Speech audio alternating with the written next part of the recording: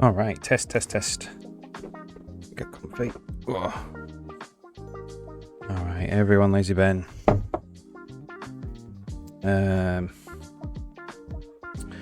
Let's see.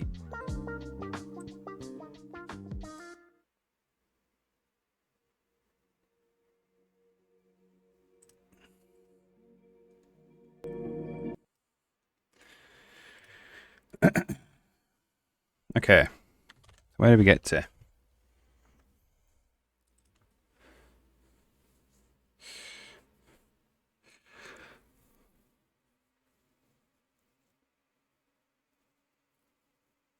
Ah, yeah, okay.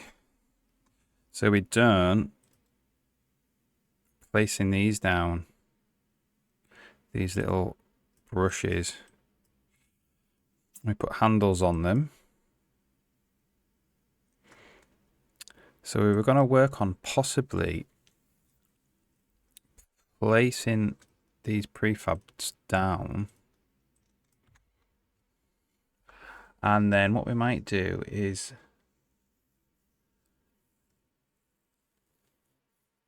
be able to right click it and just do export to new instance, export to independent instance or something. Okay. So what we want to do is, these are all linked to the base prefab right now. So when I right click it,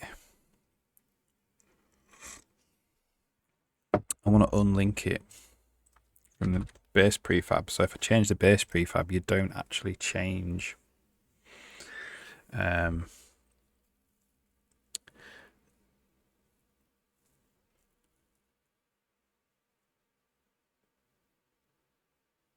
you don't actually change it because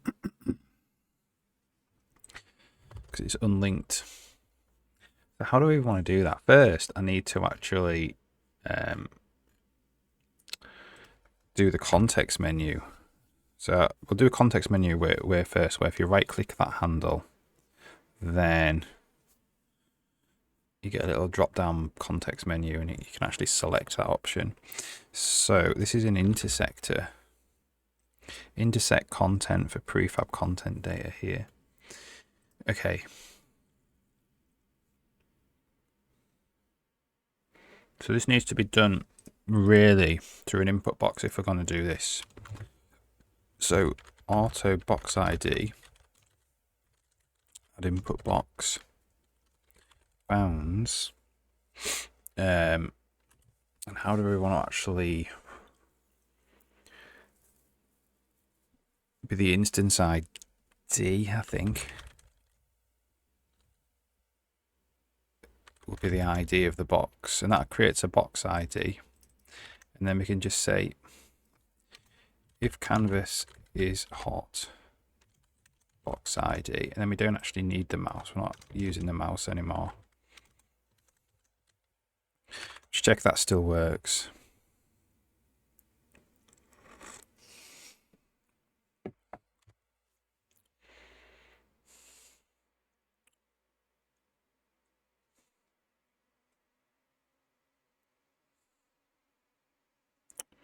So, right, doesn't work. Wonder why that doesn't work then.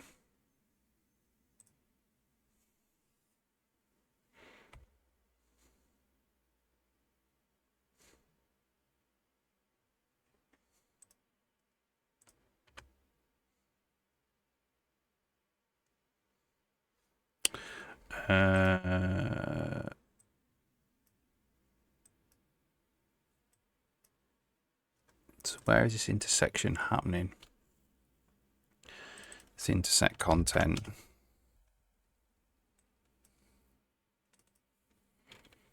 Set focused content.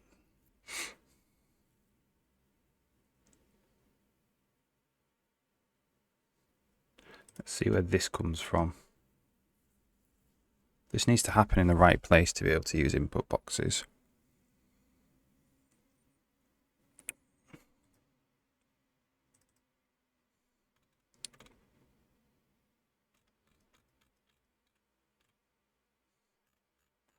Yeah, it should be right. It should be okay to do it here.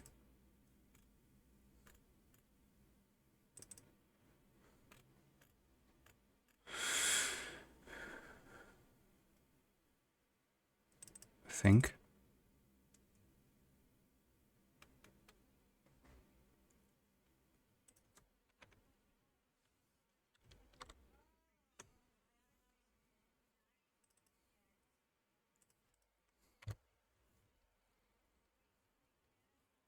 So that's not picking it up. So we need to name this box so we can debug this.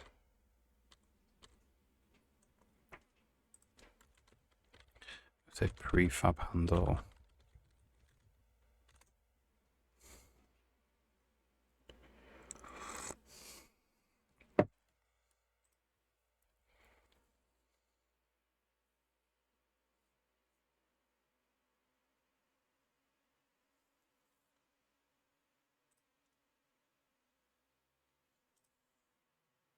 I know why. Because we're in this bounds in world space. It needs to be a world input box. That's it. The other one's for screen space input boxes.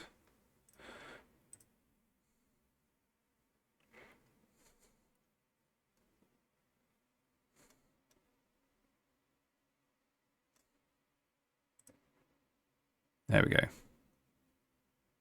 So this is just a more sophisticated input checking mechanism than just testing with the mouse.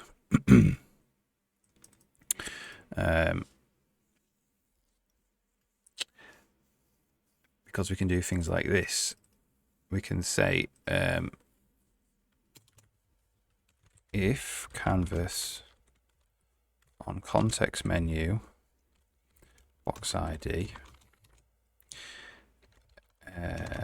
what's it, UI context menu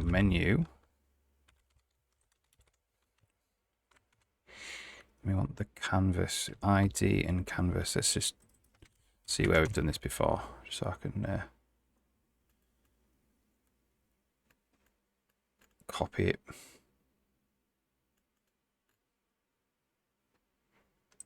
Or is it just context menu canvas?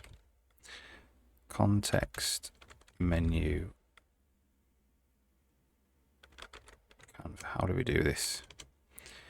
Where do we do this? We do it on the content browser too. Draw context menu wherever that happens.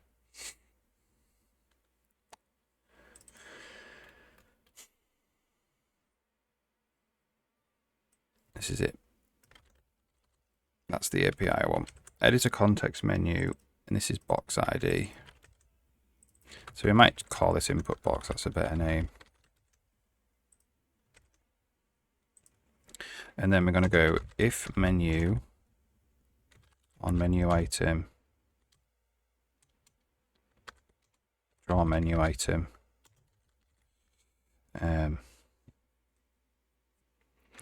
make independent instance.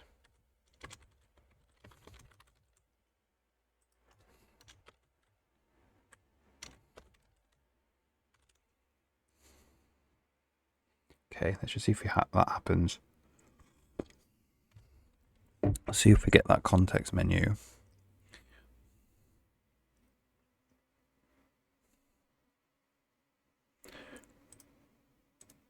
There you go. So now we have make independent in start. Let's cut it off.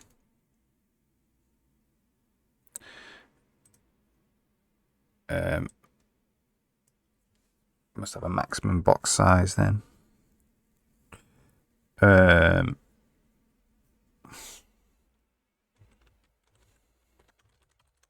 Just make independent.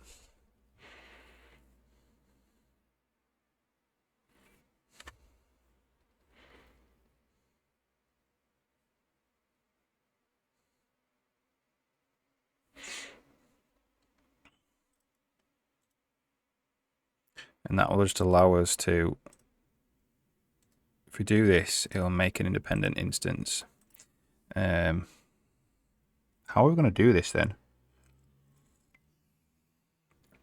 We need to actually do something with the prefab content data.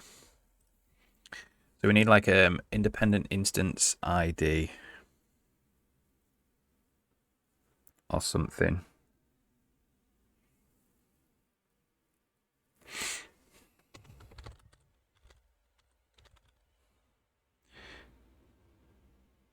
How do you even spell independent?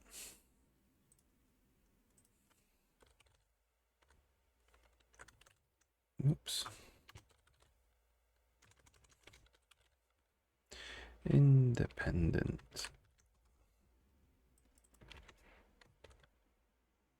instance ID. Like that.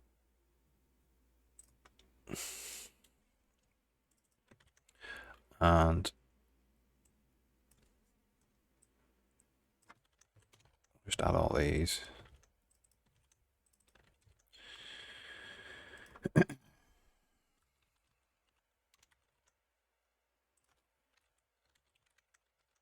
So now we have something called an independent instance ID. And that will probably be a file. Probably the best way to do that.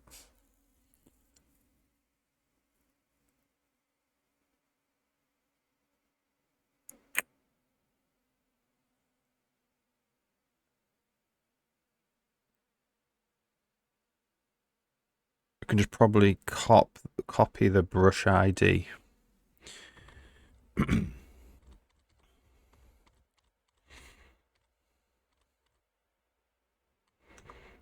So we need to go if file. So we need to get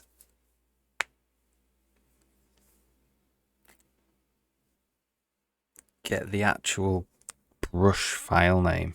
That's what we need to do.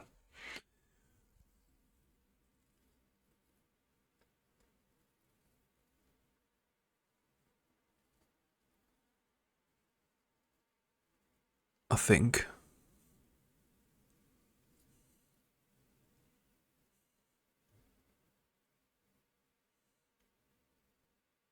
So if you do something like auto brush, cc get content brush,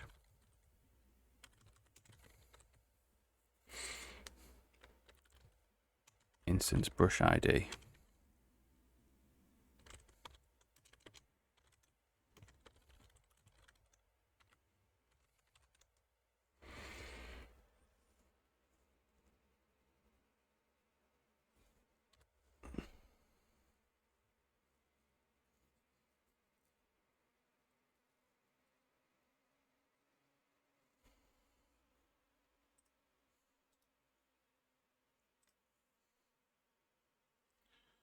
So the brush unfortunately doesn't have its own file name.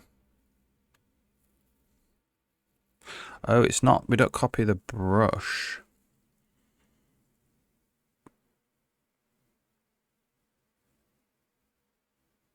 We copy the prefab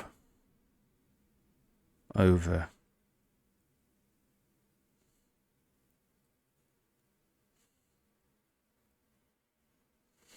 Hmm.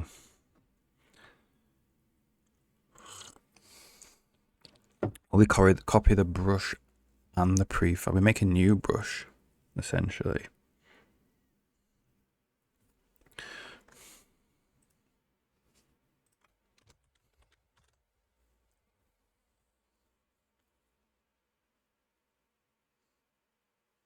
So we do something like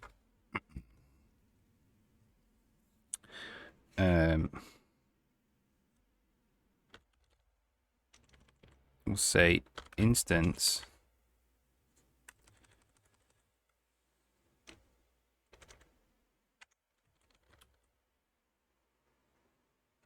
data. We need to get the actual prefab content data out.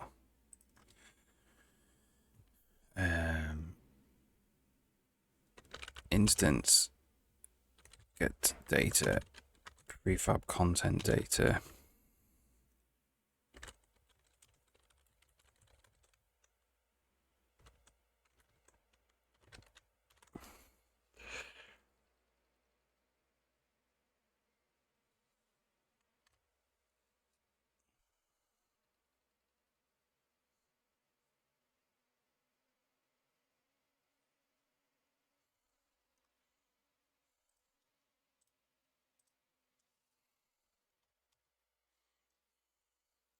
We need to set this independent instance ID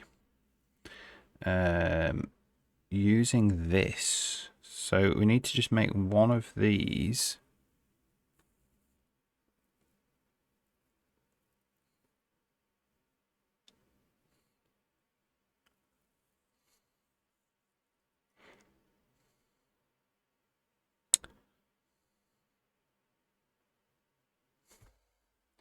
Where do we want to save this?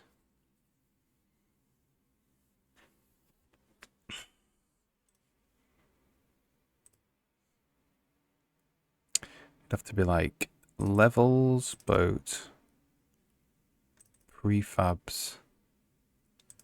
Maybe like a prefab instances folder.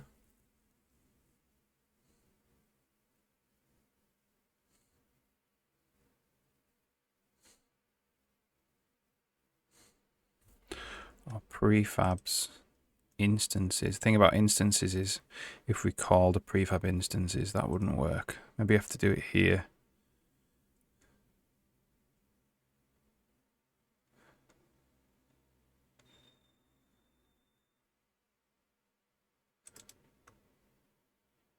So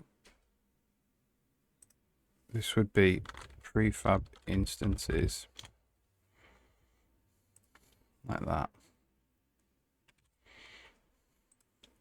So maybe we do. So do we have the level? We have the level,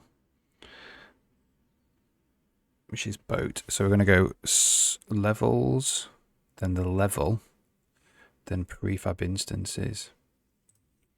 So auto instance path equals helpers format TW string levels, then the level.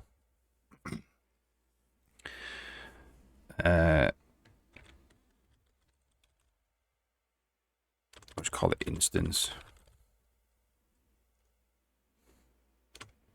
Or prefab instance. And that's going to be brush level data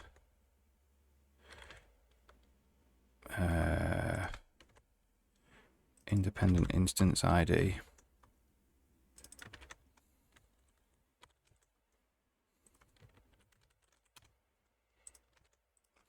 So data independent instance ID. Okay,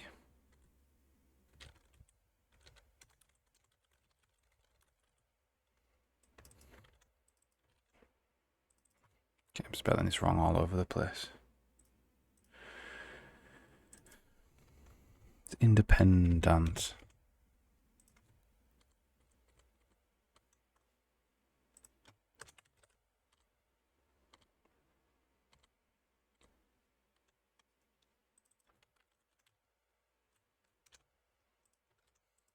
It's BMUID.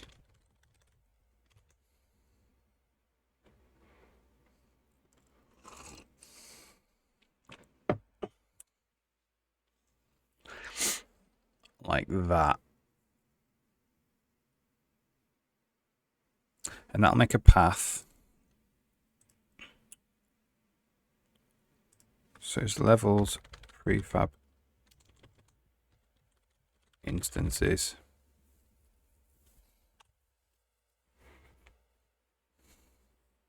No. Levels boat prefab instances something.prefab instance. Like that. So then we have to go path ensure exists. Or directory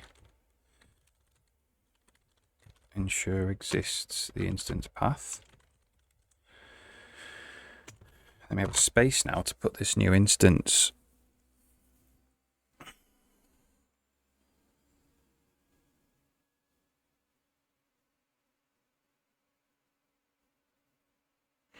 So what does this look like?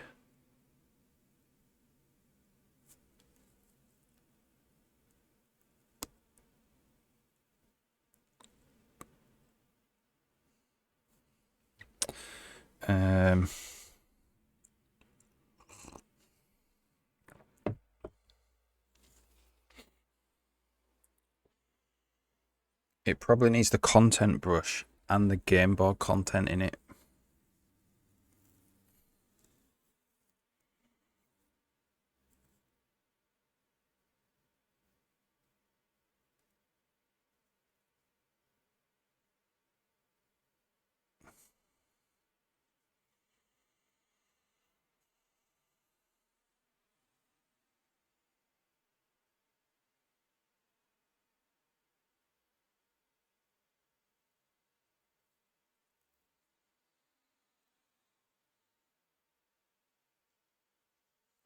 Because maybe we do make a prefab instance and a brush instance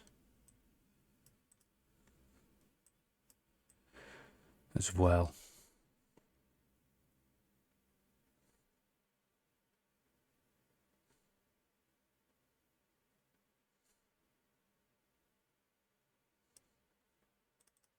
So that'd be like the prefab instance path.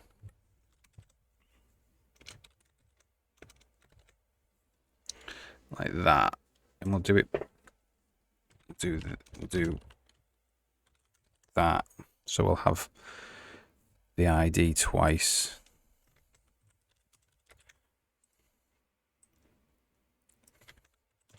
And we'll have the brush instance path.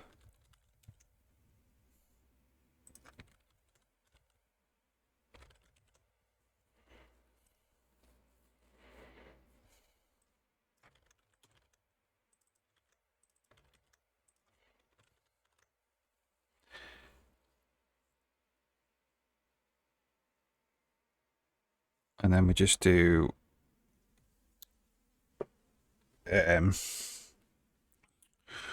write type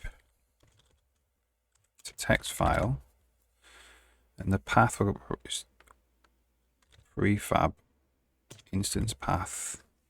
We need to actually load the actual data itself. So if auto prefab equals cc get gameboard content brush source file,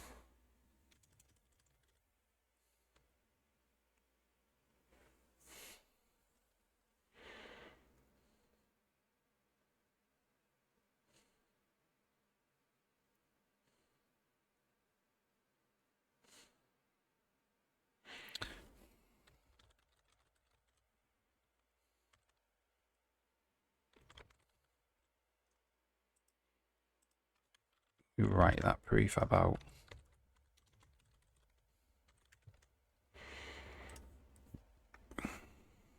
Like that.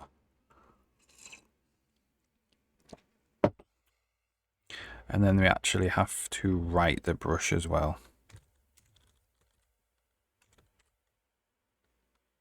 Brush instance path, brush.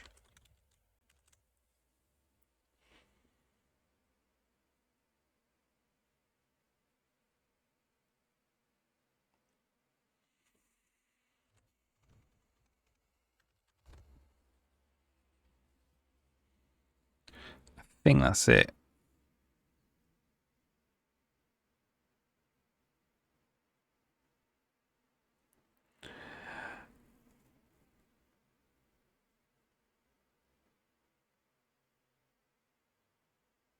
At least to make the files.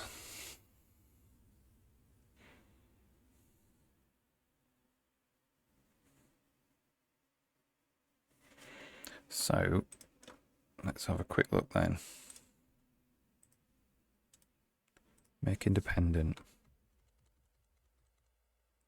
So we're going to write this prefab, this entire prefab to that file, and then we're going to write this entire brush to that file. Let's have a look. So we have prefab instances, and then we have two, a brush prefab instance and a brush instance.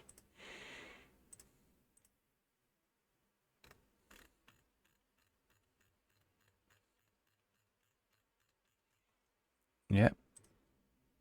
And then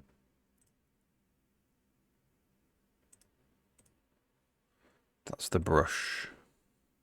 So the brush obviously points to the wrong prefab. Now, this brush needs to point to this prefab instance instead of that one.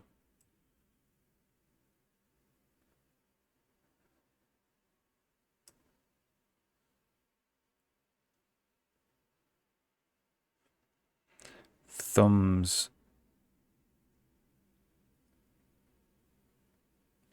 I wonder if we should make a new type.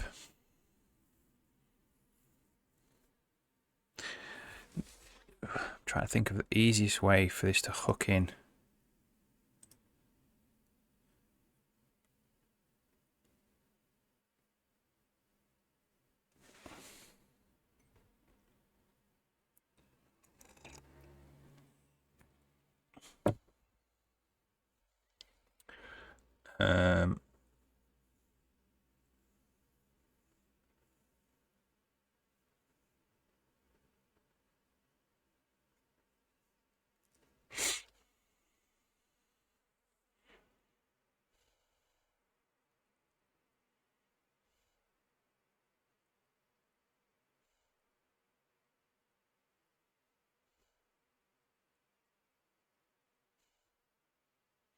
So definitely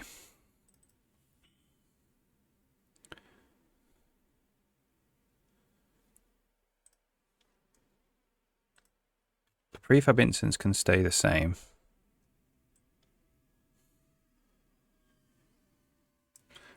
The brush instance, we need to actually change the source file of it. So we need to copy the brush.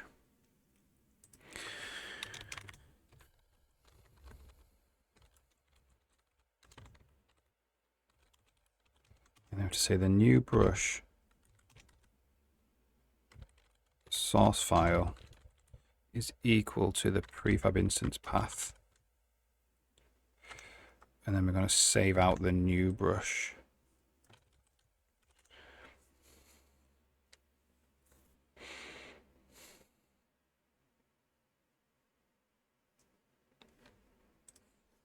So now that'll point to the prefab instance class.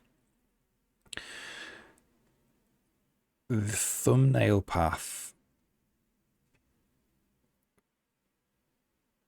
I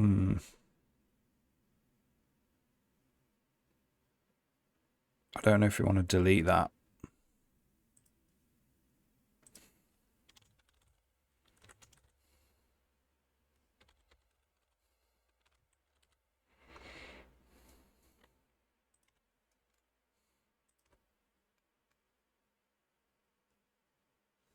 So we don't void empty.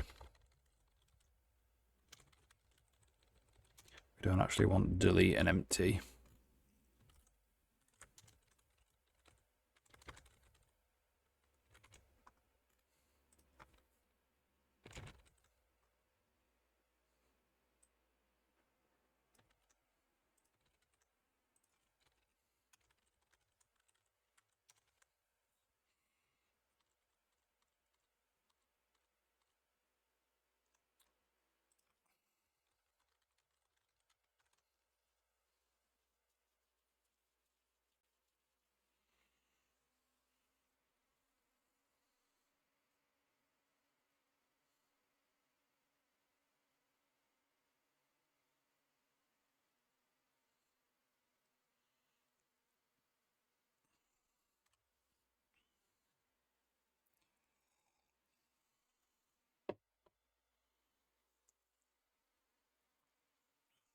Okay.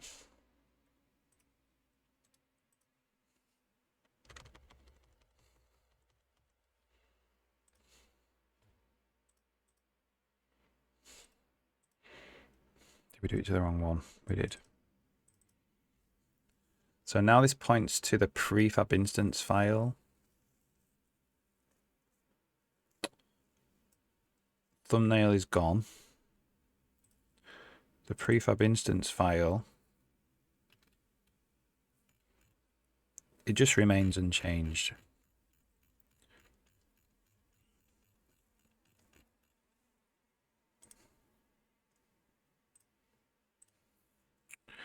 And we kind of need to save out.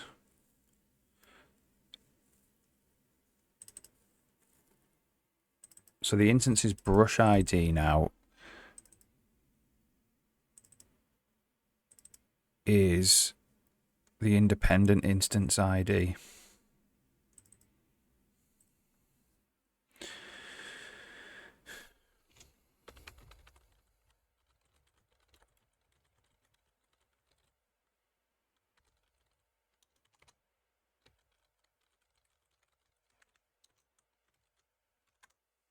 So that swaps it over.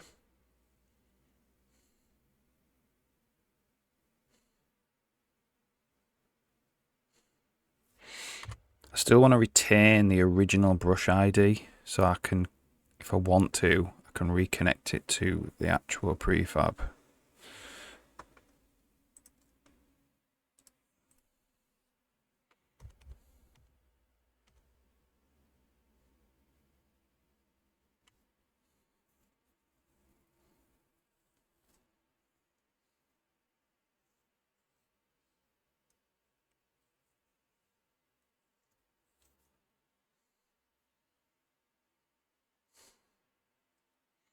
Now I need to actually save that brush out. If I want to do that, I need to save it out. As well. I need a more general mechanism actually for saving. I think I'll see if I have one already.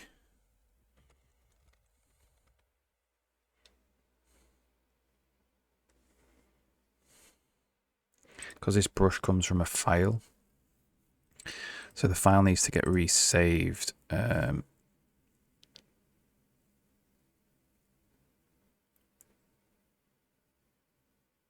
So how do I do that?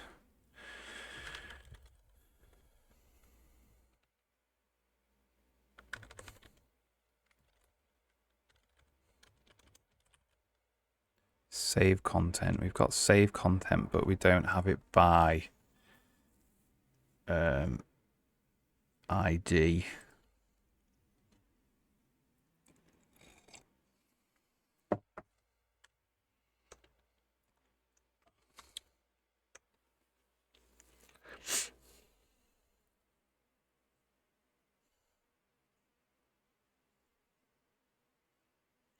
Should maybe do a get path then.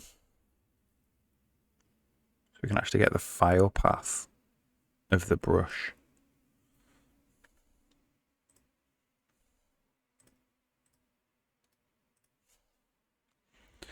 So this drills all the way down.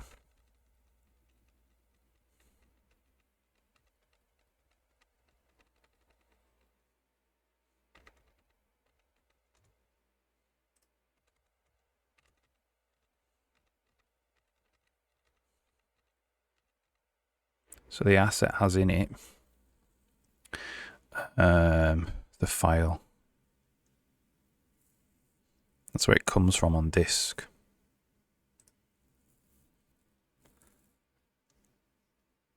So we need basically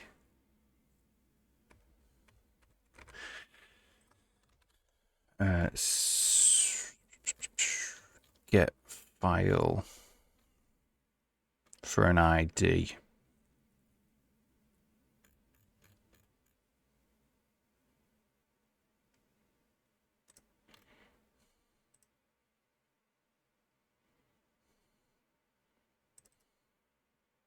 I think these are actually all opt-ref asset type. What is this?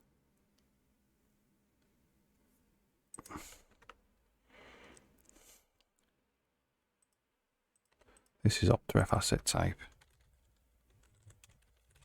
Don't really like having the autos there.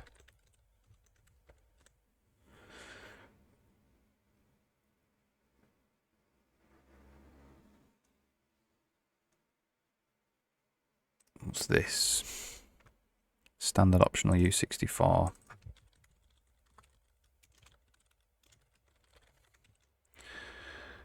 This is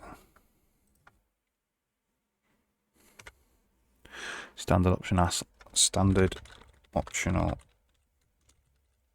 asset content.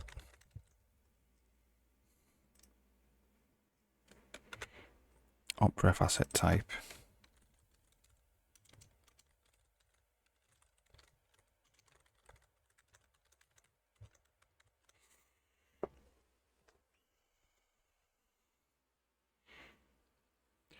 So we want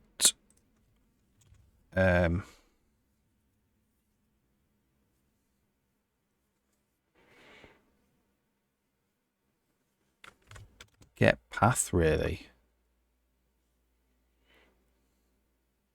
for an ID. So static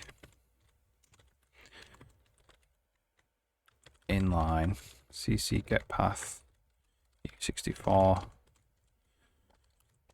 ID.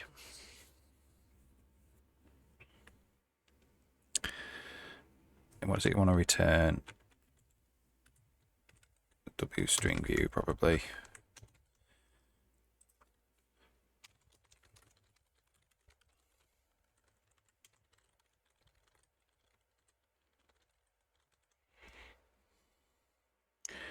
Okay.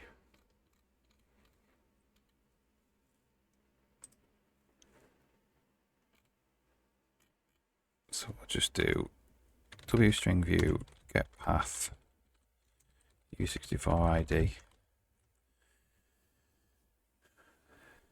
think that's okay. It'd be nice for it to actually specify what type of asset. That'll be quicker because then we can just narrow it down on asset. I think that'll be okay. We'll do this for now.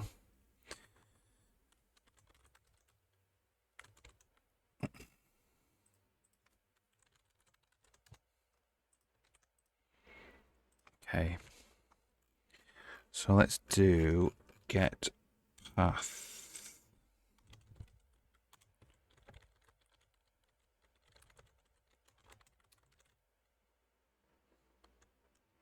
It's probably const.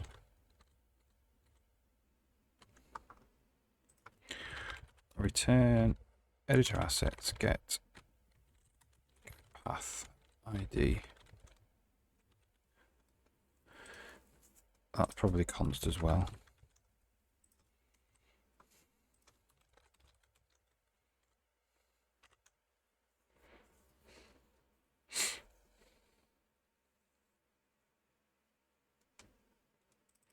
Okay.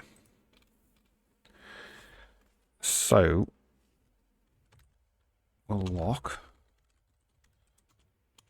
and then we'll do W string view result, return result. And then we just need to do this. And then the container needs to do get path ID in the actual container.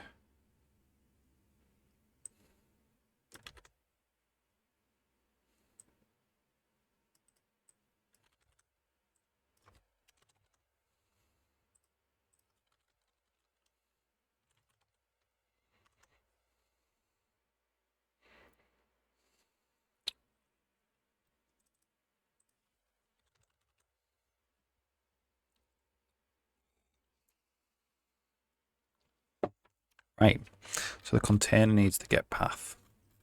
Where is it? Container. It's here. So let's just do W string get path U64 ID.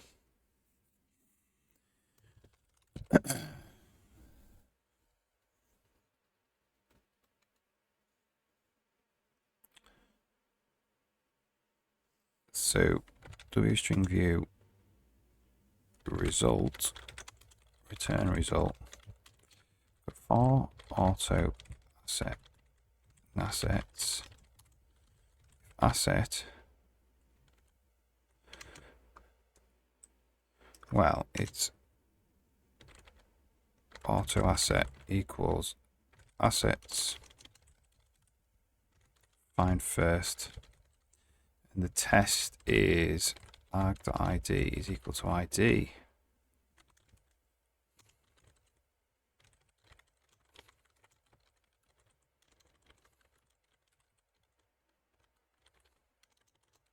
File path. I think that's what it is.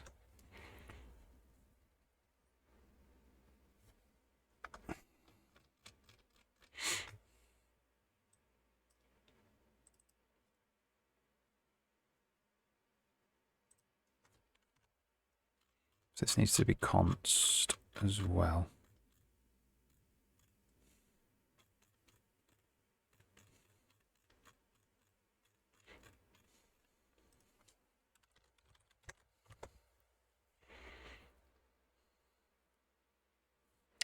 File is not a member of Optref LM, so it's asset file path, like that.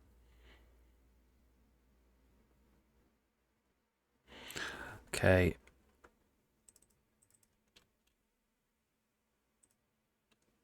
Editor asset. Maybe it's content ID.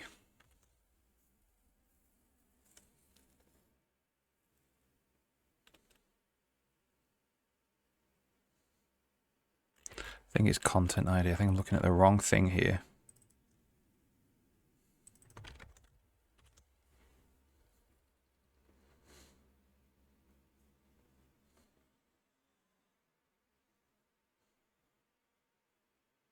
Right, see if that builds. And then back in the editor, we need to actually get the brush file path.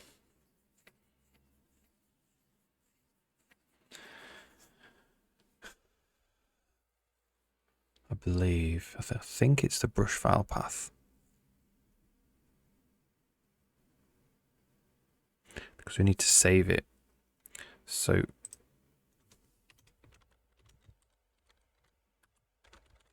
brush file cc get path for brush ID.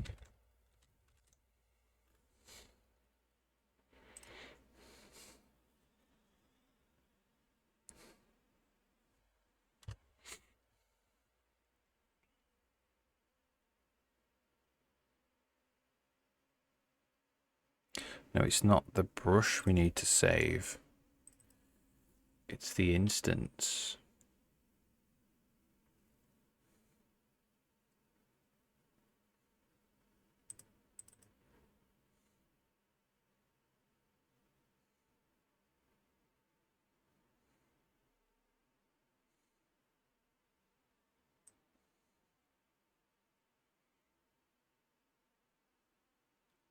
So I think actually that is in. Yeah, here. We just need to save this. We just need to save this game board content out. We'll just check that this actually does work though, because it'll be useful in the future. Even though we don't actually need it.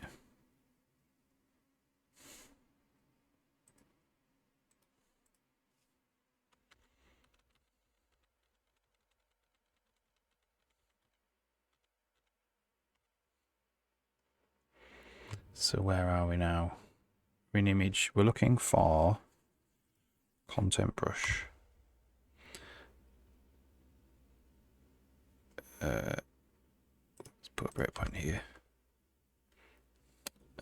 Texture, texture array, sound, light file, sprite sheet editor, cutscene, dialogue, quest, room, prefab, control, brain, content brush. Okay, so it did find it. There we go.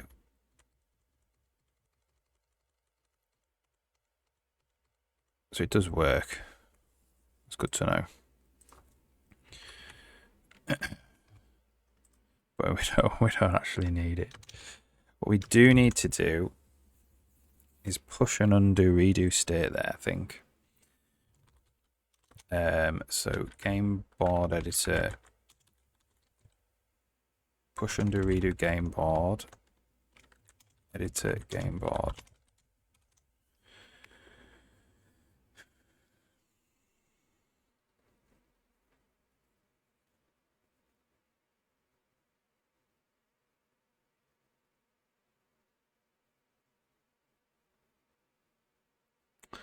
So this will make these files, and then if we undo the actual game board, it will not unmake them, which we need to. So we need to work on that. It will not delete them off the disk.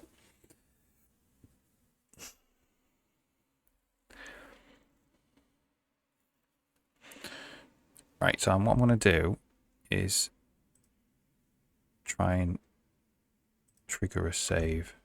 There we go.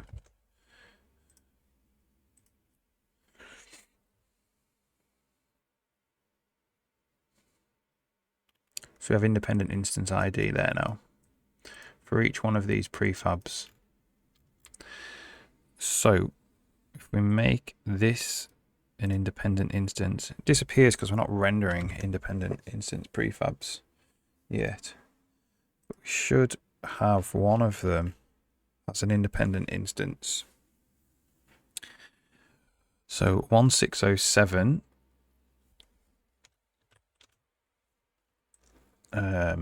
If you got levels, boat, prefab instances, 1607. So this is it. This is the thing that we need to now actually render.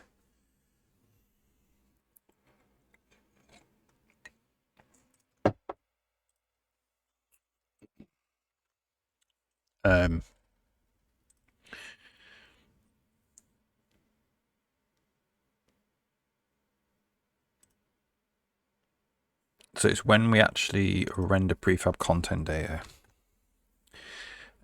which is in game board content. Here we go. So the source file. So that's because we cannot, game board content doesn't know about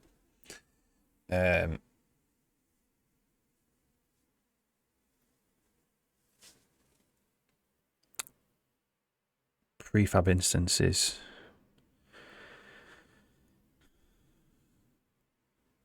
I think it's trying to get game board content out of a prefab instance file. It doesn't know about it.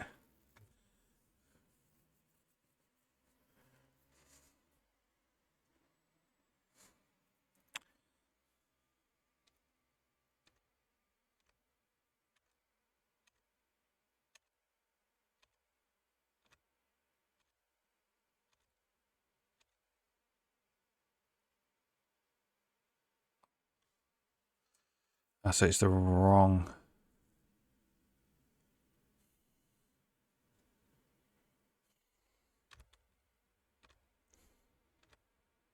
Okay, so what I think I need to do to make this a little bit easier is not have all of the other prefabs in there, and I'm just working with the instance itself. Because it can't load the content brush because that's a brush instance as well. So let's do this. And then let's make a layer. Let's put it on there. And then let's make it independent and save. Okay, so this is the thing. The content brush instance, which has this independent instance ID, which is not currently being rendered. Okay, because it probably can't find the brush.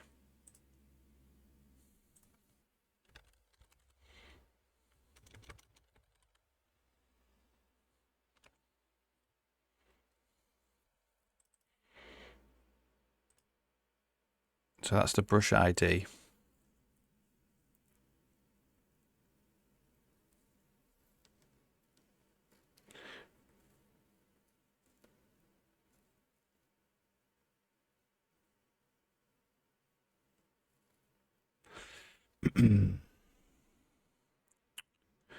So this instance, the brush ID actually is 173.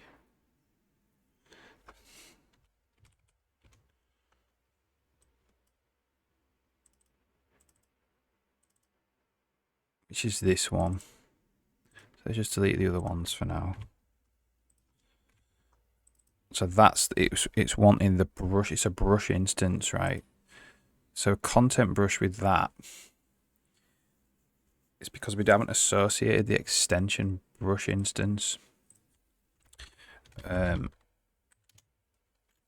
with brushes.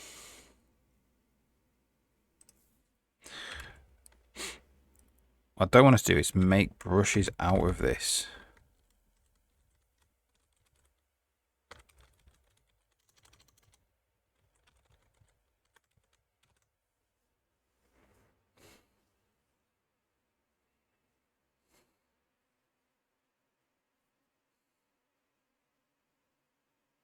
I don't think it does, because this is the output. Brush is the output, isn't it? It's making brushes out of everything else. See if you can find this brush now.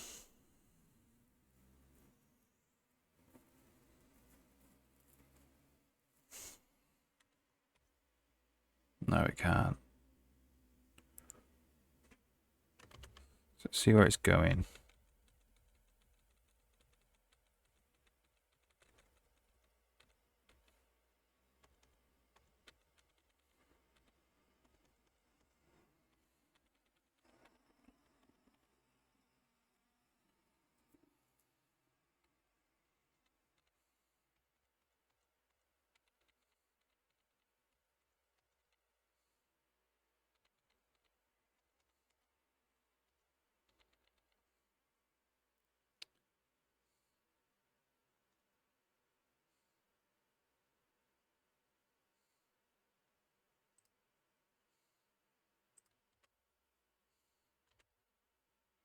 Containers.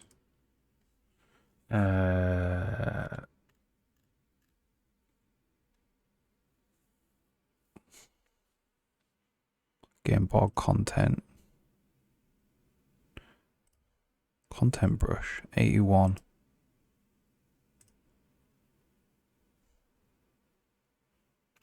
So it's here we go. It's there. Look, prefab instances, brush instance.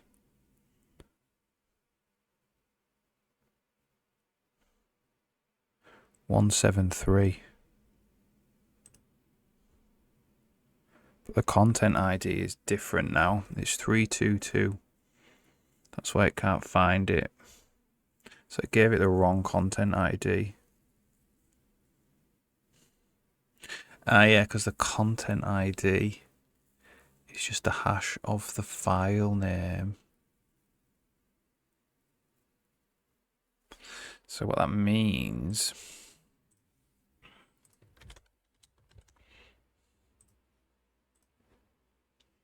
let's just delete these, is that when we make it,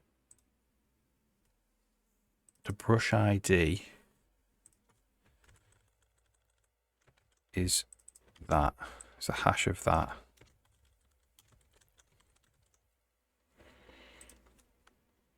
And the data independent instance ID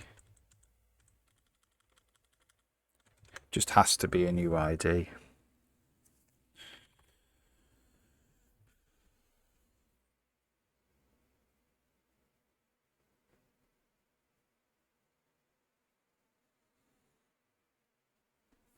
Okay, let's see if it finds it now.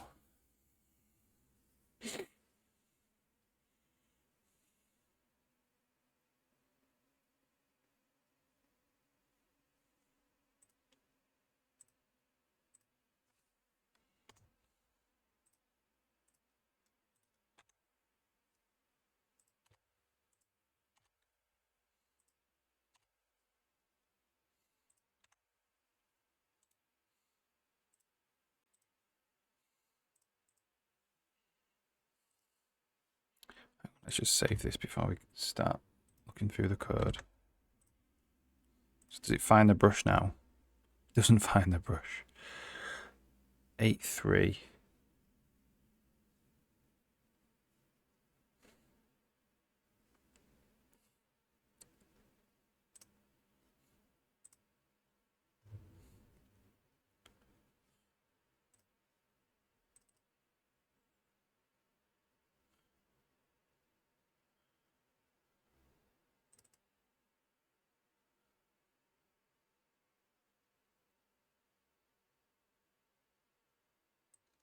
So we probably need to change that ID as well. Get there. So it didn't find it.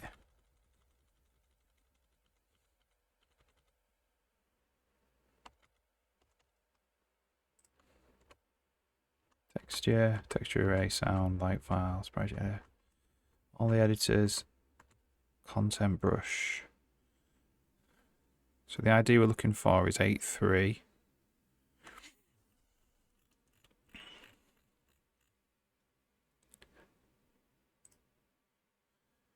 It's saying it's 9322 for the content ID.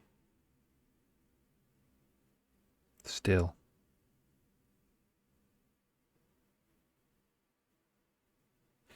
Okay, so I'm actually construct a brush instance then, or a brush file.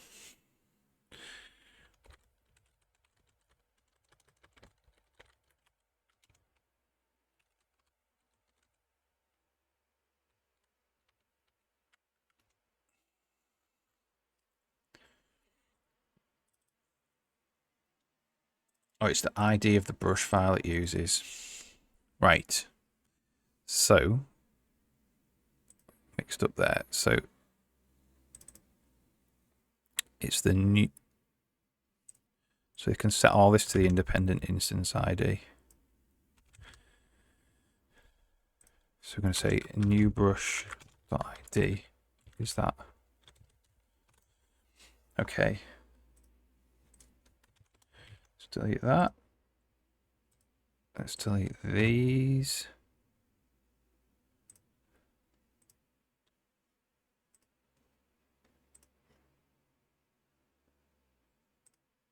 Need to get rid of these.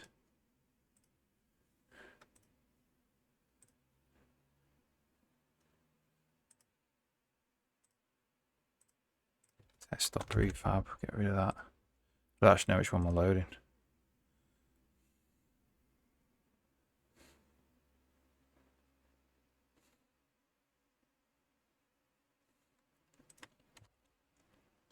All right.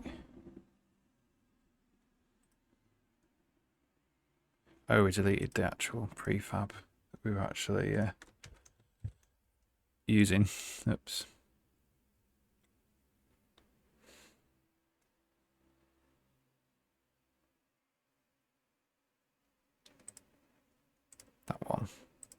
So place test.prefab. Still got stuff in it. That's the one I wanted to delete.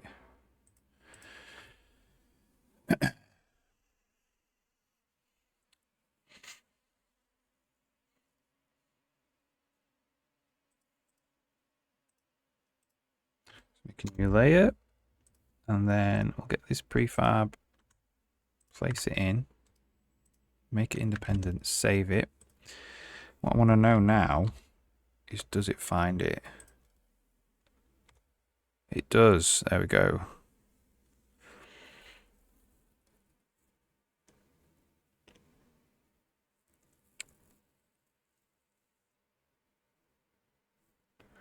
This instance has prefab content data, which has the independent instance ID in it, and it has the old brush ID in it as well.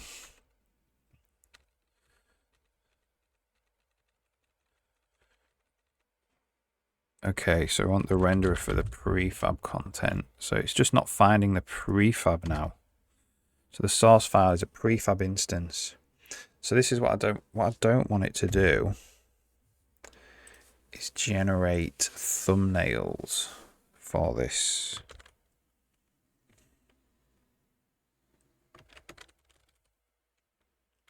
Which I don't think it will do, because it generates thumbnails with this and it just looks for prefab.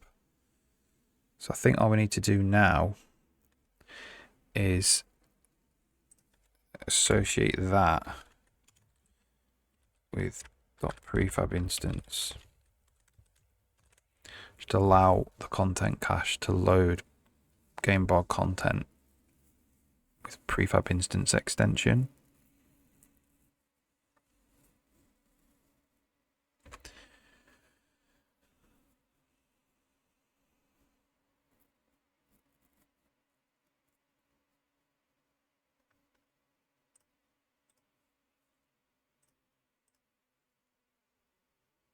There we go, it's loading it. But this is an instance now. So if I open up this original prefab, let me put some more grass in it.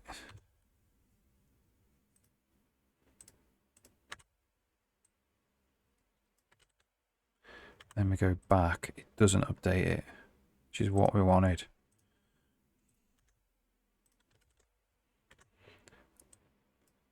So if I just remove this grass,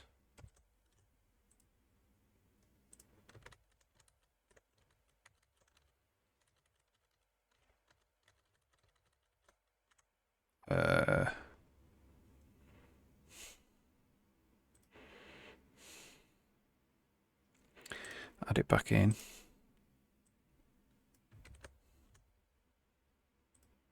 Because that is unlinked. That's awesome.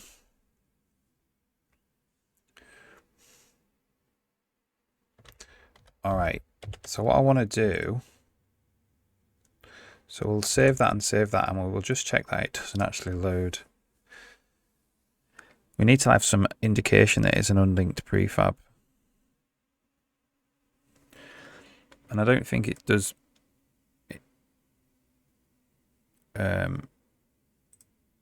So this has got the unlinked prefab in it.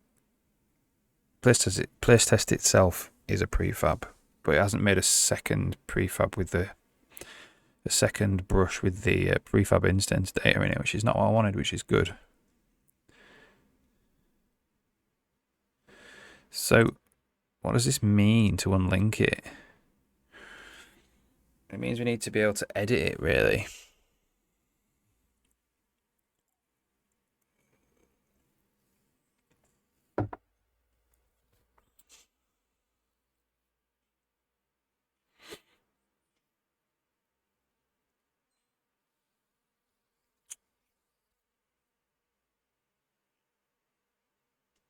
Like, chances are what we want to actually do is have this just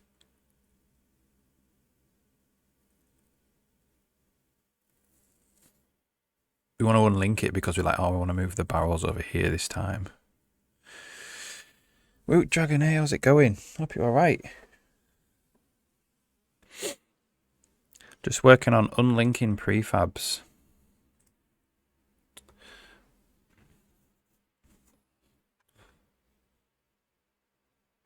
So I've got like a prefab here.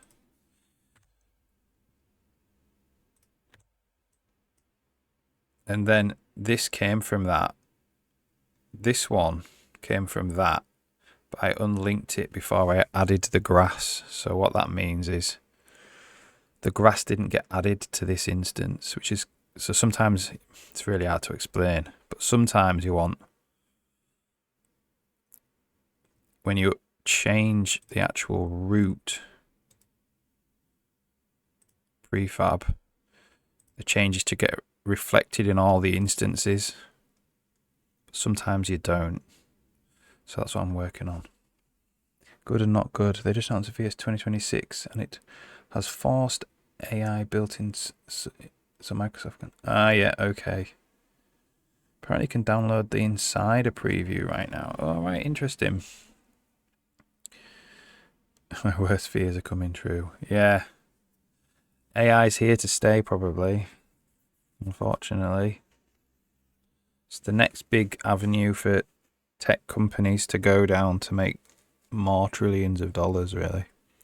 So they're gonna pursue it whether you want them to or not. Unfortunately.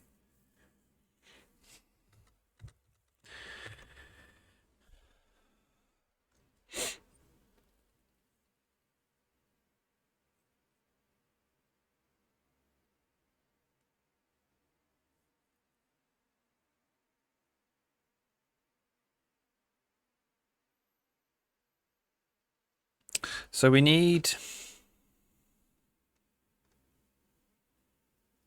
what we need now is this needs to be able to go back to being selected independently.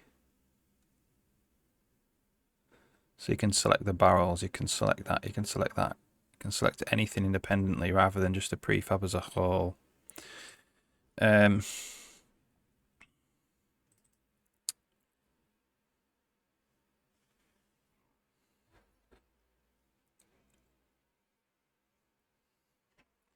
So it's the intersector, isn't it, really? In the editor, we have like an intersect type.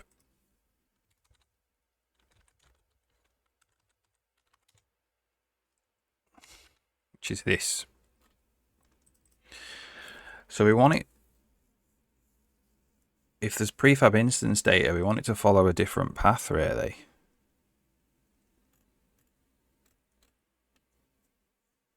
Where we call the intersectors on each part.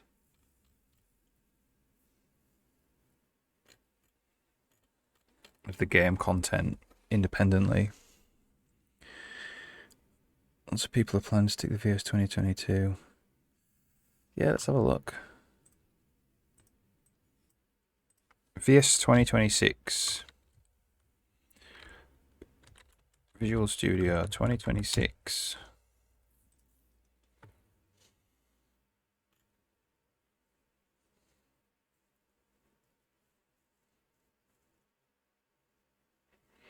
I do reckon you can turn Copilot off. I reckon that will be a thing. Might have a look at this. The rumour is it's much faster than Visual Studio 2022 though. Like the actual UI is much more responsive. I would like that a lot because Visual Studios can be quite slow. 2022. Deeply integrated, yeah.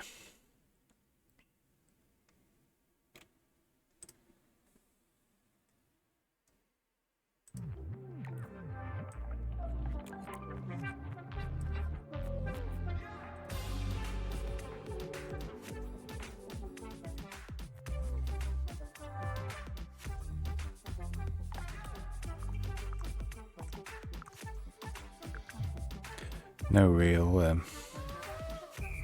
doesn't tell you what it actually is, really, does it?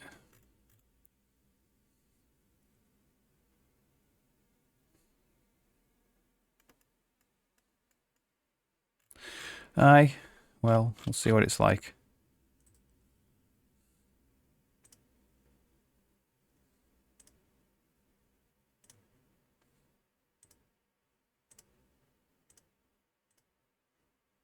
going to download it. Yeah, I'll give it a go. I'm not going to like replace Visual Studio 2022 with a preview build, but I'll see what it's like. God save us all.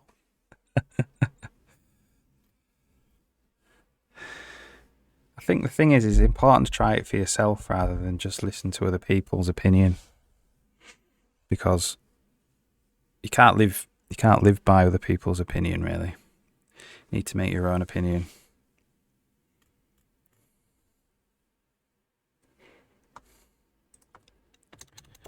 Okay. So if there's an independent, we have to get out the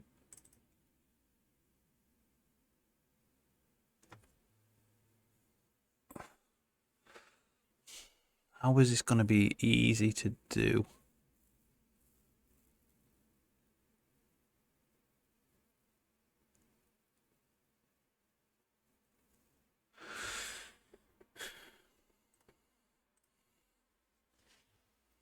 Oh, set the telemetry in the Windows. Yeah, they do spine. Everybody spies on anything you do all the time, though. I mean, you don't know what it's like where you are. In England, there's just like cameras everywhere. I'll go out this office door and there's a camera there. You just can't avoid it.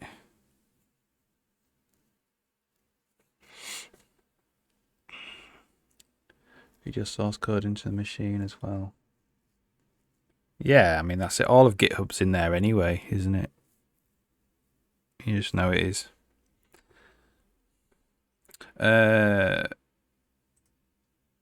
So we do have a draw intersection candidate here, which we can implement.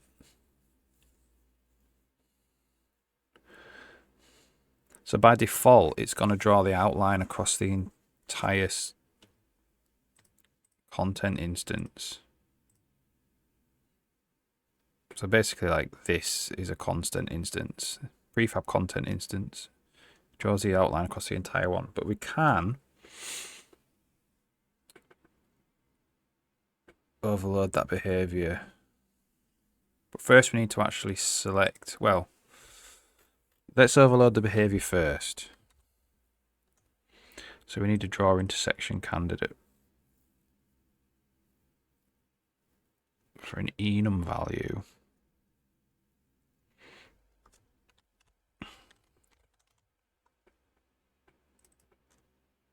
Okay. So for prefab. So we need draw intersection candidate for prefab.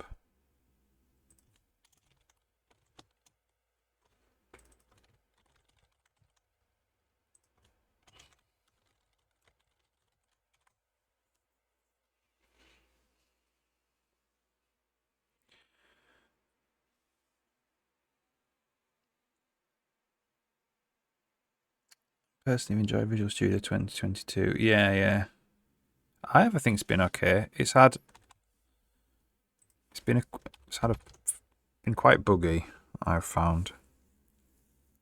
Not particular on big computers. Buggy on my laptop, which is much less powerful, you know.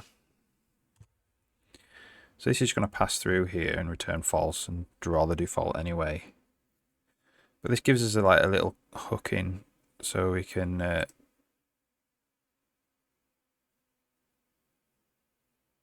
because we can say, oh, it's prefab content data with an independent instance ID, and then we can draw the intersection content, which is just because we actually want to draw each individual piece of the prefab now as intersected. Want to lump us all into the AI highway? Yeah, they do. That's it. You're right there for sure.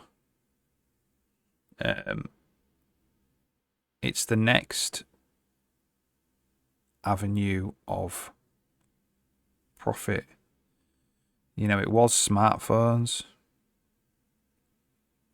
Go down the smartphones route. That's been done to death now. AI is the next one.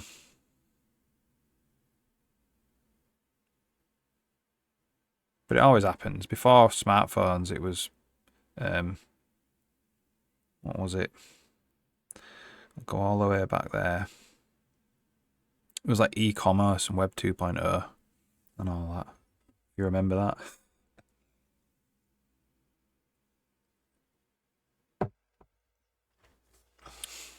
Social media.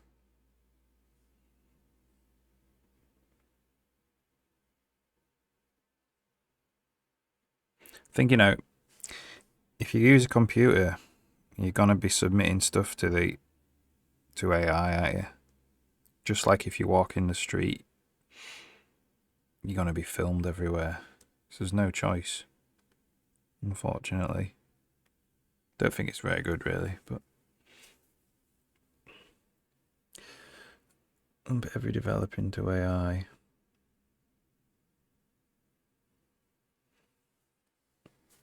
Yeah, there might be an opt-out. There might be an opt-out. I don't know. That's why I say you have to just try it and see if there is an opt-out.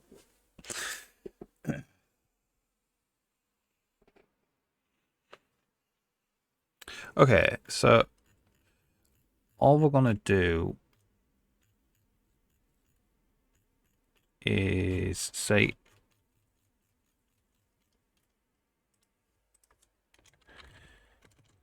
auto prefab equals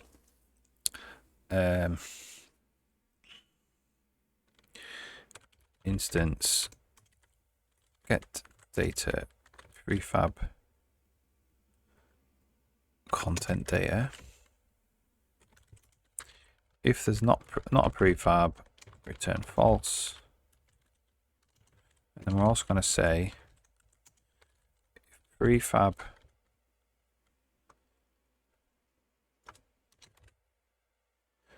doesn't like that, independent instance ID equals 0, return false as well.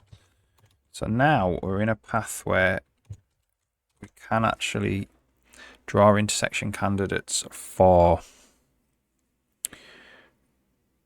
individual parts of the prefab, which we don't know what they are yet.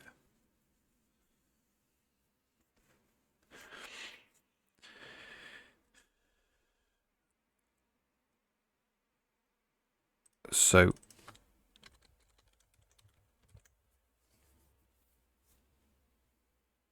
we need to figure that out.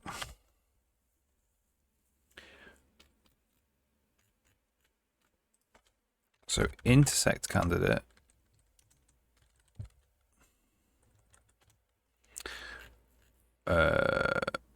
where is it? Intersect content prefab. So we want one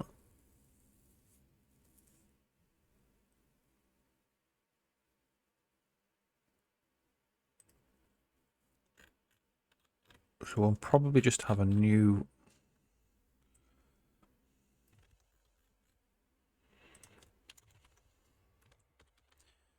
so we'll have intersect test default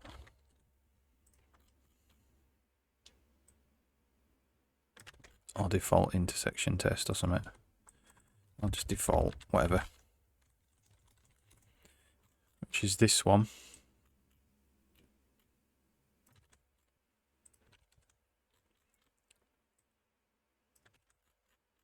And then we'll have independent instance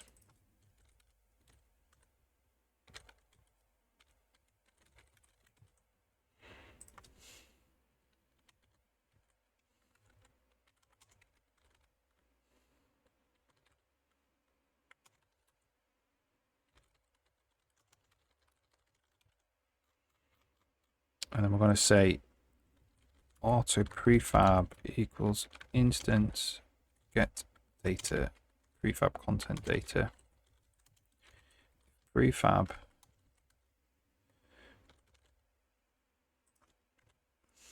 independent instance ID equals 0, return default.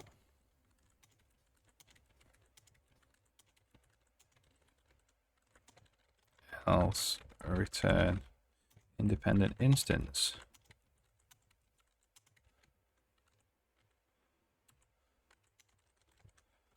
There we go.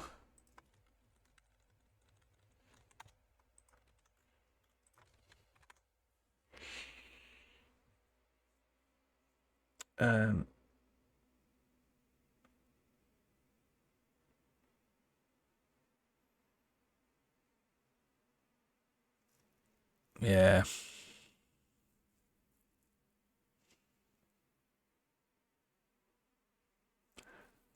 I do wonder how it will reflect on the quality of products that are made. That is yet to be seen.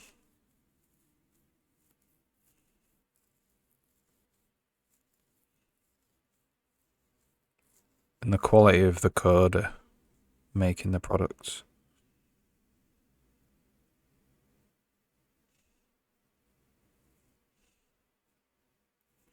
Yeah, I wonder. Okay.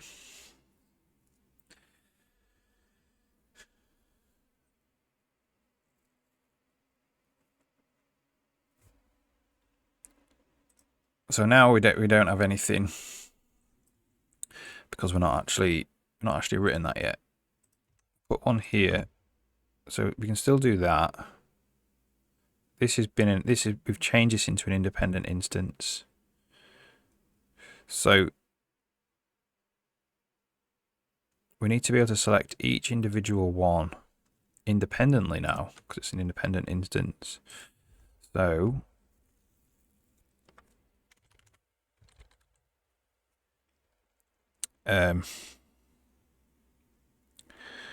prefab is instance get data prefab instance data.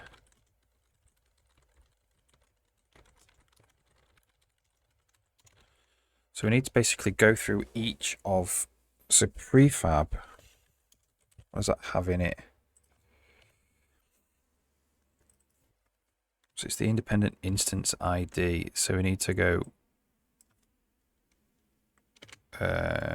auto content cc get game board content for the prefab independent instance ID.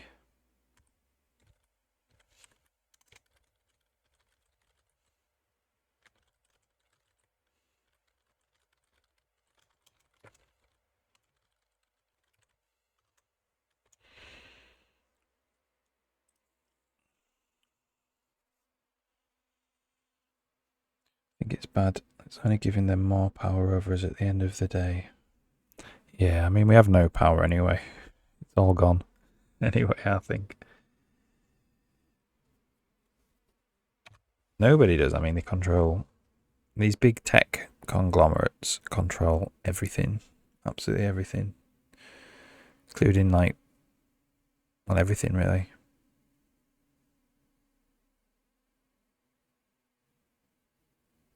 Everything is ruined. It's a pessimistic outlook. Try and think. Give me an optimistic view, if you have one.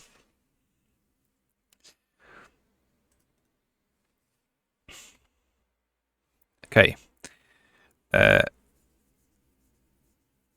So that didn't work. So game board content.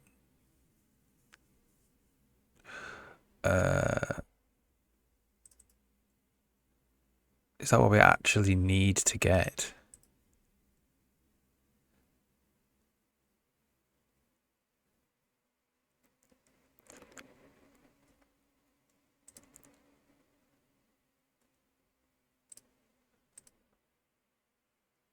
$298.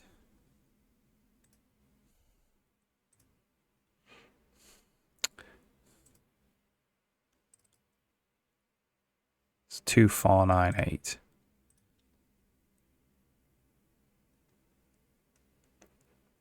So this is not working. So we're not getting the content out.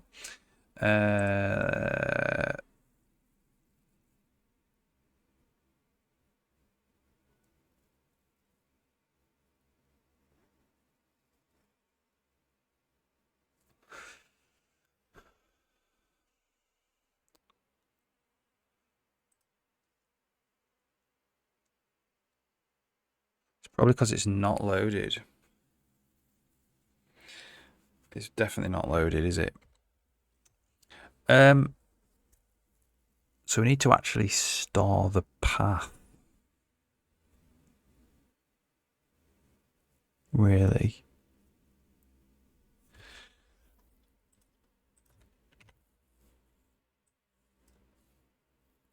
The path to the instance.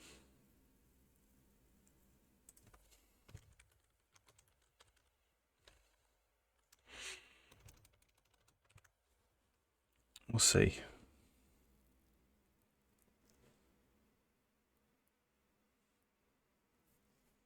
Debo.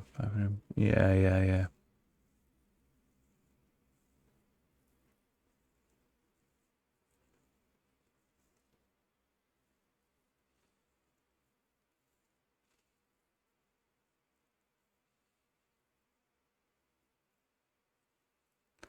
Neglected it all for AI.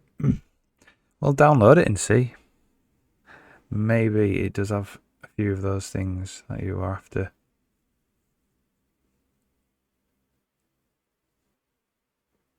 Maybe you can opt out of AI. Maybe. Not sure. Maybe.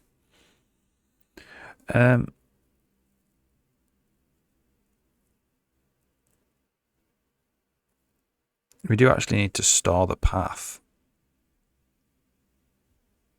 Or we can remake the path. Don't really know. To be optimistic. Yeah.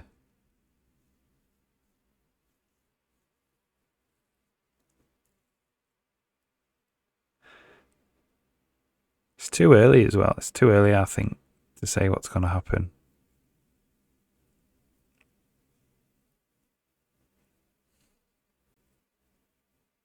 I'm on the fence with it.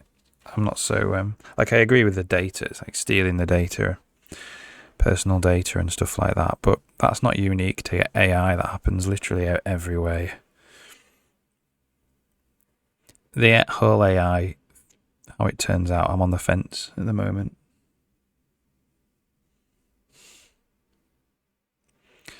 So we should store the path really. Let's just store it. Instance path.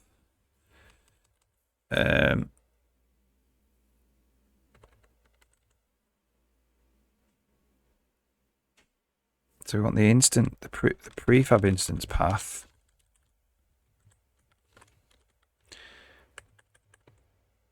And is the brush loaded in?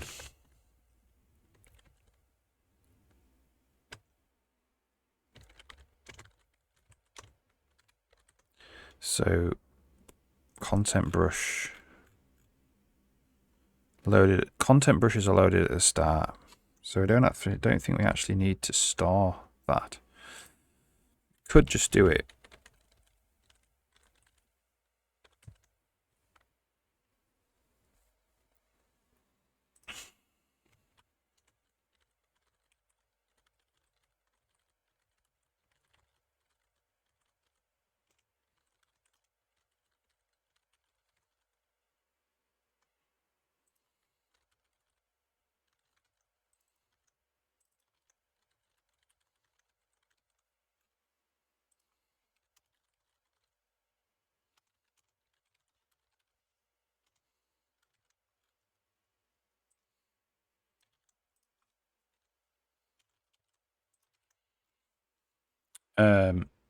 So that means when we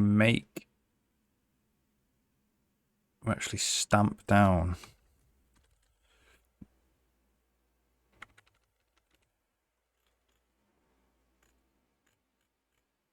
Where are we?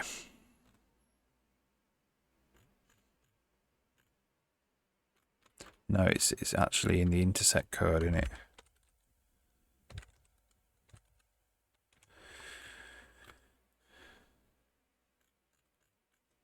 Here,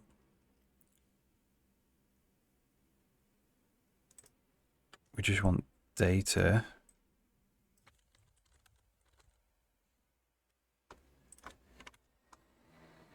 prefab instance content path.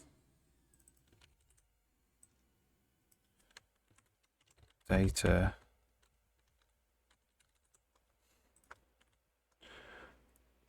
Content brush instance path.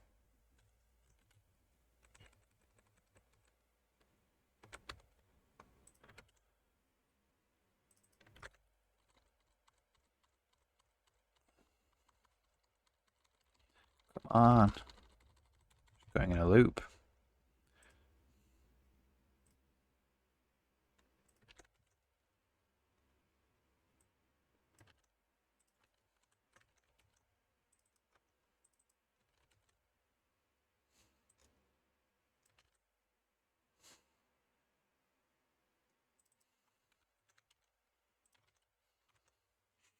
Okay.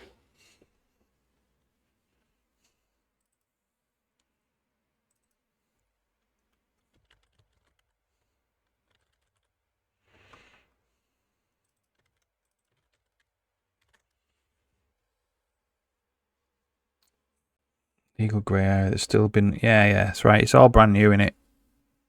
And, you know, governments and the law and everything is notorious for being slow to catch up with all the progress in technology.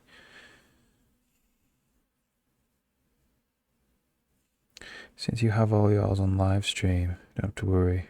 Not so open with sharing project code. Everyone else will see. Yeah. That's not an uncommon view as well, because there's lots of companies out there who don't, like, their worth is their source code. Think about like Epic Games and Unreal Engine. Their worth is their source code. If they didn't have Unreal Engine, they would be worth nothing. So there will definitely be people working on all that stuff. Protection of source code and rights to source code and everything like that. Not for the little guys like you and me, but they'll be working on it for like Epic Games.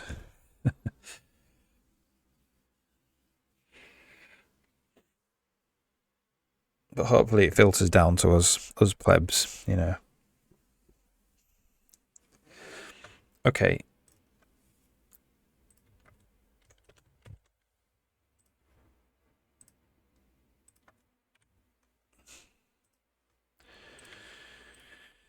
So this now should give us the path we need to actually load these things.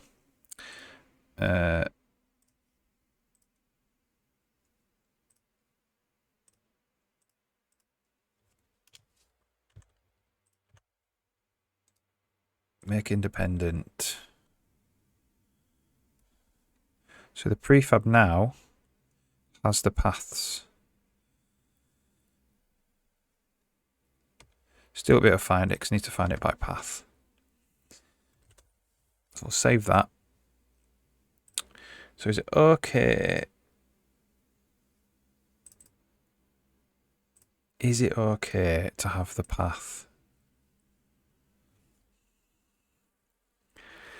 Probably fine.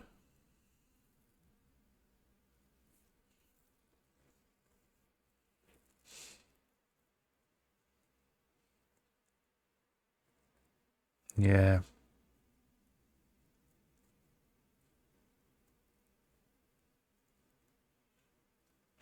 Yeah. Could program in Notepad++. Maintain your own source control server. People do that as well.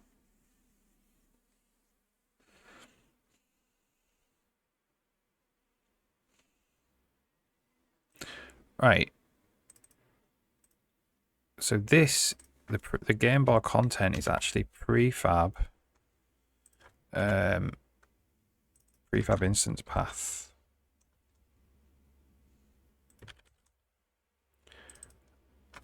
So I'm going to call this content. I'm going to call this the instance.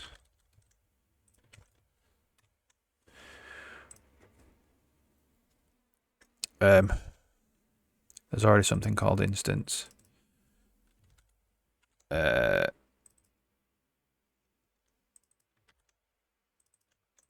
Content. Prefab instance. Oh, I can just call it prefab.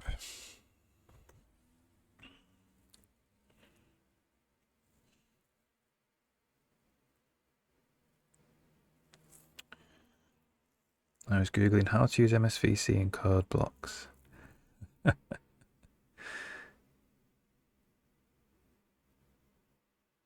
Yeah.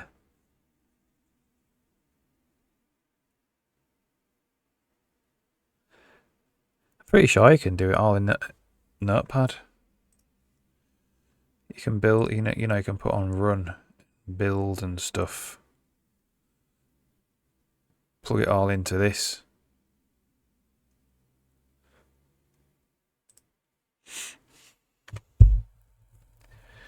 And then use a different compiler rather than CL, the MS build and stuff. A different build system. Okay, so can we have the prefab? We do. So now we've got this prefab. This has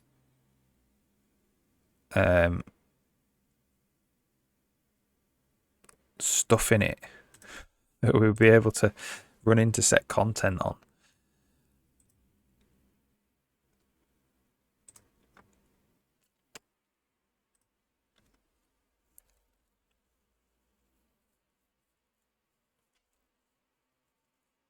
There's no downloads for that. Yeah. Well, they said in that video. They said they were releasing a new Visual Studio update every month. So those extensions will probably just get banned every month, maybe. Or Microsoft might allow it. I don't know. Okay. So we have this thing called set focused content. If we were able to pass it the content,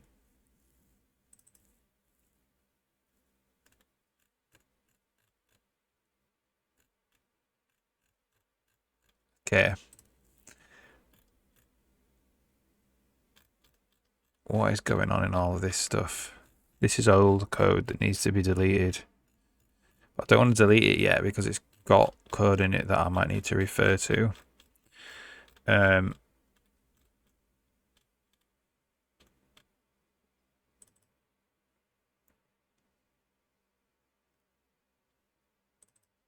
So set focus content. Let's do void set focused content, but with the actual instance as well.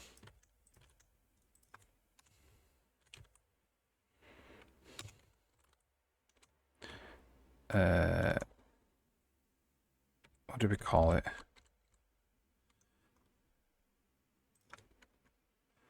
Game board content.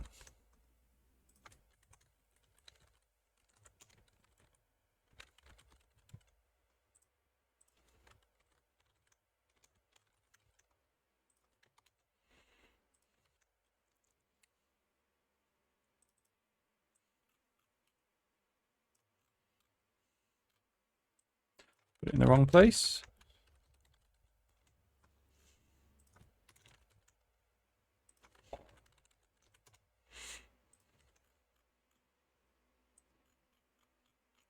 And we'll just copy all this out.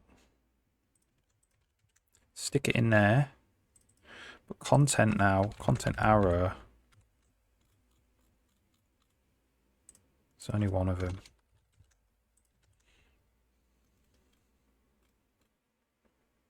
So this is set focus content, game board editor.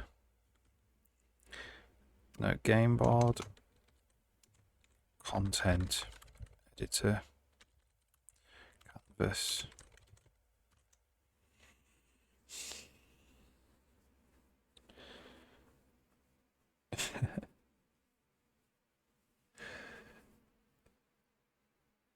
Yeah, man, that'd be crazy, wouldn't it?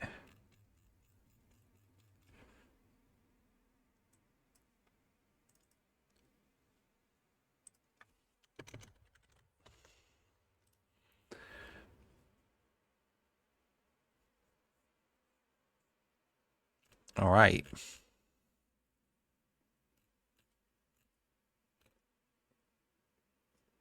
If that still works. If this works, this will be awesome.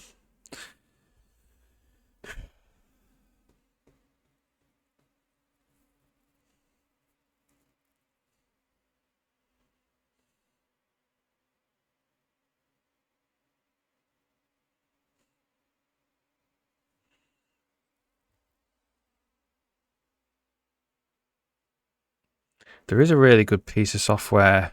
Can't remember what it was called. I have it installed on this computer. Let's see.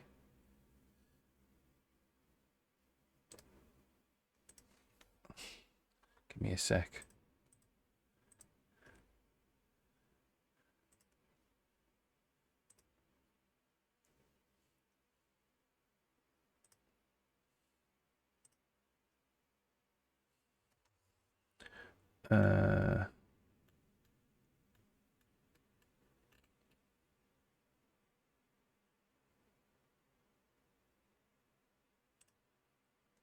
See if it's this. Yeah, this is it.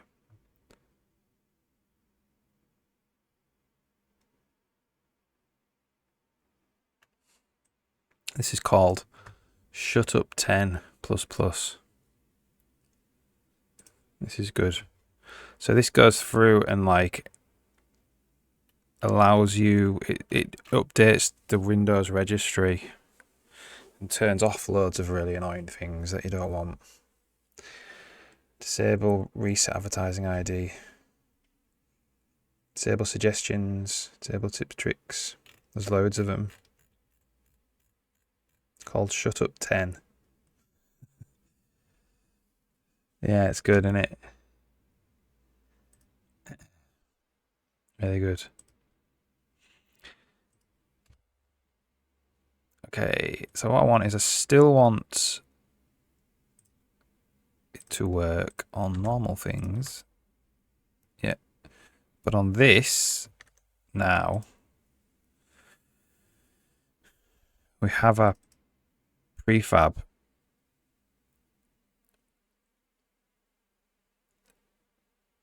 We can call focus. Well, what is it? Set focus game board content. It's not quite, I want to kind of make it recursive.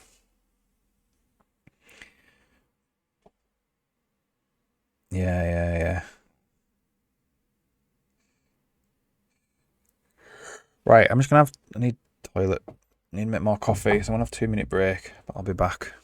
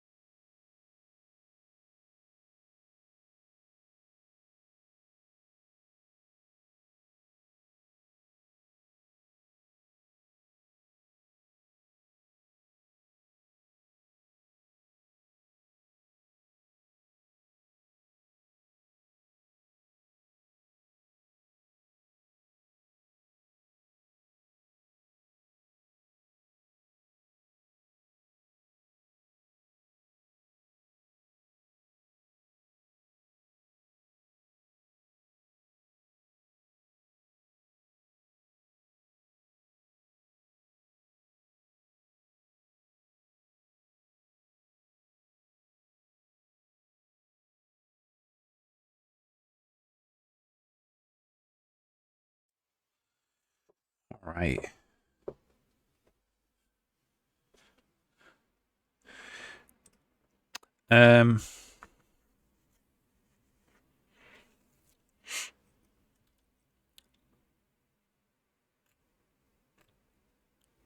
So we need basically get intersection candidates.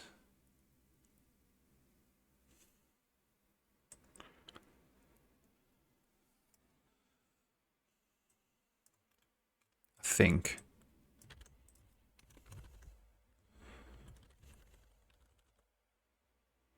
Game board editor. Get intersection candidates.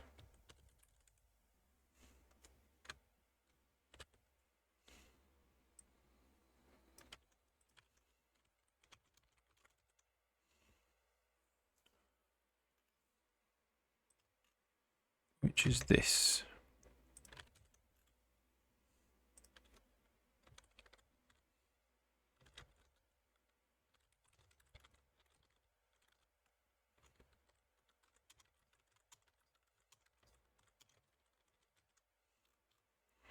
And that means it's gonna, this intersection candidate needs actually to be in the header file now.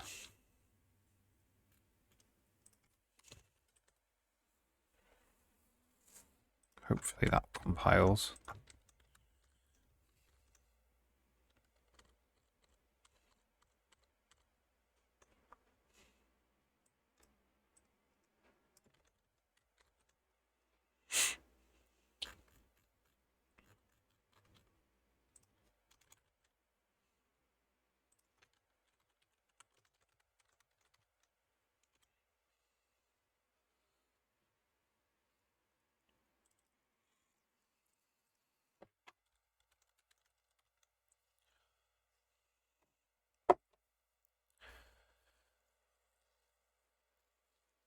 Okay.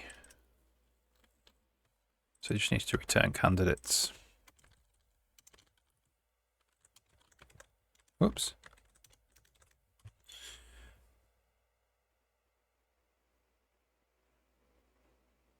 Probably going to need an offset. We'll see. We'll see.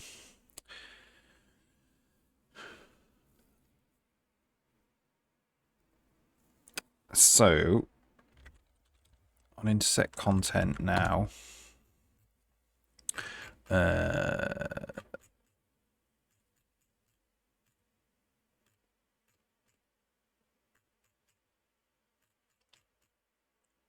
Wherever we are, prefab content data, independent instance. That's where we want to be. It's game board editor. Get intersecting candidates. Game board. The content is prefab. What else do we need?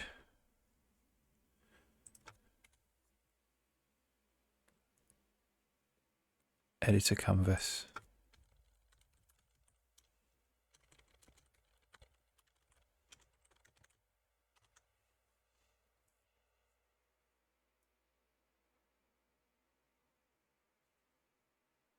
Right, let's see then.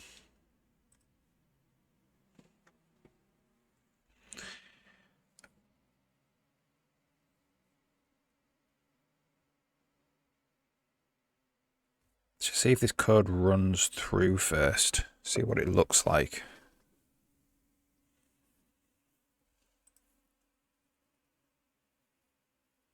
Nothing right now.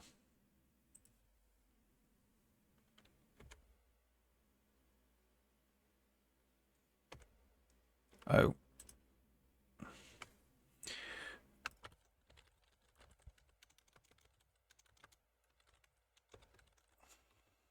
The result is that.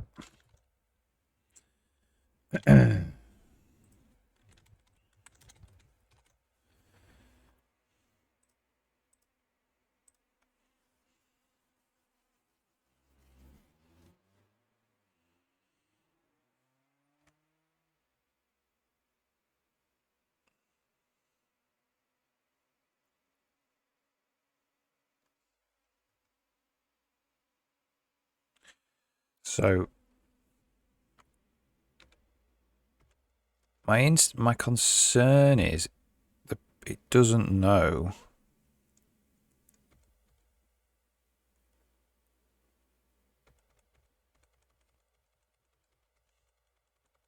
about the offset position, but it's also failing on the layer as well.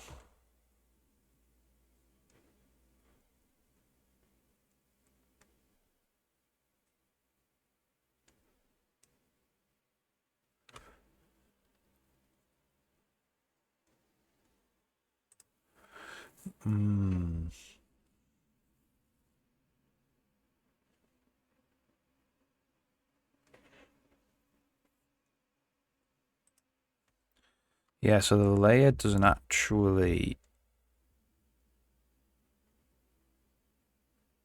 matter here.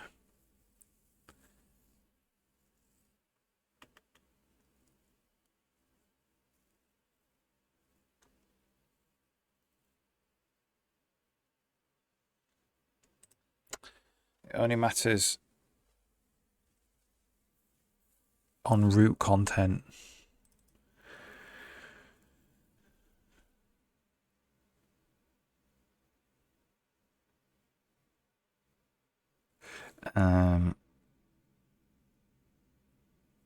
So let's do standard optional layer ID.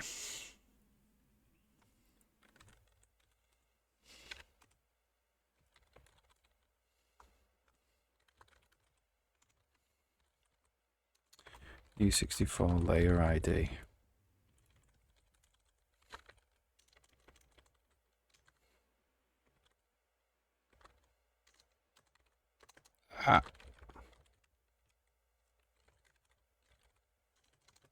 Like that. We're in an optional layer ID.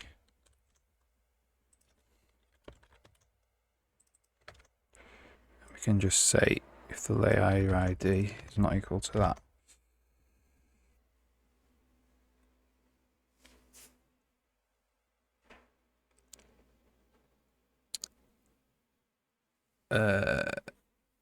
If the layer ID is not equal to the instance layer ID, so if that's null, that would be true.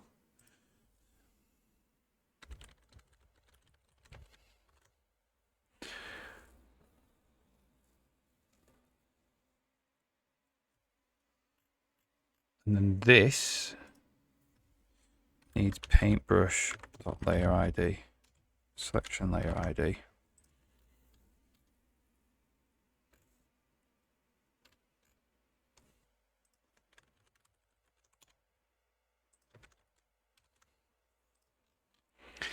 Which means it will ignore it when we're actually doing things on the prefab.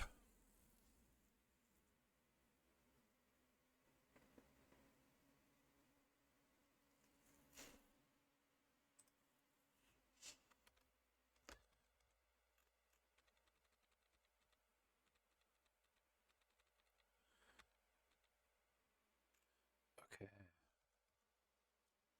So it's here as well. That can just go away because we're already actually doing the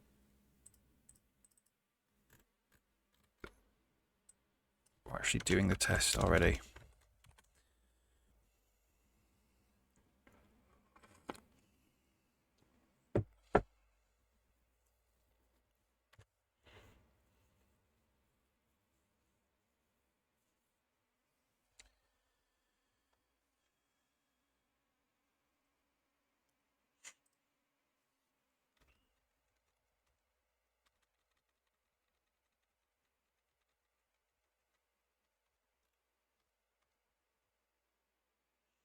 So the instance position, it needs to be, we need to offset it basically by the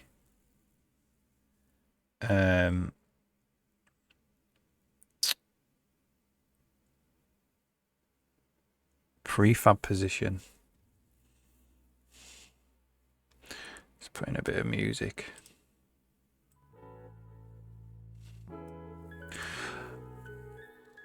Okay.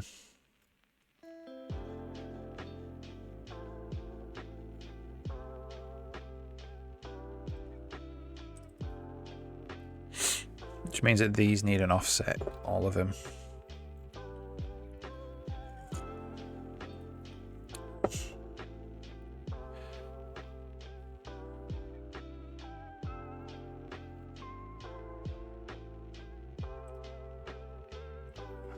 See if we actually start getting any just by moving the mouse around. Not really.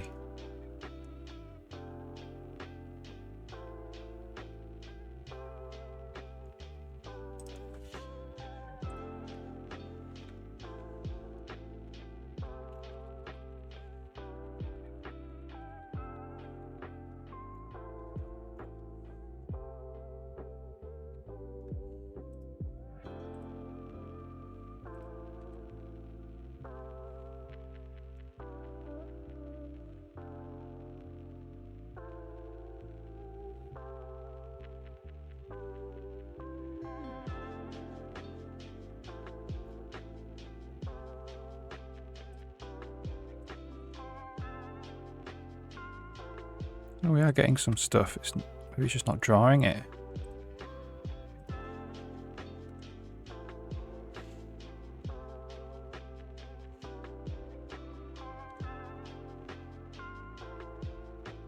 Okay, so we do end up with a bunch of... We've got 2 candidates there. ID 0.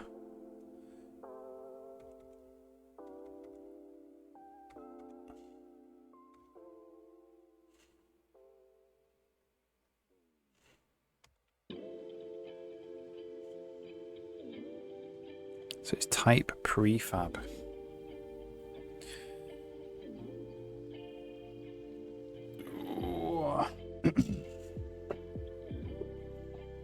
So it's doing the type of the instance.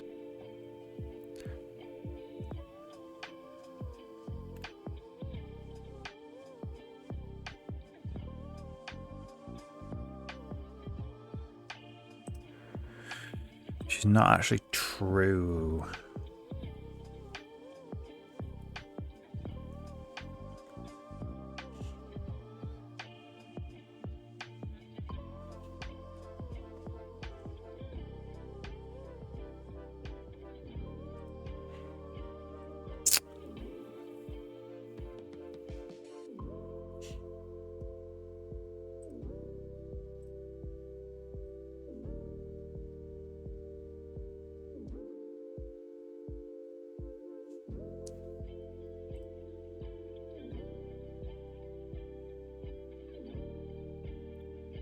Type is unknown there.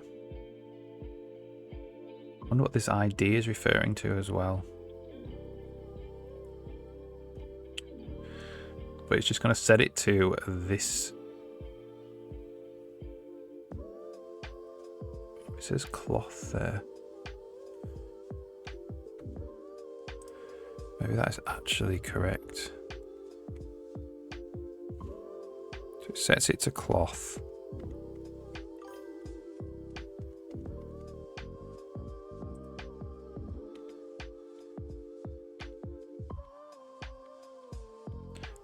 Right, so we're overriding the type. We don't want to do that. We want to do that if it's unknown. Having a bug.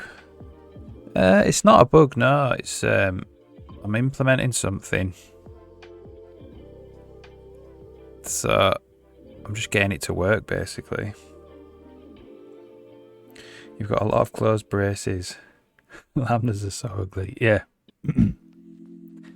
Yeah, I know. You get used to it. I've can tidy some stuff up, like this is actually a lambda as well, and it's just a one-liner. But not these, unfortunately. This, not particularly this, but something like this is coming in C++26, which turns it into a normal for loop. Which will be nice. Like a template for, it's called.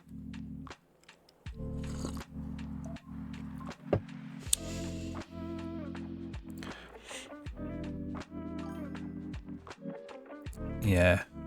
It's not quite this, unfortunately. This is actually slightly different, but I will be able to use it sometimes. Let's see if they haven't decided to scrap C++ entirely. Well, this is the standard, so this is C++ itself that's doing this, rather than Microsoft.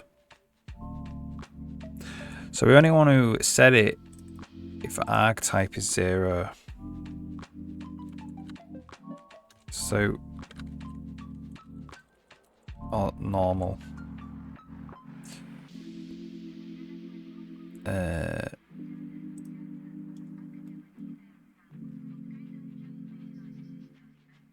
So we might actually just change this. Might call this something else. We might call it set unknown type. And then we just go if instance type, data type is unknown, or is not unknown, return result.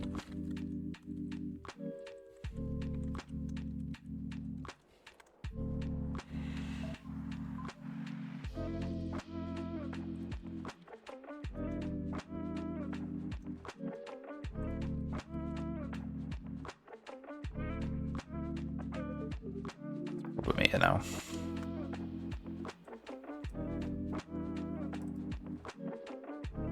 Set unknown type. Next update, C# is our only memory safe language.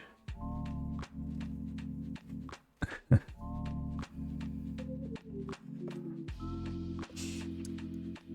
pretty sure you can leak memory in C#. I think it's very hard, but I think it is possible.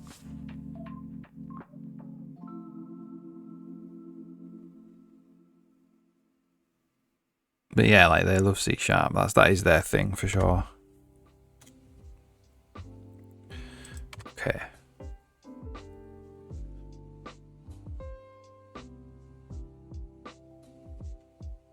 So if the type happens to be unknown, it will set it.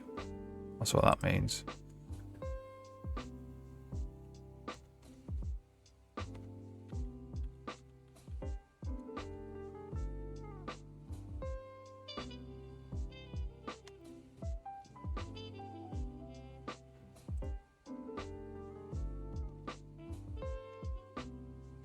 So now the type is set to be unknown.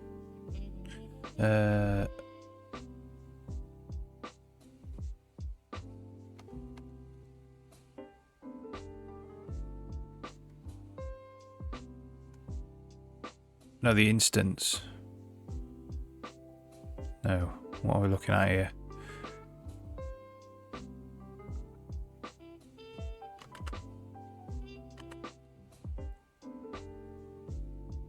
So this is unknown, but we're in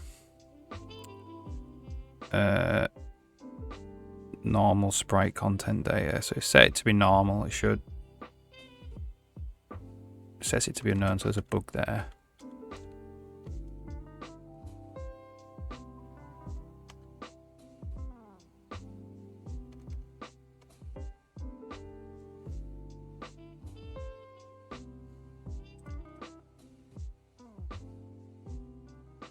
So we make an intersection candidate.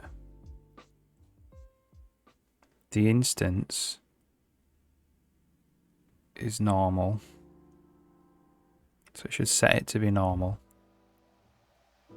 So that's a bit of a bug.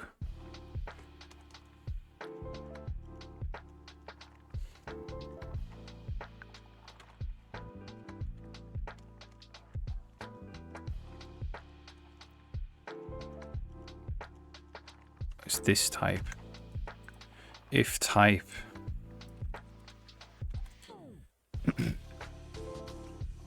sit.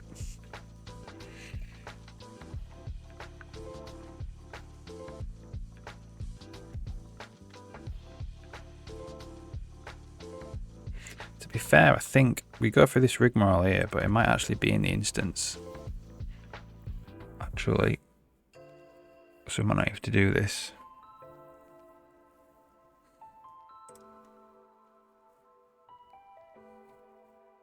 Data type cloth. So we're just going to say if the type is unknown, result is true, and the type is the instance data type. We don't need to actually do this.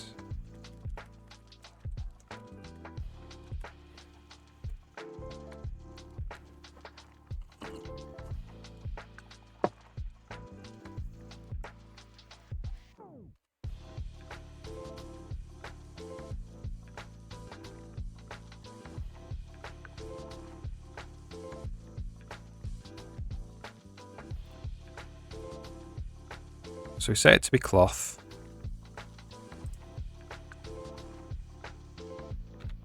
And then when we come back, which is here, you should not set it to be prefab because the instance is prefab. We've already set the type to be cloth.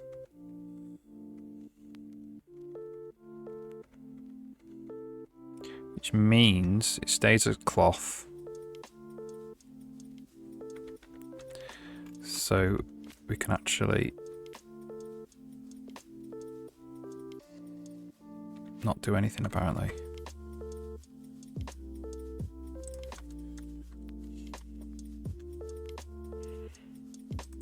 Ah, look, so it's getting the instance out of. Okay, so it might be a prefab, which means that we have to get the instances out of the prefab.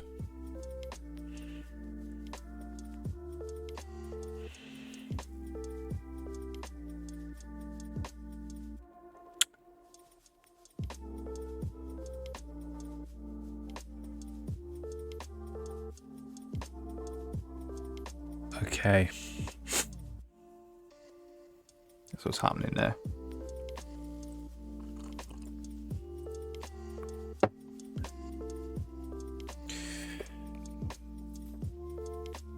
So this is like the root content.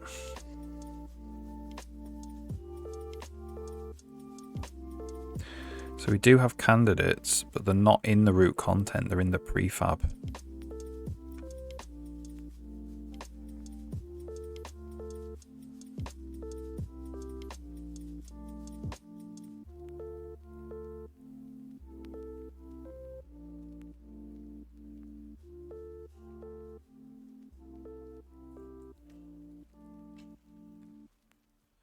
So it might actually be better to call this one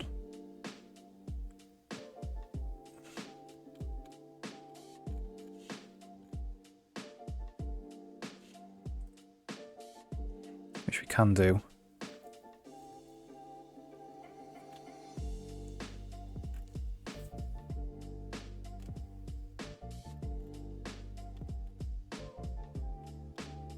Just need this. We need the actual standard optional selection layer ID in here instead.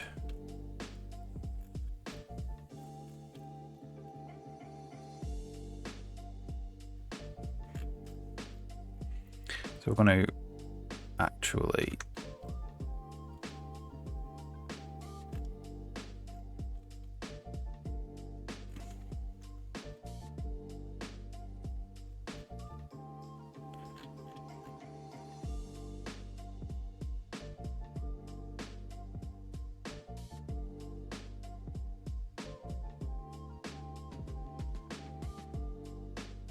have to think about this. So what's going to happen here?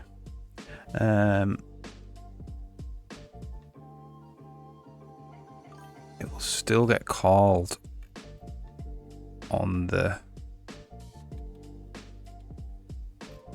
prefab 2. Does it keep crashing or something? No, it's not crashing. It's not a bug. I'm just trying to implement something. So what's happening is you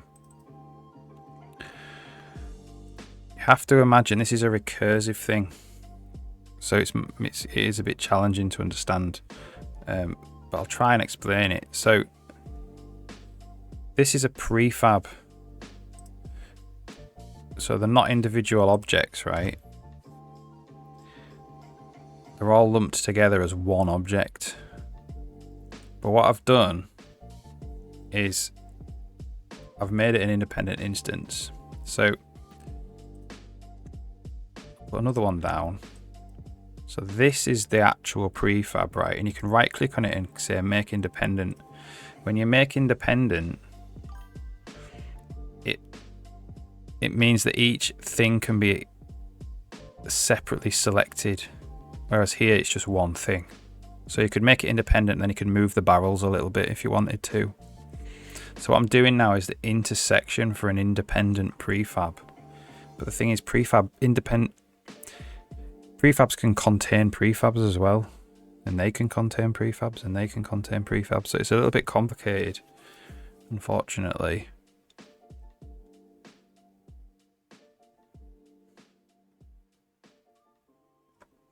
So I'm just getting it to work.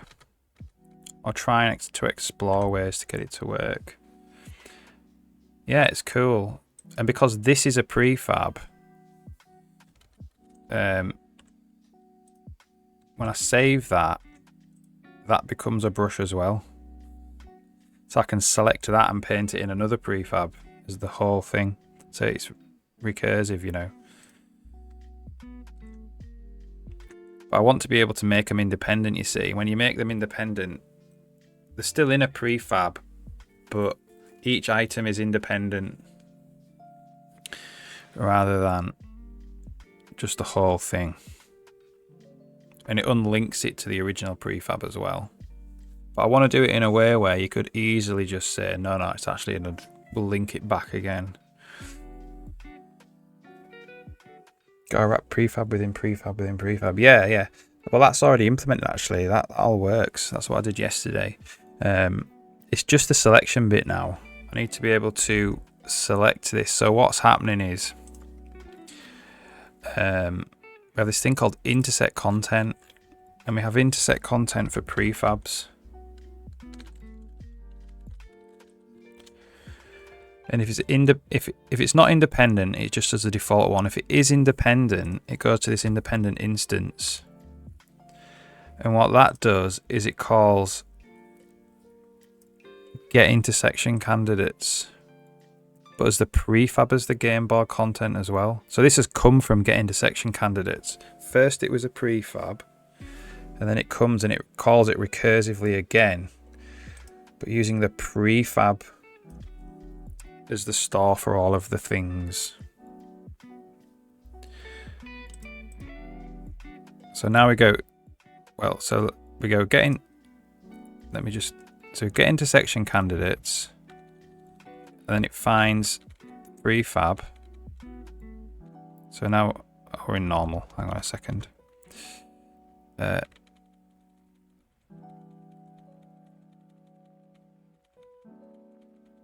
So it goes get intersection candidates. Then it comes into the prefab. Then it's like, oh, it's independent. So then it gets the prefab as the content data, and it calls get intersection candidates again on the prefab. So now this is running through this same routine.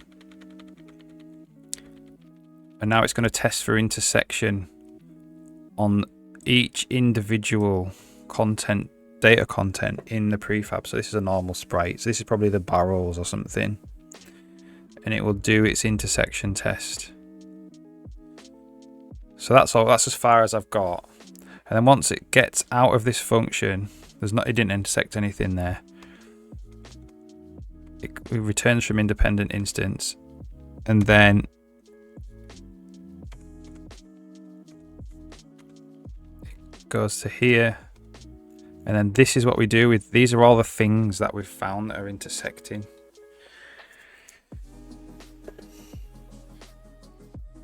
So it sorts them by Z order, and then. But what it does is it looks for the actual instance, because this is just an instance ID. it looks for an instance, and it only looks for instances in the root. Yeah, it calls it twice recursively, so it calls it once for the whole level, and then it calls it once in the prefab as well. And then if that prefab contained another prefab, it'd call it in that prefab as well. And so on and so on and so on. And then it returns a flat list of instance IDs. But the thing is, it only looks in the root content for that instance ID.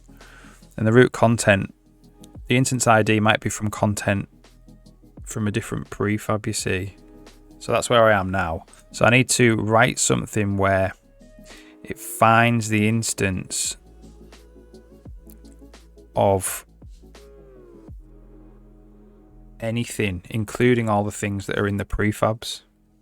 So I'm just working my way through it.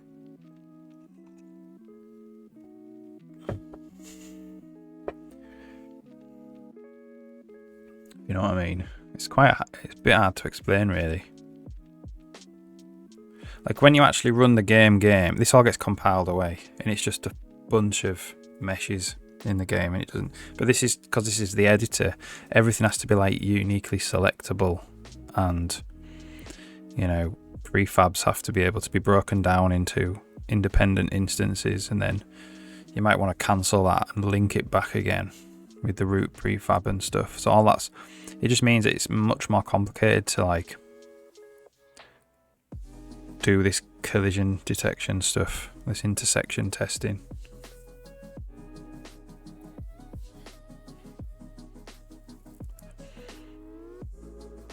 So I might do just a find instance on the game board content, like a deep find instance. So we're looking to return a content brush instance. So it'd be something like optref content brush instance, deep find instance, 64 ID. And this is going to have to go through everything.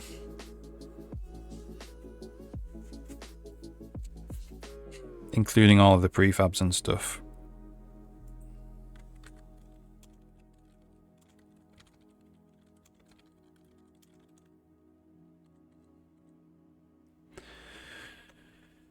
And then this has to do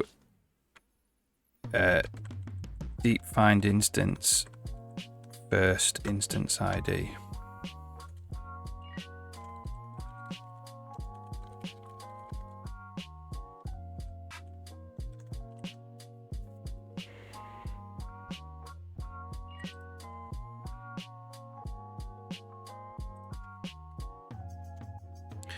So we got to, so we need to do it on a game board. So like, is it game board content is the actual, holds all of the content for the prefab. So it holds it for the game board, which is the level itself, but each prefab is also a game board. So what we need is a lambda really. So you run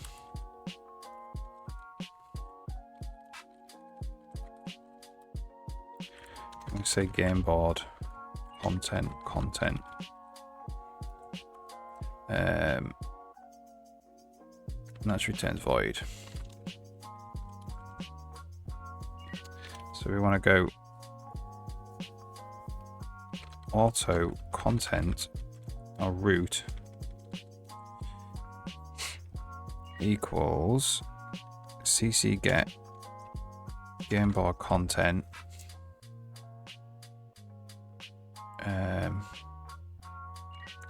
ID.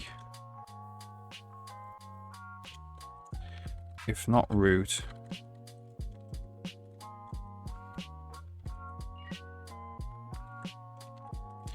return result.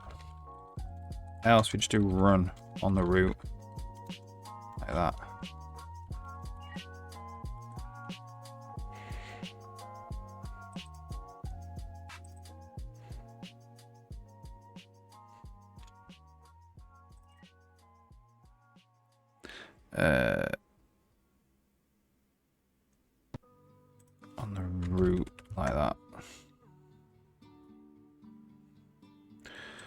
So this is going to be a recursive lambda.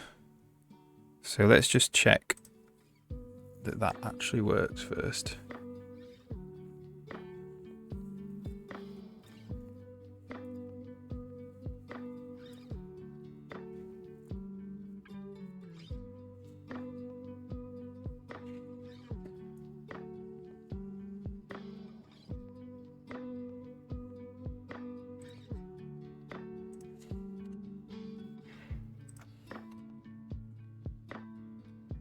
Okay, so as long as we can get the root content out, which we can't. So what is this ID?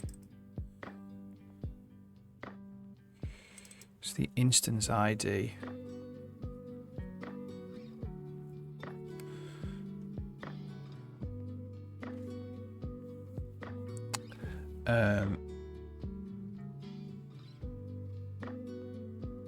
We have to maybe pass in the content as well, the root content.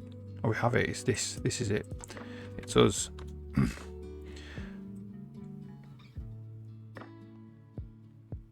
Oh yeah, so we don't need to do this. This is wrong. It's just this.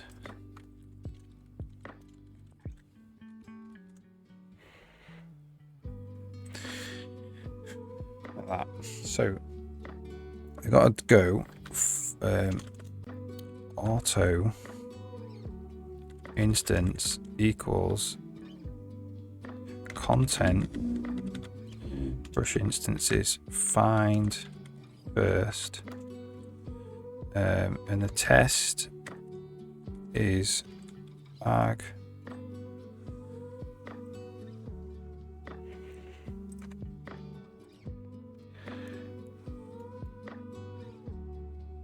ID. I think it's just ID is equal to ID. If instance result equals instance break. If there's not an instance,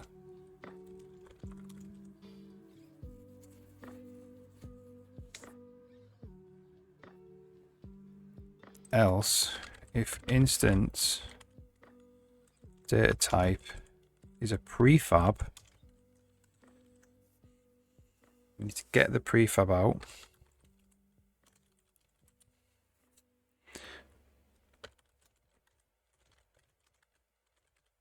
Prefab content data.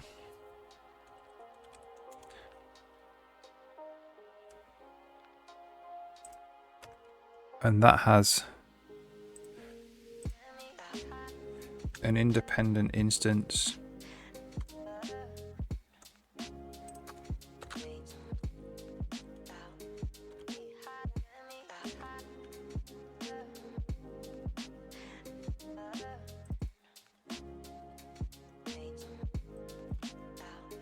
So if you have an independent, if there's a prefab and it's independently instanced, we do auto next equals our next content is equal to cc get gameboard content prefab instance path. So that gives us the next one down. And then we just call self, which is run on the next content.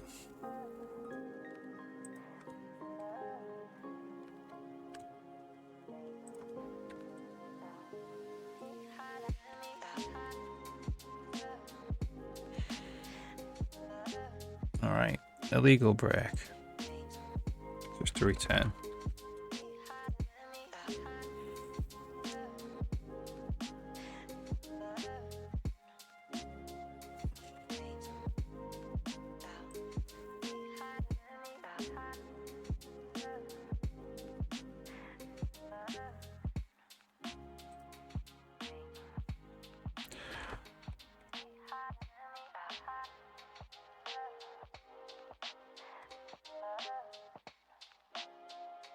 So this is actually on all instances.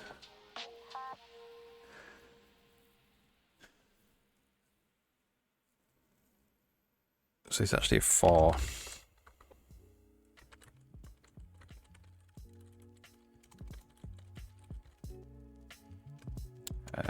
Content brush instances. It's just a little bit different.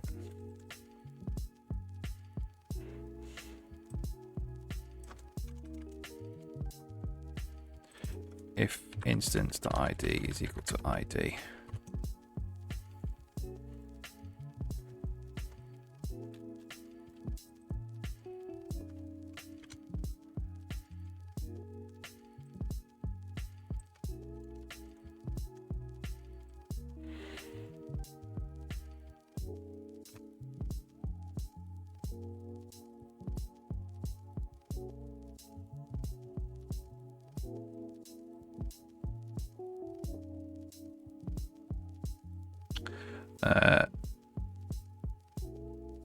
Okay.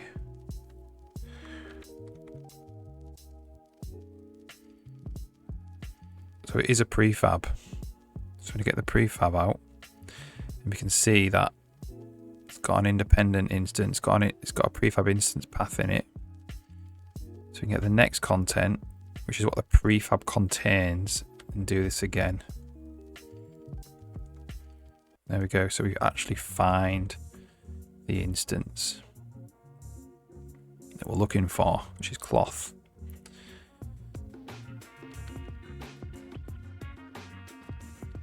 Okay. So it's slightly wrong because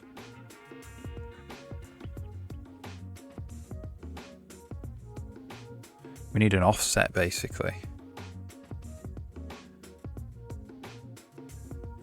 Because this prefab is all that drawing and collision detection stuff. Intersection testing is done based on the original prefab.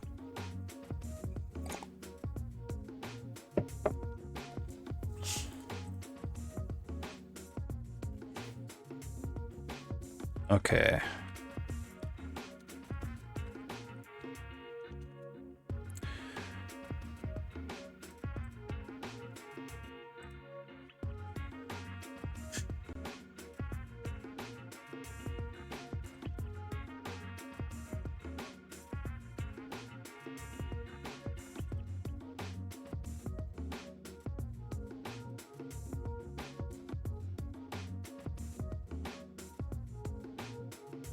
So we actually need an offset.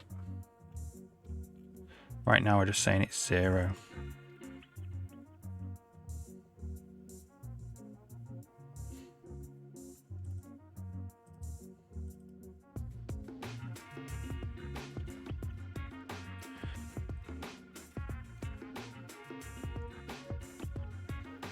And the offset is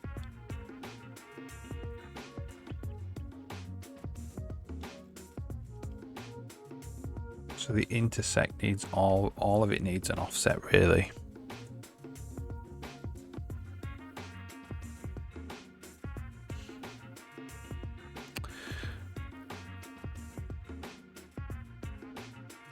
I'm just wondering if we couldn't put it all into world space when we're actually making the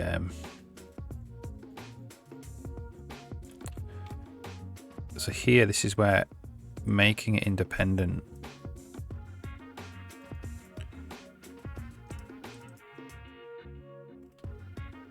we need to copy the instance and change its position.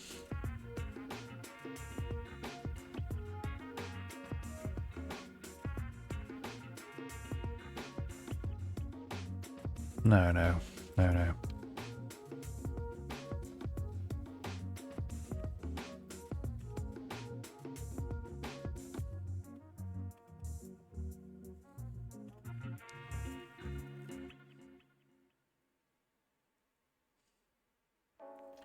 So basically all of these intersect contents need an offset to work.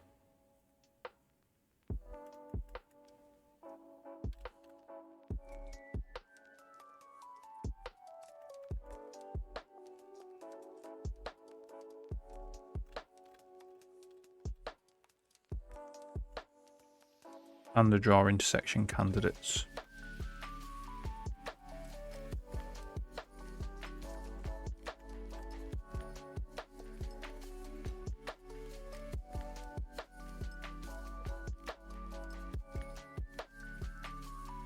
You need an offset and a Z bias.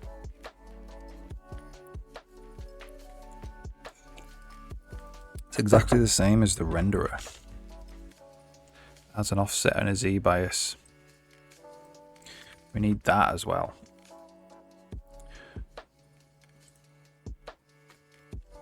Okay, so we may as well just start by putting them in. So I'm going to check it in.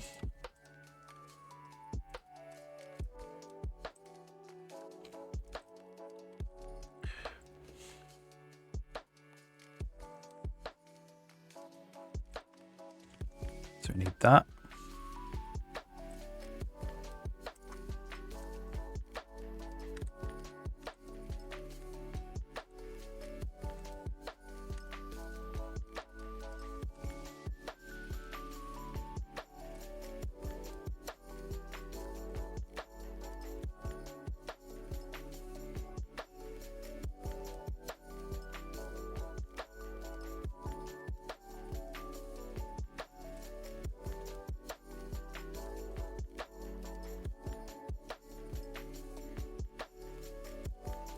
Yeah.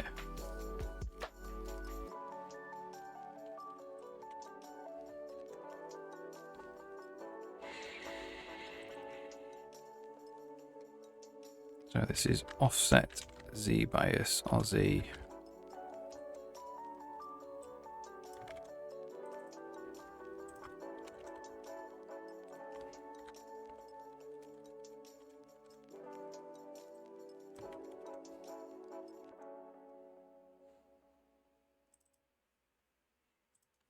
Okay, this also needs an offset and a Z bias or Z.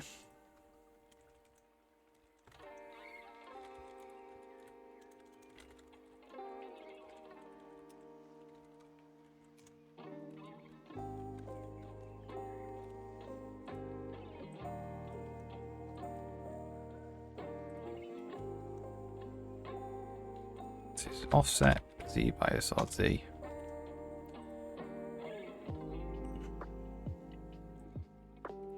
This is getting a bit long.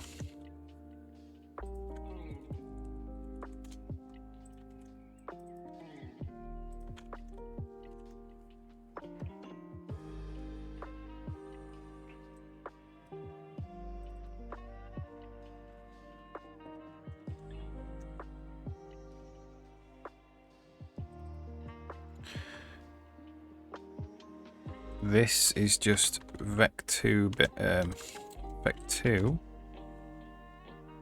0.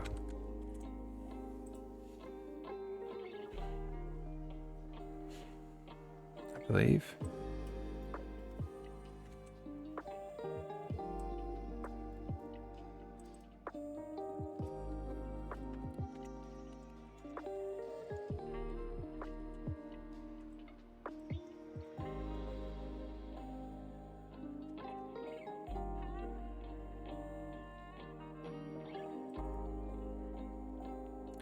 And now we can just pass it on.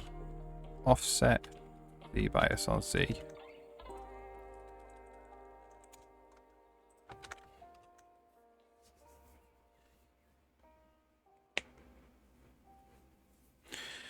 So now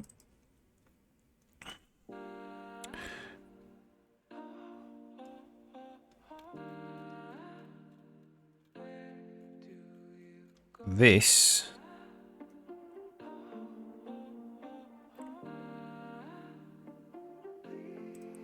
we need plus instance position.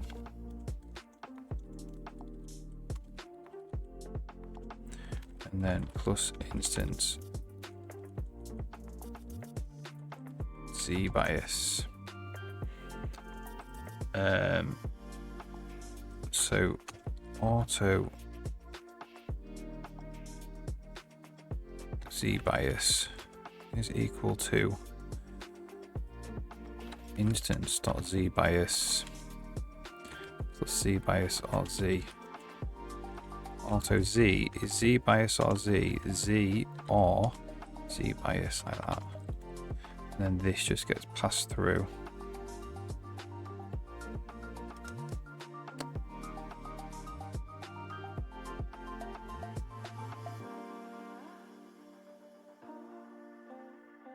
Like that.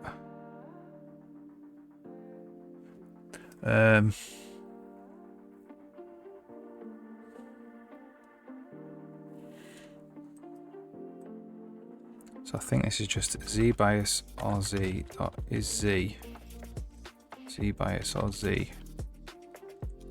LC bias. I think that's what we wanted to do.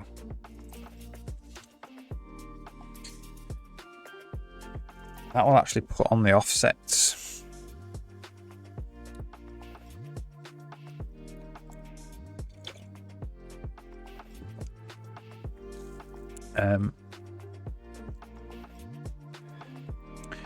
So now we just need to actually draw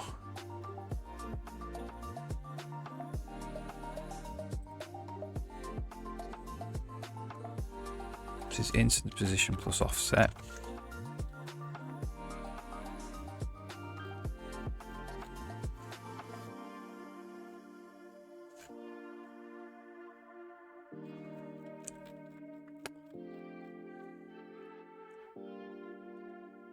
This is instant position plus offset.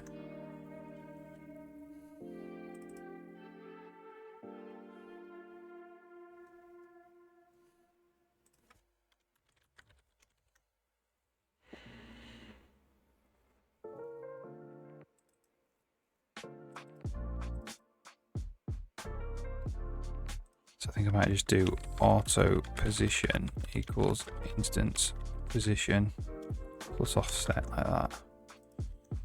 And then we'll do that.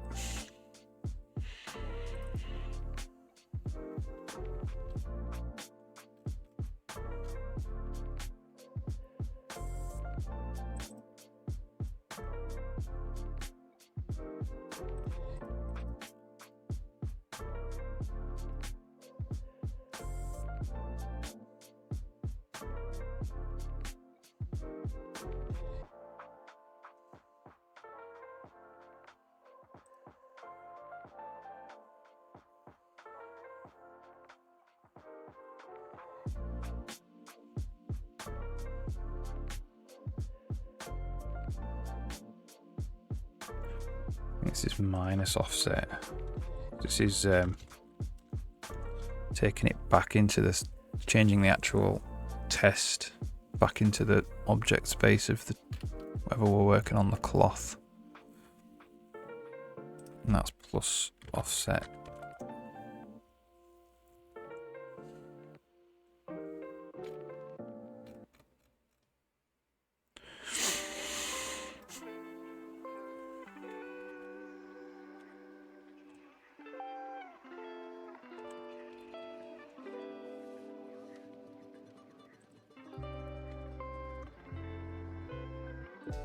So we're going to go auto position, instance position plus offset, and that's position, that's position.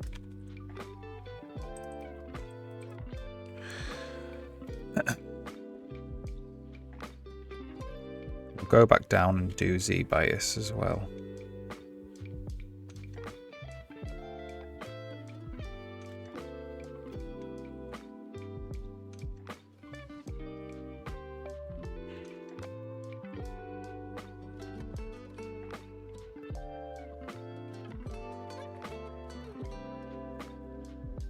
So auto position is the instance position plus the origin plus the offset, sorry.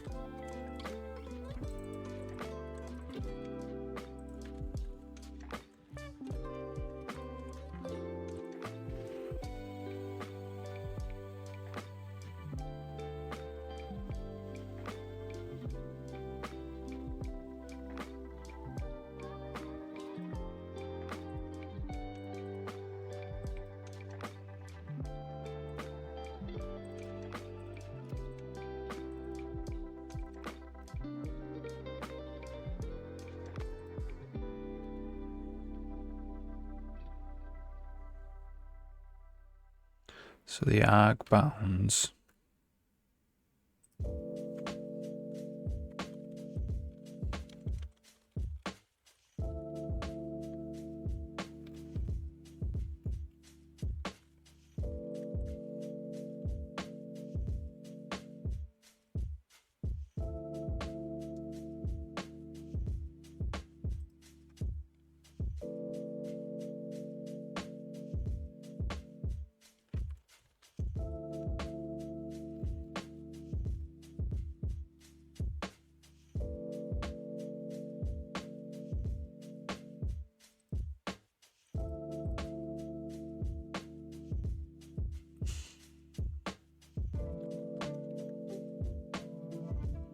Yeah, that's it then.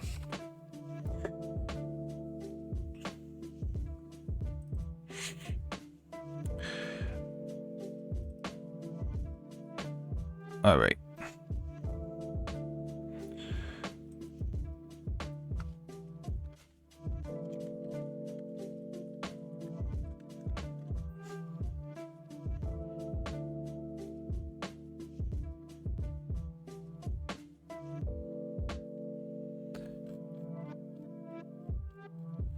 So we'll go back down with all the intersect contents.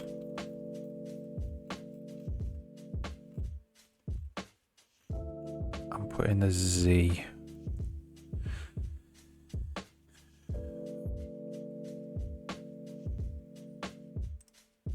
So this is Z bias RZ, Z or.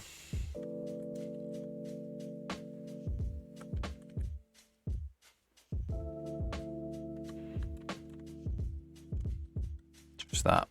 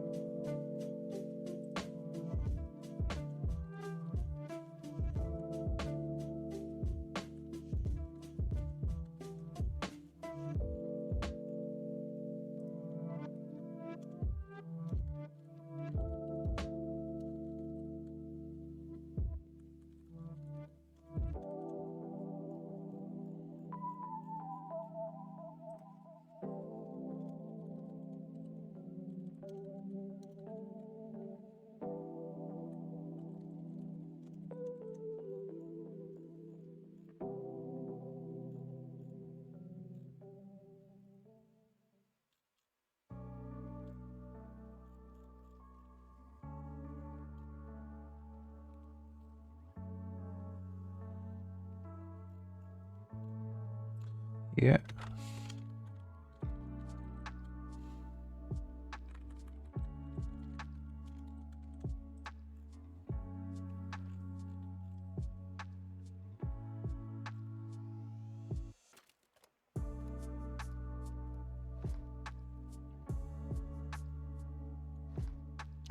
I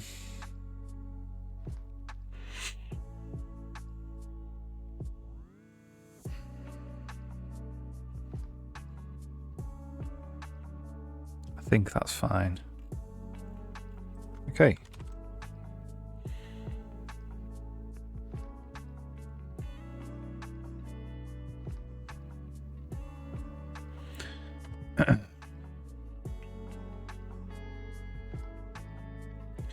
So before we just test that, where are we? Focus, set focus content.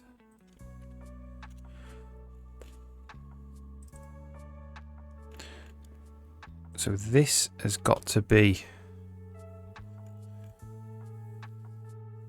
offsetted somehow.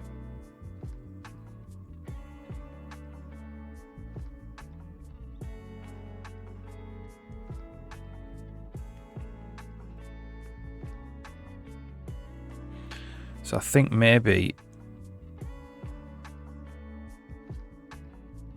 the candidate, wherever it is,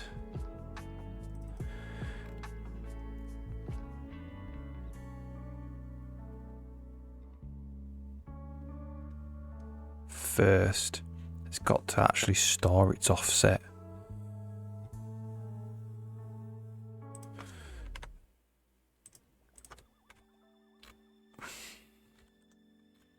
So the intersection candidate, it's got to store the offset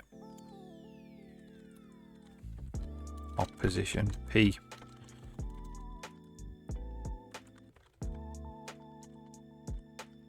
And then this can be first P, like that.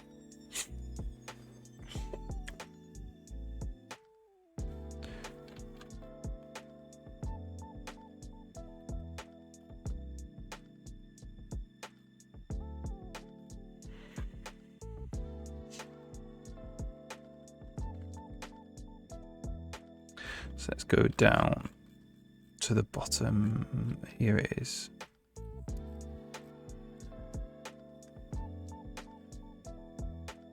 So it's just dot P equals offset.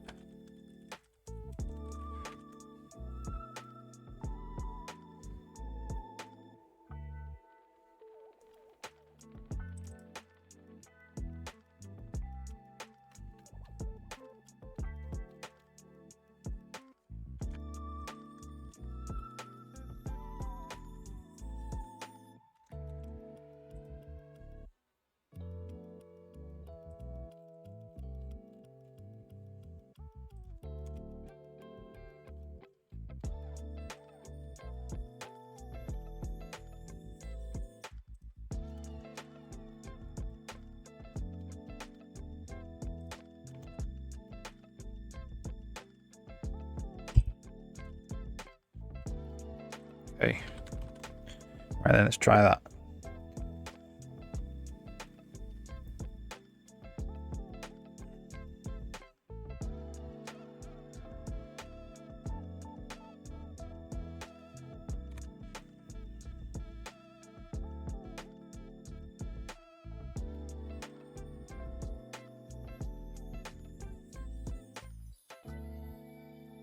There we go. So that was perfect for. It's not doing the Z ordering properly. It's doing it in reverse by the looks of it.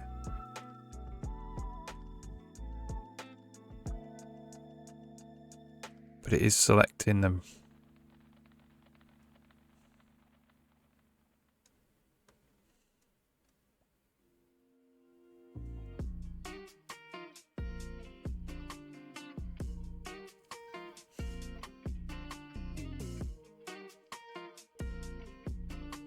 So the Z ordering is a bit wrong.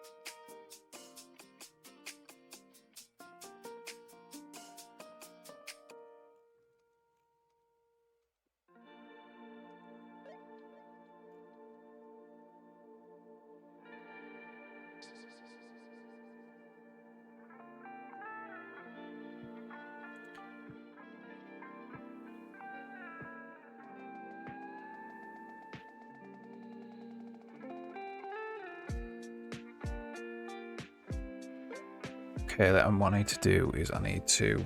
I'm quite hard to debug.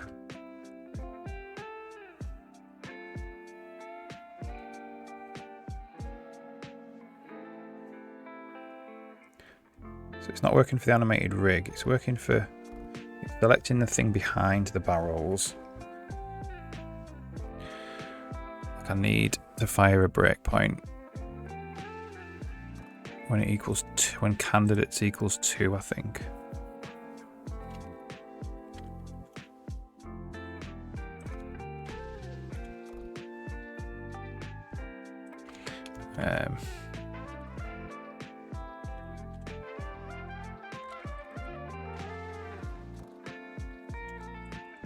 When there's 2 candidates, we'll just break and see what's going on there.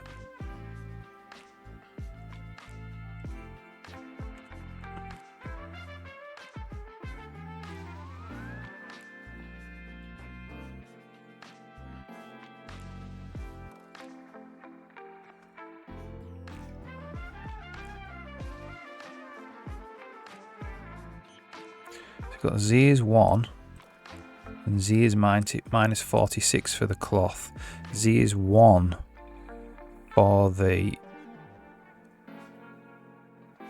normal, which is the barrels, which means that Z's get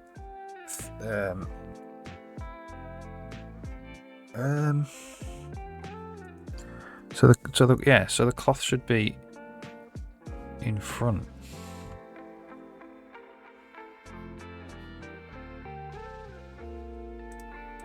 No, the barrel should be in front. So it chose the cloth to be in front.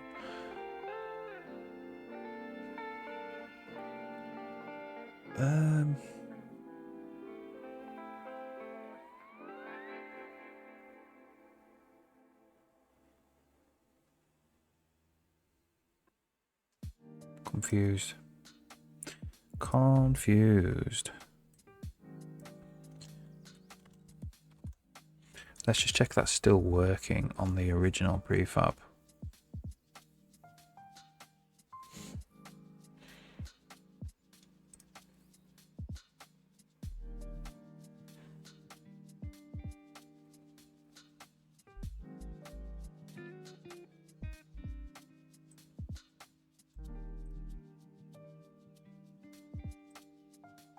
It's not.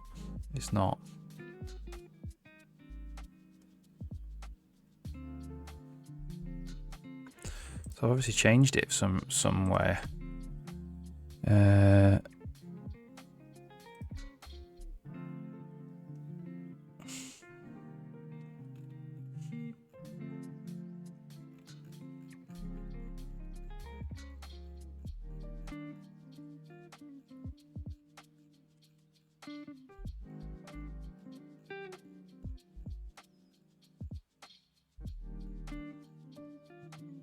Let's just look at the history of this file.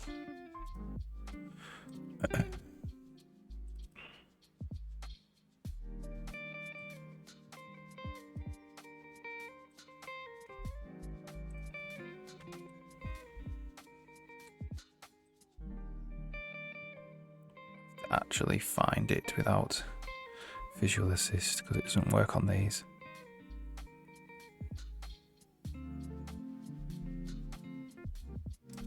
Alright, set focus content. So it's not there. It's around about 5,833.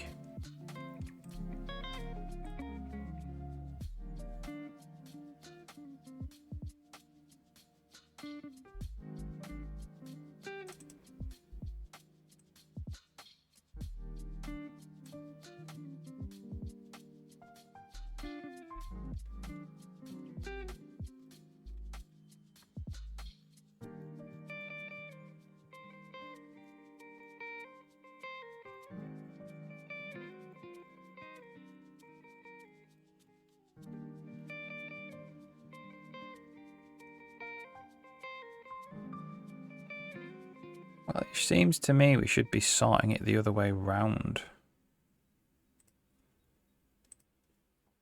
But that was working.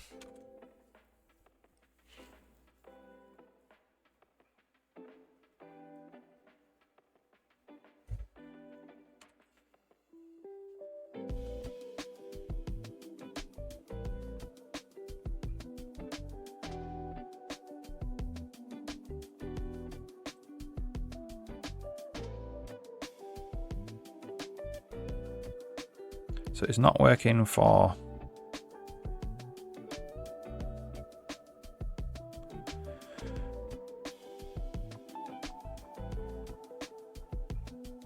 the animated rig.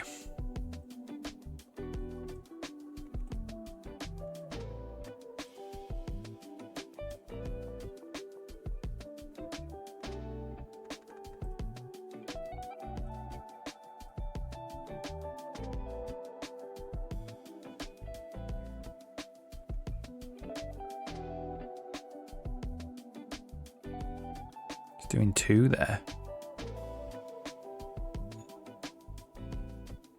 Does need to sort on the area as well.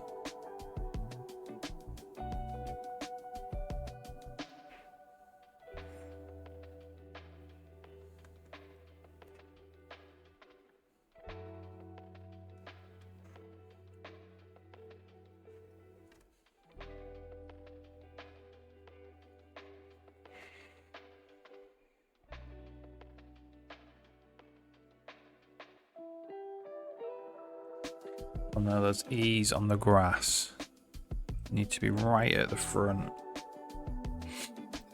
So intersect content.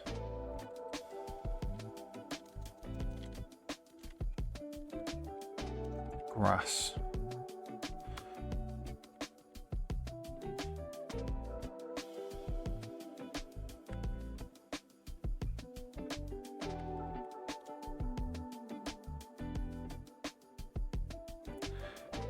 Yeah, I think it's the Z.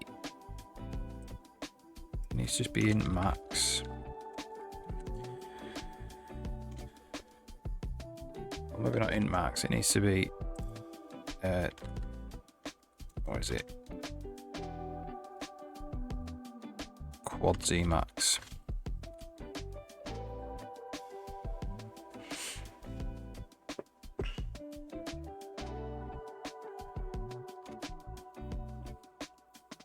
Then we need to figure out why it's not able to intersect.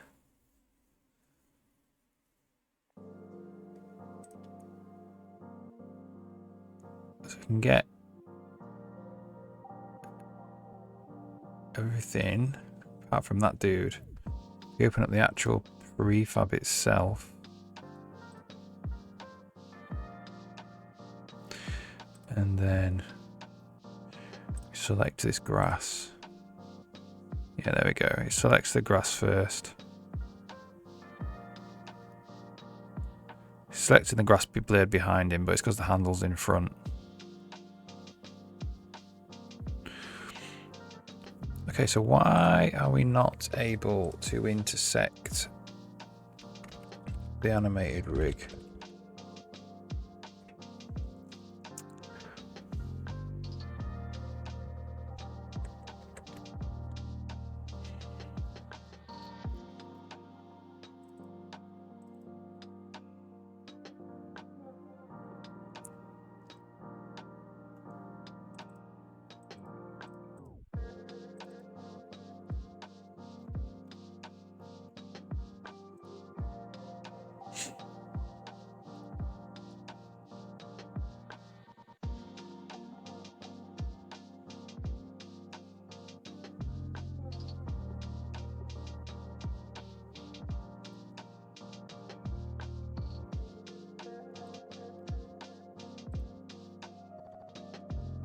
Ah, because it's doing this, look. We don't need to actually do that. So we're doing that right at the beginning.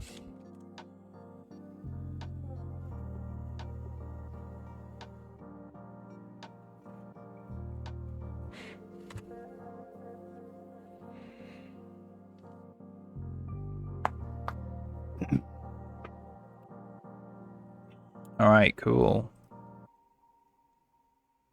So we can select them all now, or at least highlight them all. We haven't actually done selecting yet. So what happens if we do go to grass? It just works. It just works, man. So let's run through this and do it all.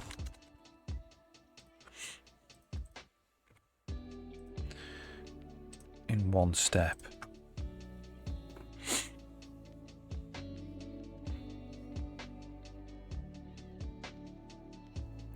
So we'll make a layer called like prefab, and then we'll stamp on a prefab, and that's just a prefab. But we can do this make independent, and now we can select every single element.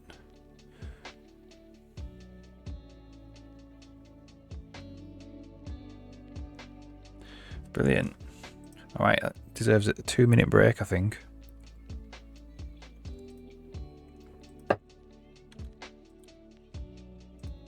So the next thing I need to do is turn it back into a prefab again.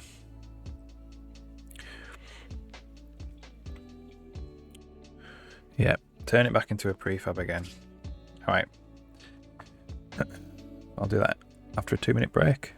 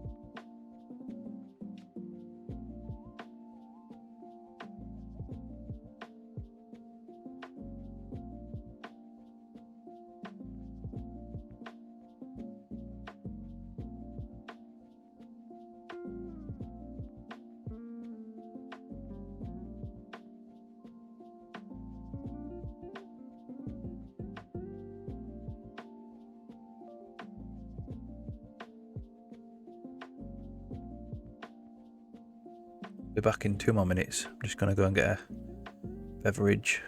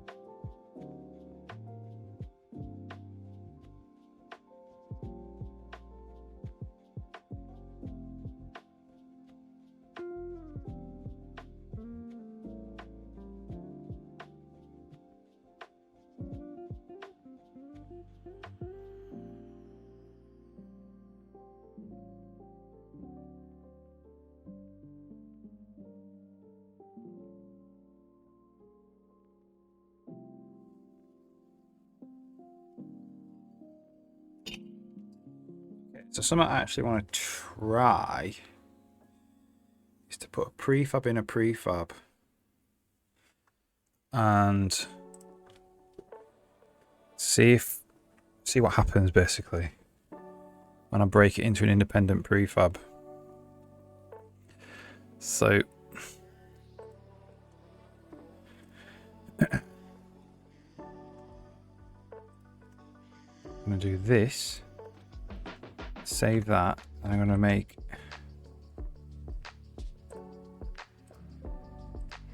this.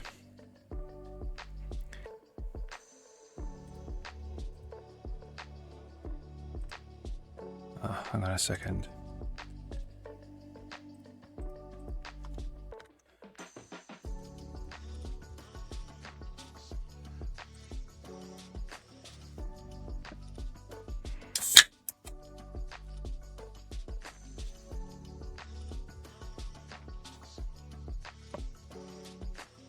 I want to actually open this one. Nothing in it. That's not coffee, no, it's not. It's a bit hot. It's a bit hot in the office. So I've gone for Tango Mango. Hey, how's it going?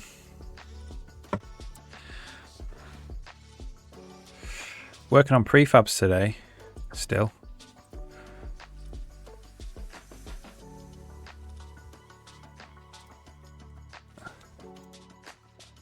So we paint this in. It's got. So I reckon that actually the handle should be there. Make independent, and then it splits it into two prefabs. Make that independent, and then we're back to the main thing where we can move each individual thing. Make that independent. Yeah, cool. Working on making prefabs independent, which means they're no longer kind of prefabs. So you're going to be able to get a prefab, which is like a complex brush full of all sorts of things, paint that onto the level, make it independent, move some bits, then save it as a new prefab. That's the plan. Tango Mango, it's called. Tango Mango. So it's mango flavoured, like fizzy juice. Nice.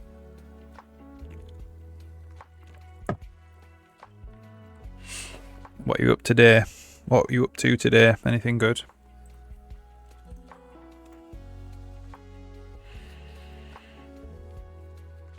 So one of the things that I saw there which was wrong was that the handle was in the wrong place. Linker stuff, no. The worst kind of stuff. Linker errors, sorting out linker errors. Ah, man. So I think what's happening with the handle is the handle is being created where the other prefab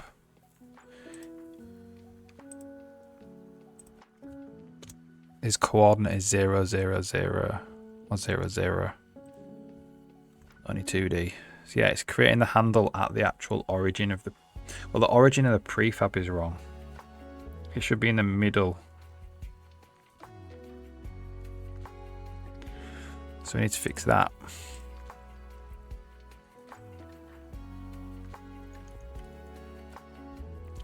Somehow.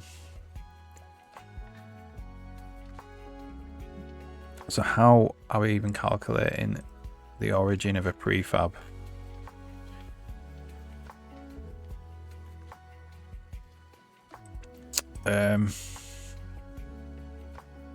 It's in preview prefab, maybe.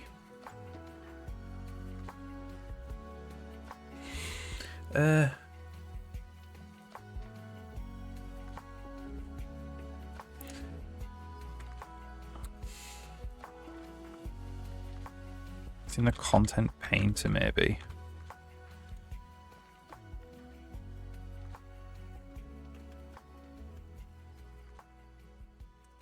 The origin is the paintbrush position. The origin is the brush origin. So this is where we're painting a prefab into the level. The brush origin.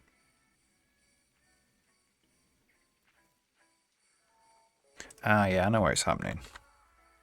So let me actually create the brush. Content brush generator for prefab.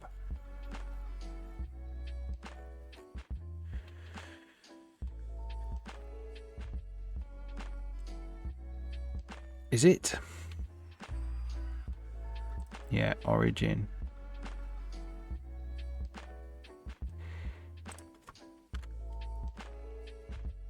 So generate brush thumbnail. For game board content, we are setting the origin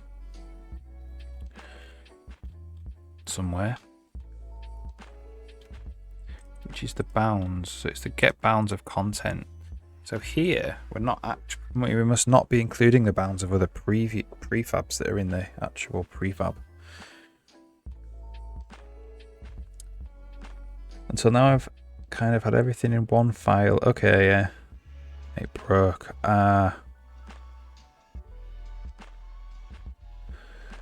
Okay.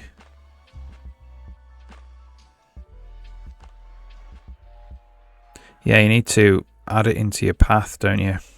The include path. Include to a path to your base directory or whatever, where it was all working, maybe.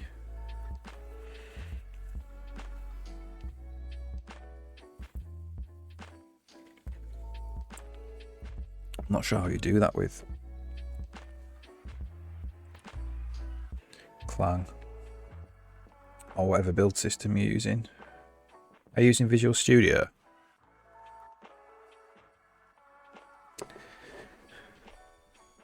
So this bounds here is not working. Well, it is working, it's just we probably haven't implemented getting the bounds of prefabs as well. Or that's broken. Oh, NeoVim in a batch file. Okay. Yeah, I think you said that, didn't you? Yeah, you need to pass in a flag to tell the compiler where to look for the missing files. Probably like -I.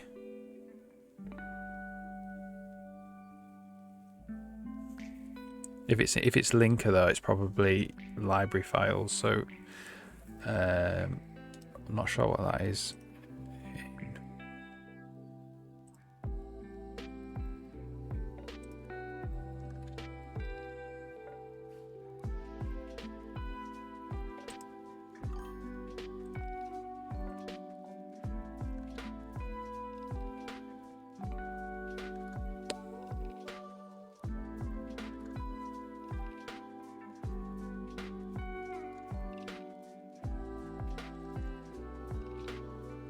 Well, this is using MS Build, so it's in the actual build system. I'm not really sure.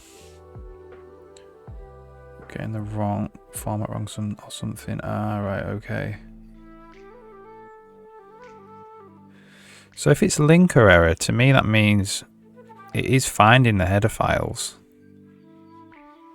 but it's not finding the libraries. That's what it says to me, that. So, you know, the lib files.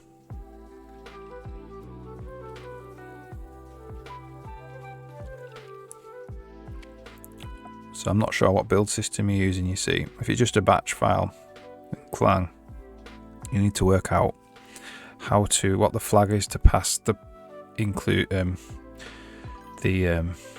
the bin, you know, the bin folder for all the pass that in. Unresolved external symbols. Yeah, so it's probably, you would get straight up compile errors if it couldn't find the header files. So it must be finding the header files okay. And then what you probably need to put a path, yeah, to the bin directory for any kind of libs that you're linking against.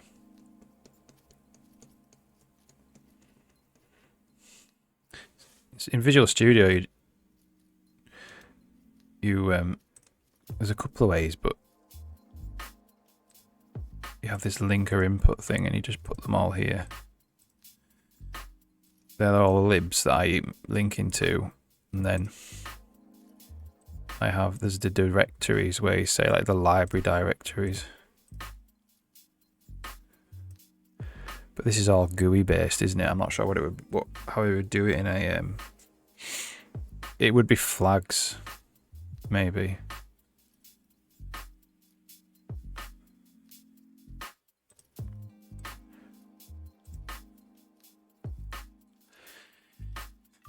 Okay, so the bounds is not finding the bounds properly for the prefab. Get the flags right. Yeah. Can be a nightmare, can't it? So brush instances. There's only 2, and they're both prefabs.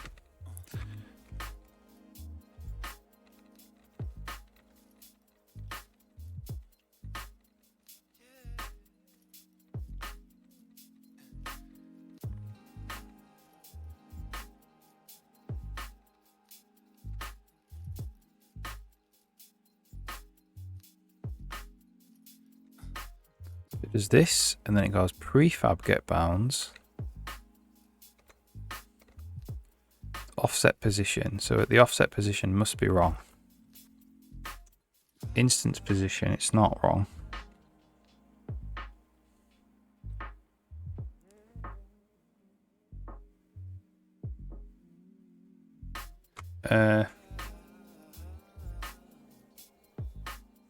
Ooh, maybe it is kind of wrong.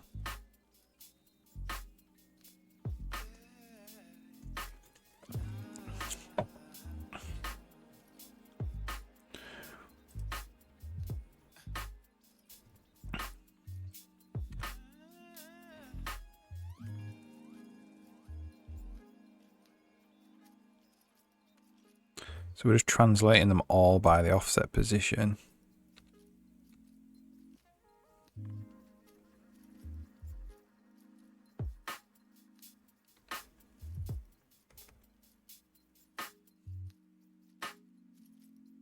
Now, hang on, it must be working because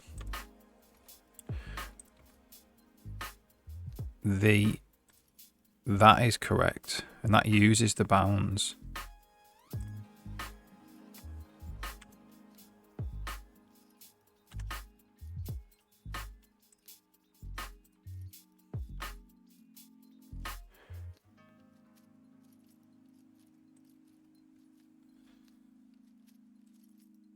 So the bounds.width over 2.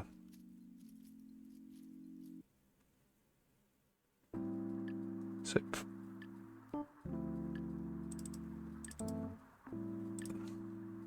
confused.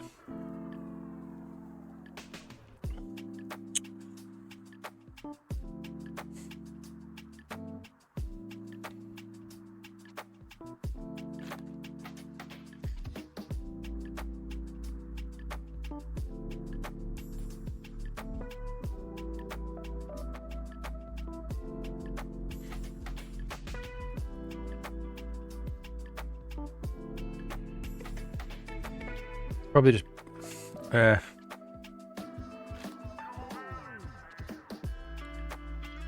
yeah, so it needs to translate it. So it's actually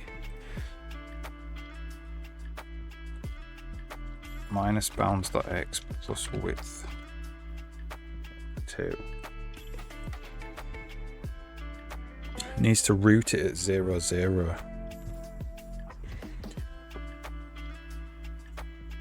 I think that's what it is.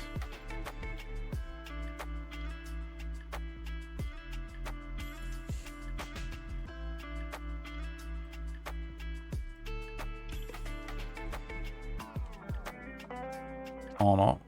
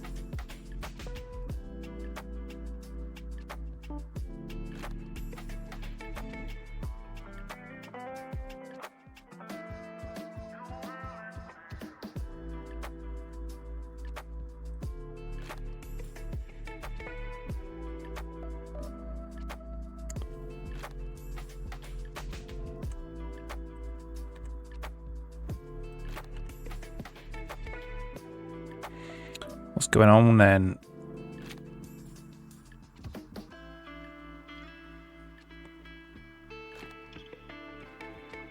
The offset should be like, was it 30 something?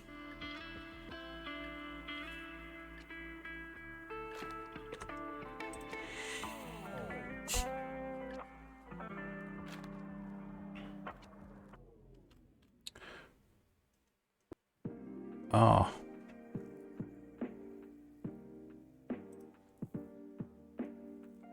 It is, so it's minus brush.origin. Maybe.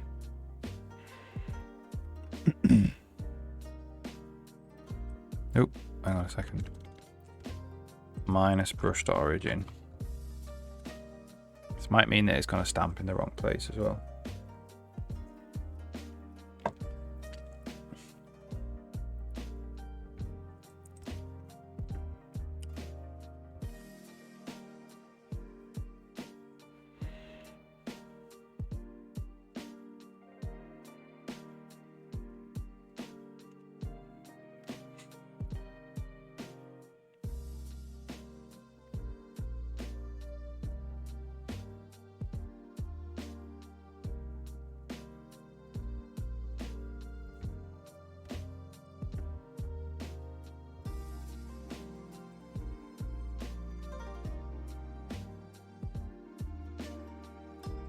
All right, that seems to be good.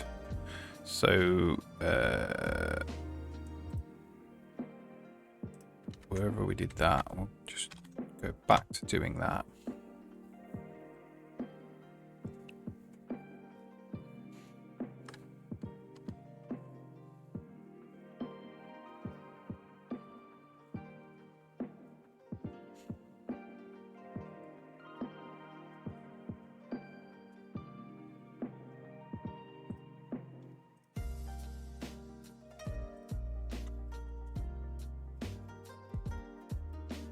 So I think it's plus.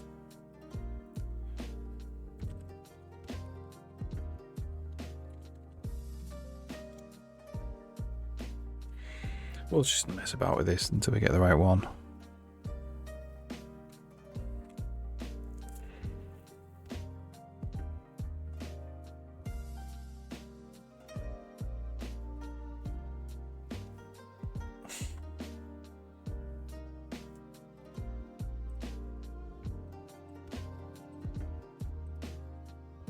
There we go.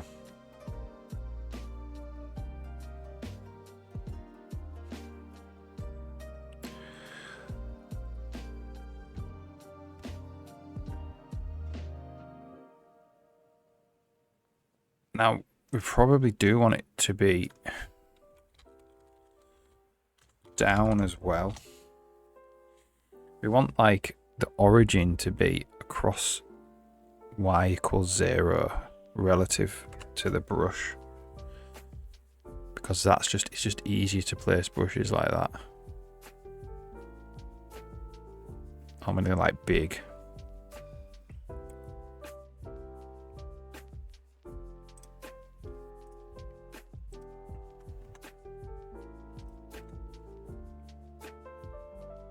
Yeah, that's what we want.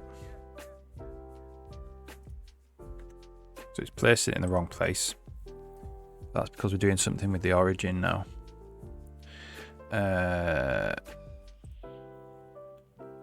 It's got to minus the origin.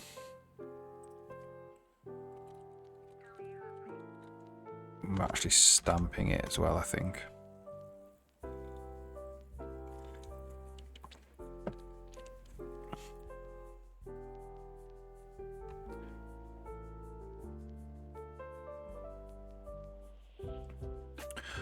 Or, no, I think it's when we're actually drawing it.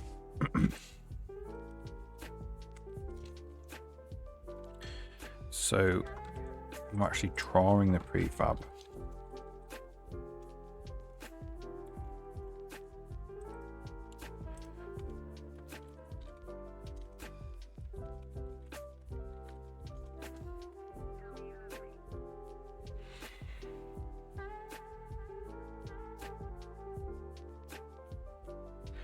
Right.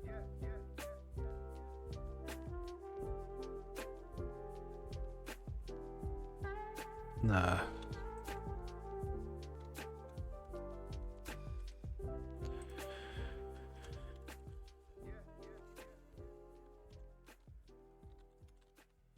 Don't know.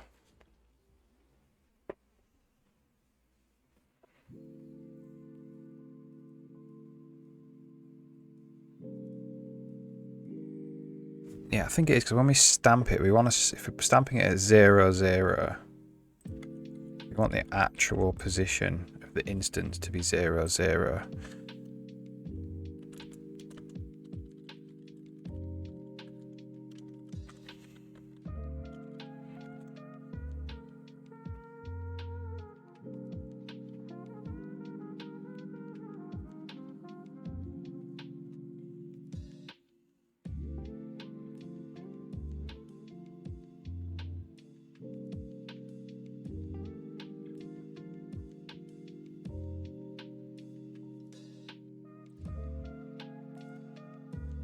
Now it's drawing them incorrectly.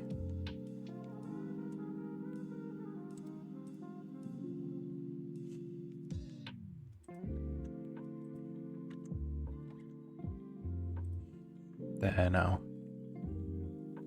Maybe it's plus the origin.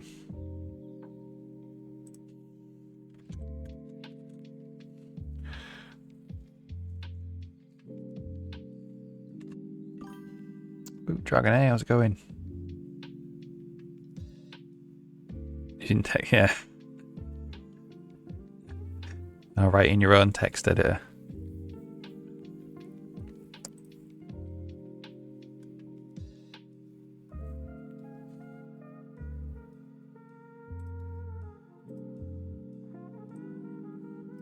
So it can't be that. It can't be that.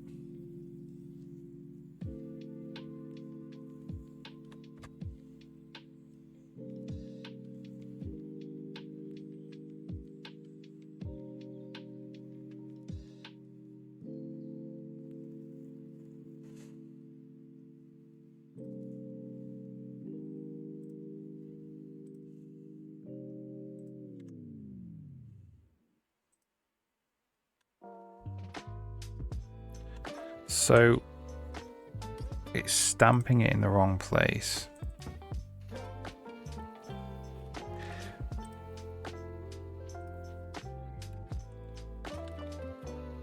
I'm just reluctant to do that because that means the position is not where the paintbrush stamped it.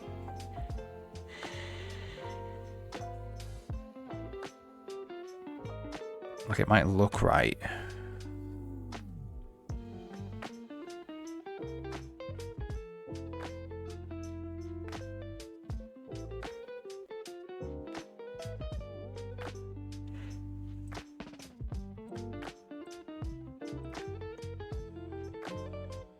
But the position would be minus the origin, so the position is going to be down here somewhere. It puts it there.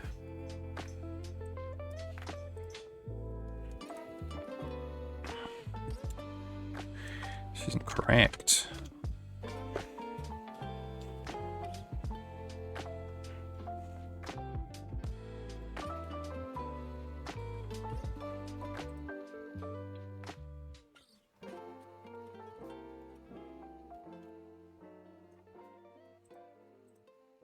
So it's definitely to do with drawing it.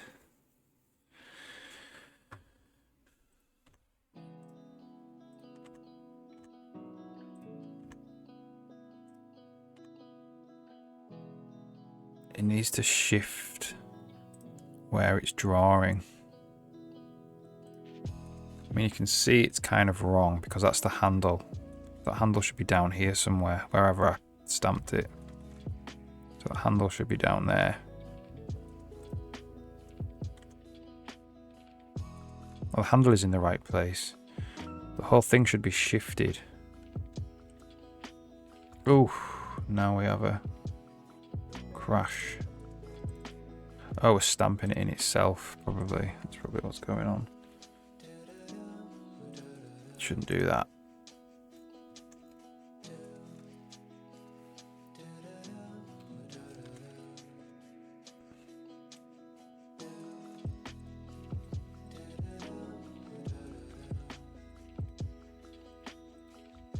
sort that out as well. Got some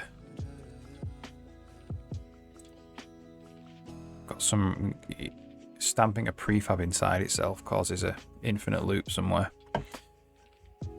Obviously, because the prefab needs to render itself, which renders itself, which renders itself.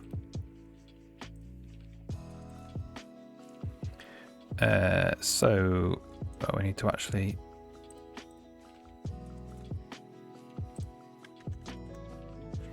be opening place prefab. Actually, that's what we actually need to be opening here.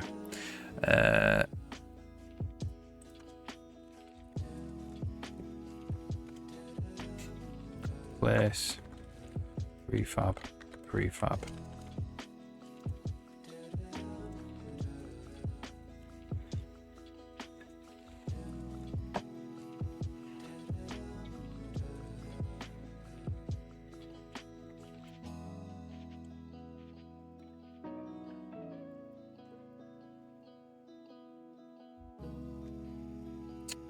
Now we've broken it.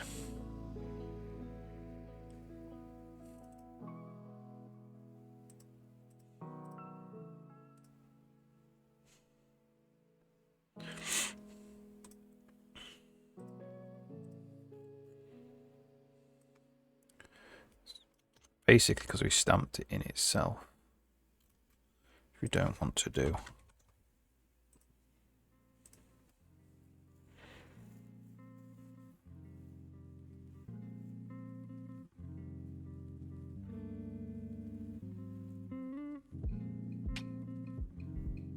So we're in place prefab. Oh, the other prefab's gone now. Why is that not? Why is place test prefab not coming up anymore?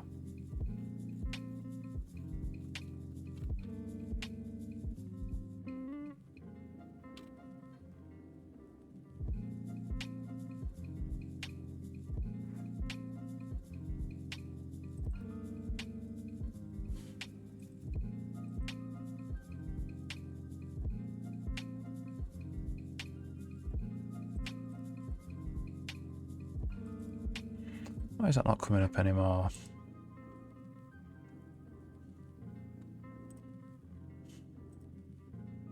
Let's delete the brushes.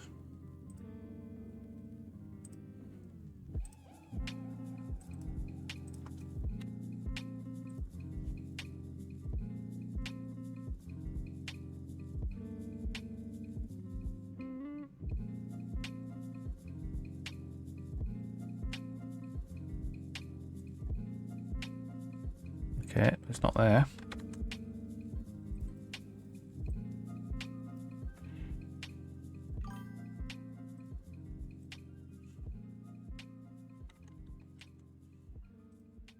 There it is. Yeah, big dumb. Why? What have we done?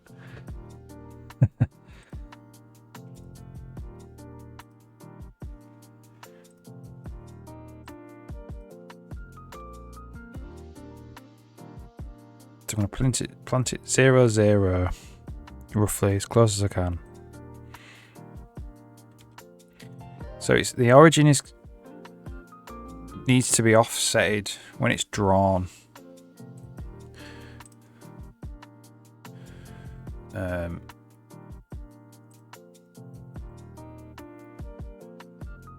So that's in the game board content. When we do this, we have the instance origin. We've got to minus the instance origin.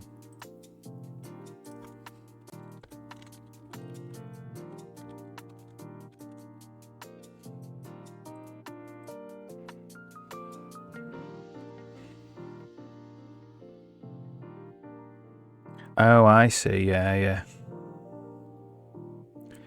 So it was just getting your headers. Yeah, not getting the object files out.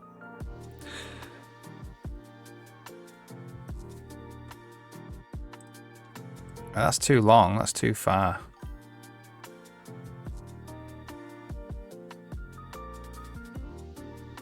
In X, anyway.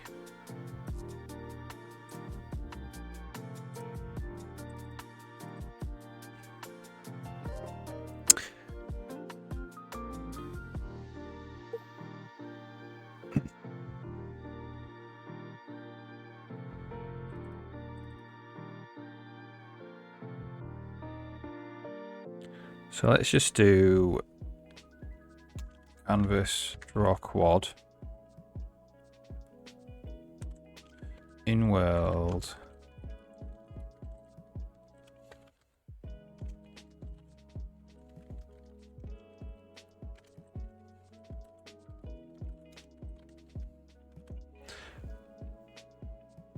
and just see where that is.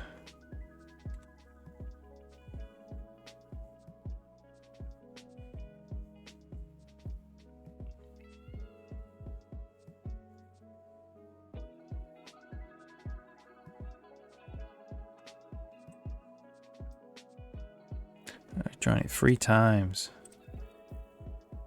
Yeah, because 3 prefabs. So it should be down here.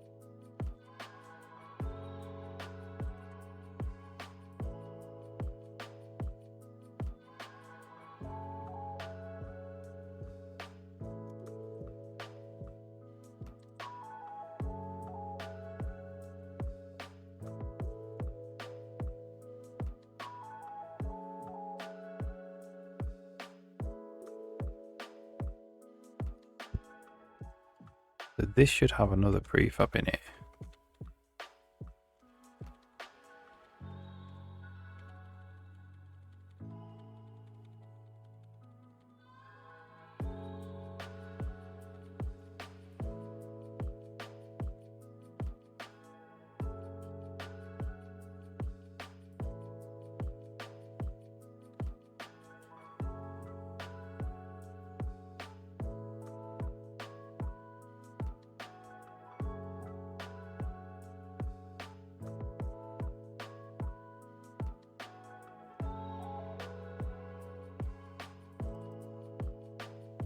So the instance position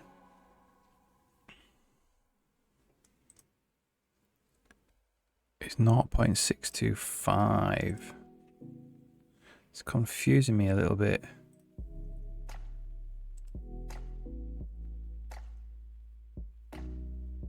Yeah.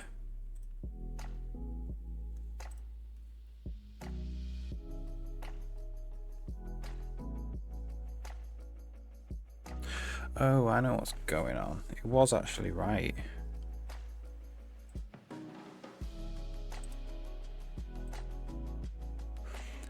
Me just getting confused.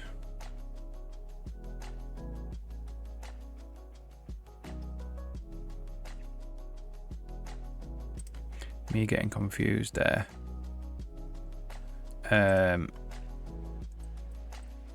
It's origined around 0, 0.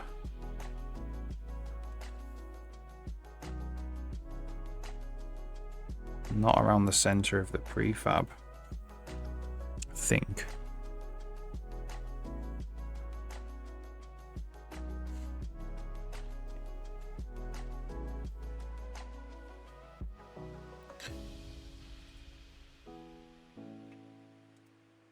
Yeah, so that is origined around 0, 0.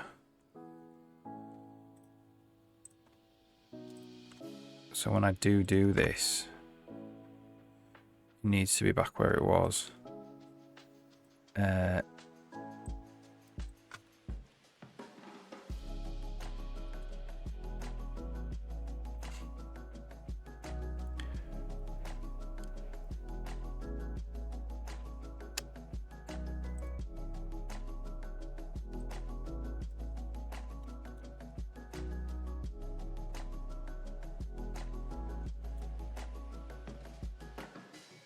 Yes, correct.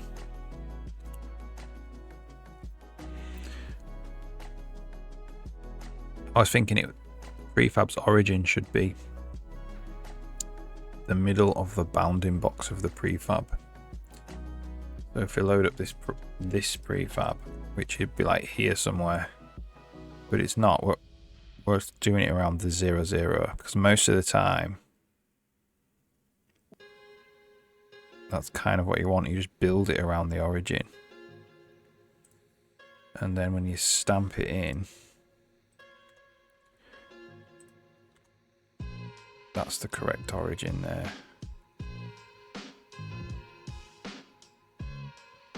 Yeah, that is right, that is right. That's good. False alarm there.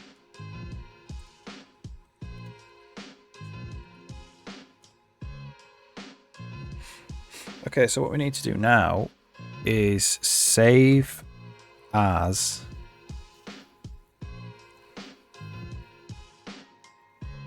well. We need a handle which still draws the prefab.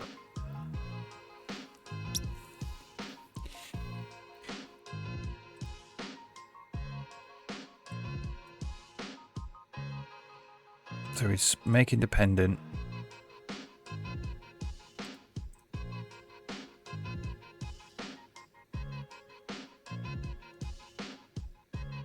Still want a handle that draws the prefab, but it's an independent prefab, so I'll have to kind of draw it in a different color or something. The editor window, we'll go back to place test.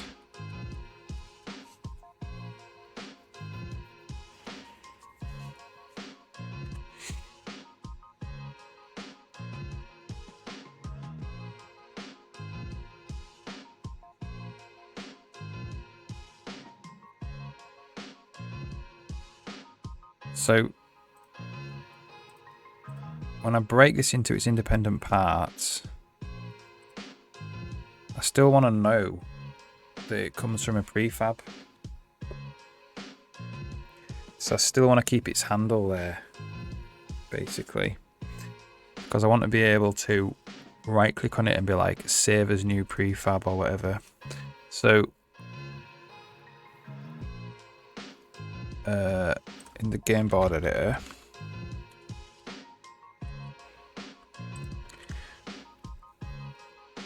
on intersect content for prefab default, so it's not default, it's for independent instance. I still want to do this type of stuff.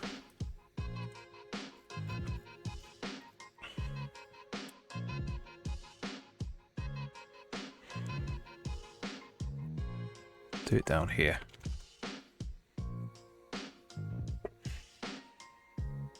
$88 of CPP, yeah. Well, streaming it, 88 streams. That roughly, I think that's pretty much right. Yeah. And like 5-6 hour streams as well. That's quite a lot in it. That's like 400 hours.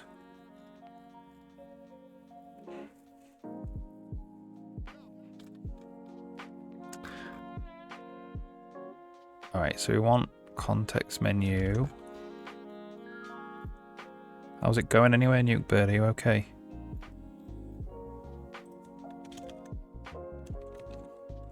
And this is going to be save as new prefab.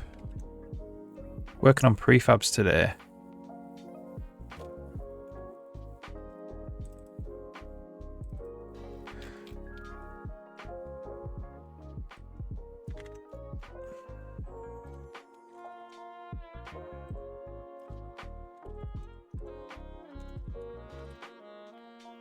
I'll show you. It's cool.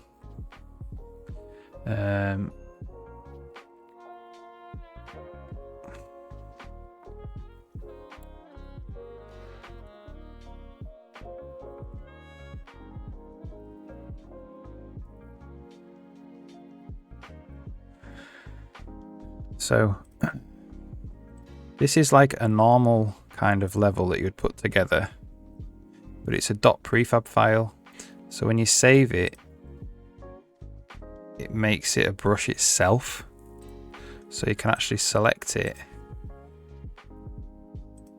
and paint this entire brush in like that. But then when you save that, because this is also a .prefab file, it makes it a brush as well. So you can like build up big brushes of prefabs. But what I'm working on now is, so say what you want to do is make this a little bit different to them two. You right click and you do make independent, and then it gives you all the individual bits. So you'll be able to like drag the barrels over there or something. And then you right click it again and you can do save as new prefab, which is what we're on now. And it'll make a new brush out of that. So that's what I'm doing. Kidney stones are gone, good. Thyroid no longer enlarged, good. Found 2 venous hemangiomas. Oh no, it's awful.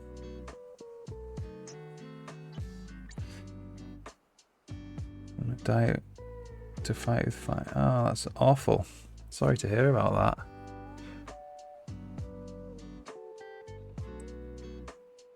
So you're not a big drinker out. That's crazy.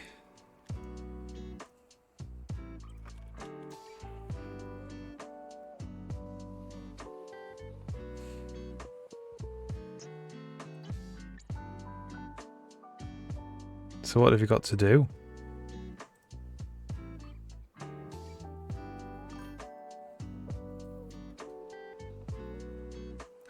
Just diet, is it? Ah, yeah, okay. Yeah. Yeah, sorry to hear about that.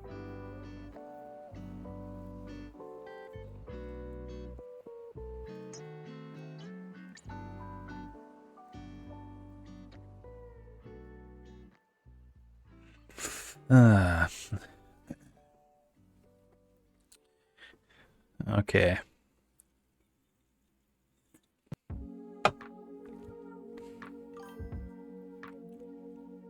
Yeah, gets you, doesn't it? For sure. You think you're going to be young forever and then things do start going wrong.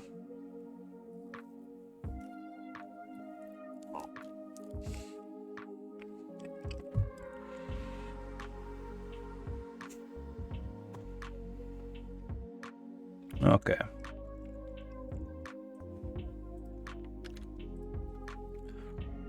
So now, save as new prefab. How is that going to work?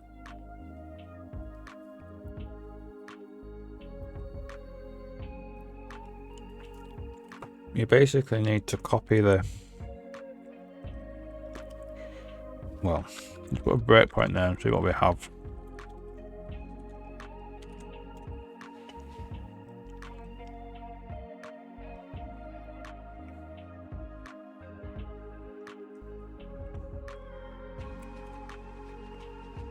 Yeah, I'm 40 next. 40 next month.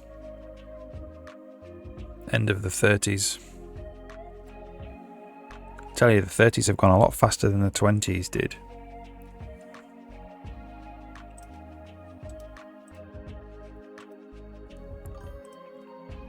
So what do we have to work with? We have our prefab, we have the content, which has, so this prefab instance. So we have the brush instance as well.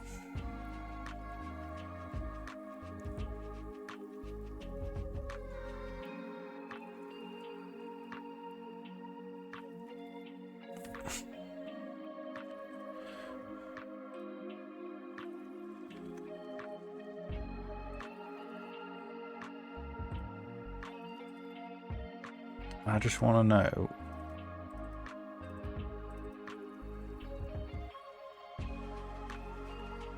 and that all it has is really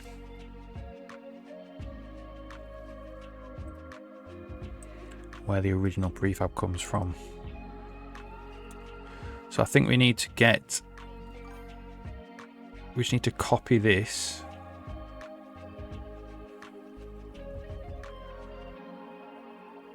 the prefab, this file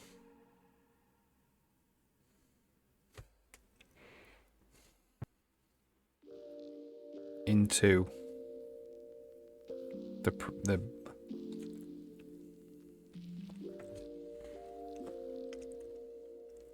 what do we need to do? We just need to call it .prefab. To rename it .prefab. Maybe.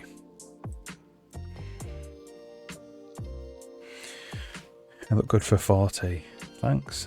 That's very kind. I feel tired. But I do have a 5-year-old daughter, so that's probably why I feel tired. Is it your own format for prefabs? Yeah, it's my own format. To be fair, it's not really based on anything. It's just tab. So it's yeah,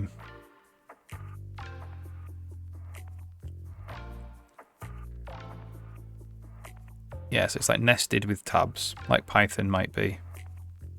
And then you do arrays like this, and then you list them all.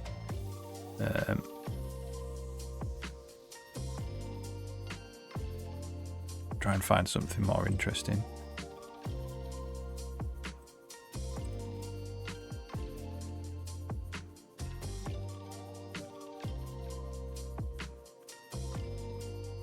So arrays can be like flat arrays, or they can be arrays of things as well. So then it's like name, value, name, value, name, value. Well, type, name, value, name, value.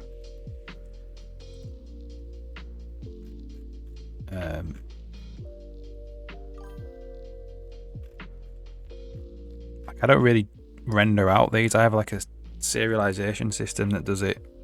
So I don't actually create these files really.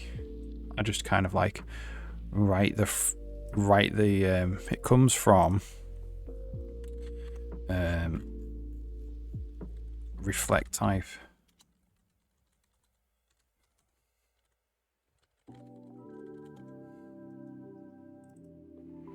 So you write these, basically that's all you do, is you just write these, and then the serialization system knows how to write these files out, basically.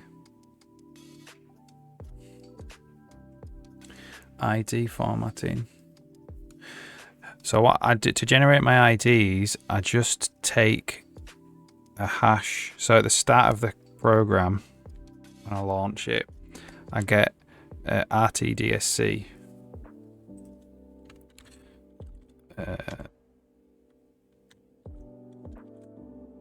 Whatever that is.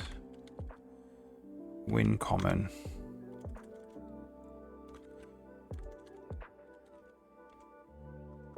To find it. RT, well, I'll find BM new ID.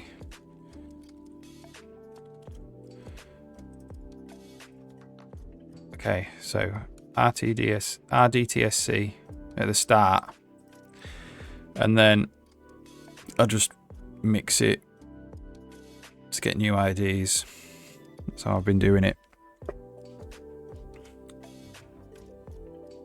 Yeah. UUID ones, yeah. But I just do that.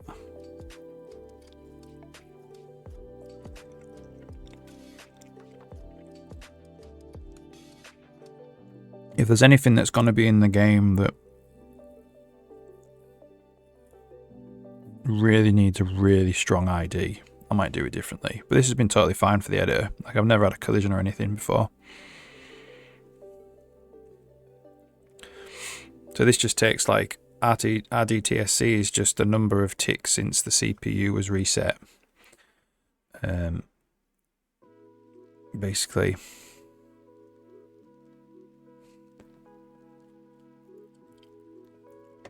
So it's just mixing a timestamp up.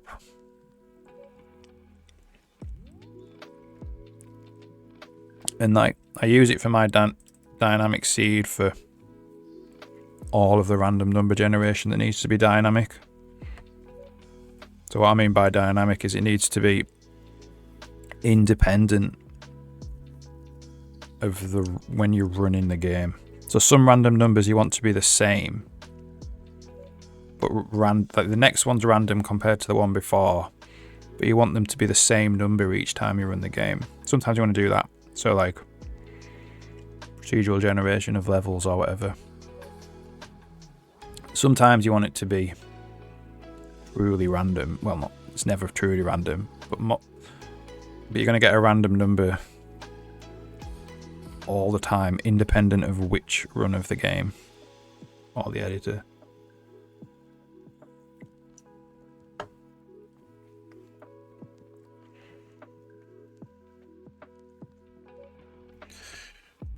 Oh.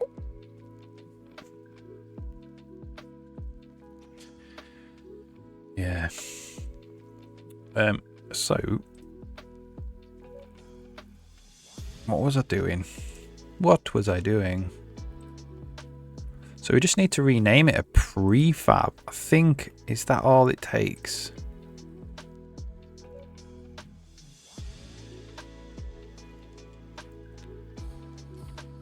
We need to rename it a prefab. And then set that it's not an independent instance anymore.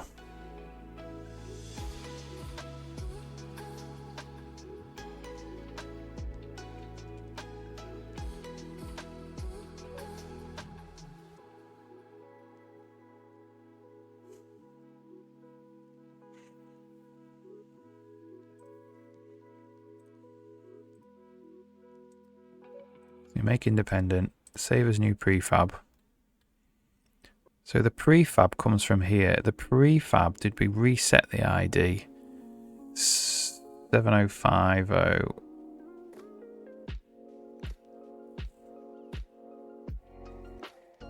So we didn't. So maybe we do that.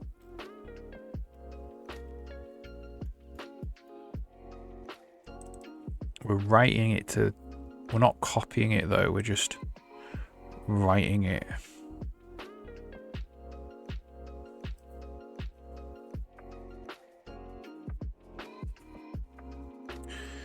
I don't really want to copy it because it's quite a complex thing, this. When we do save it, we do have to. So we do like prefab ID is equal to content prefab instance ID.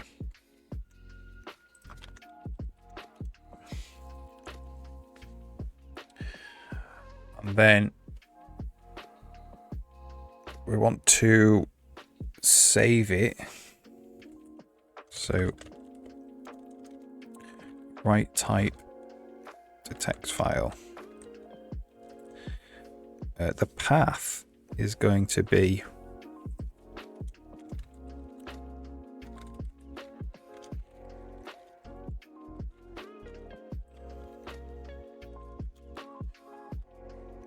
something.prefab. And I think it's going to be this.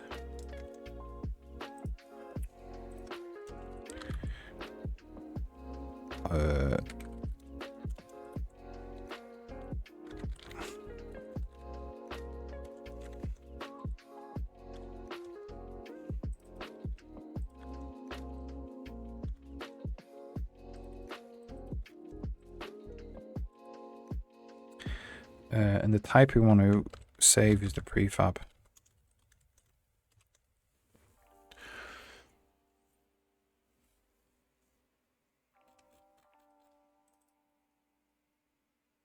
Okay, can't set the ID. Is there a set ID?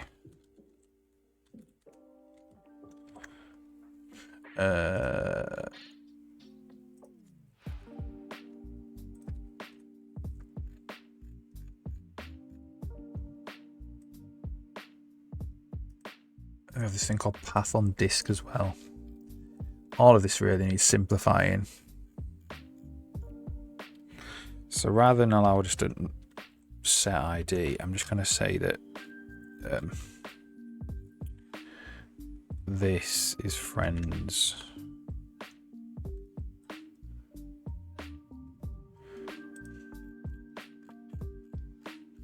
Don't usually want to be setting the ID.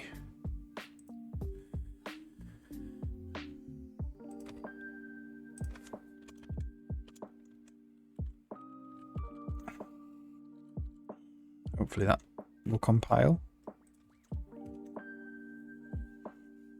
Oh, probably not.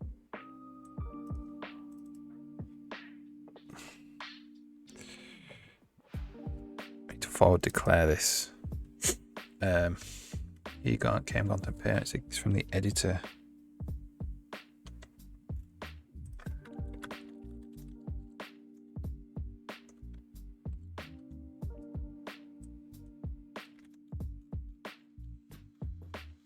Do it at the top.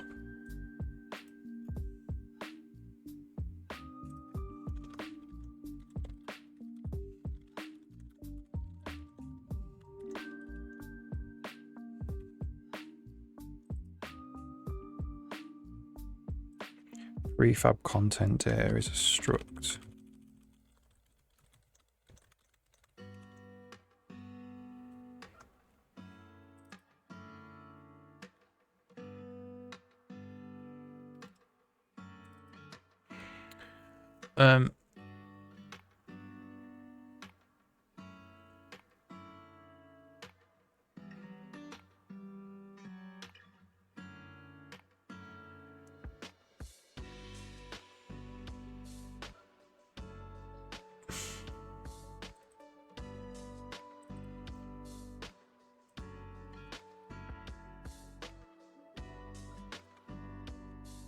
Obviously doesn't like that.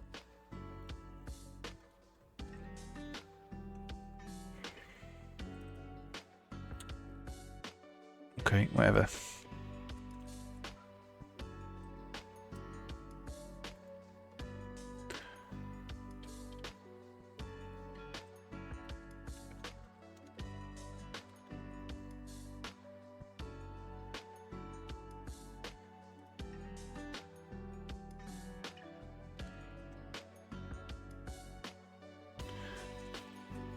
So we need to be able to set the ID.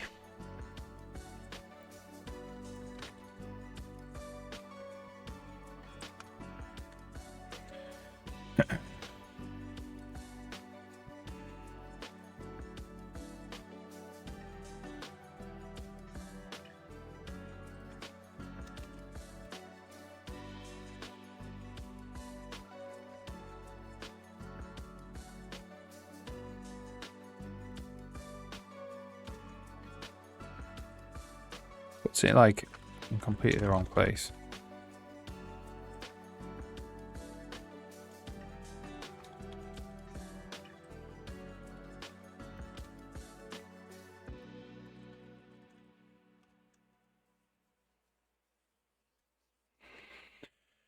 So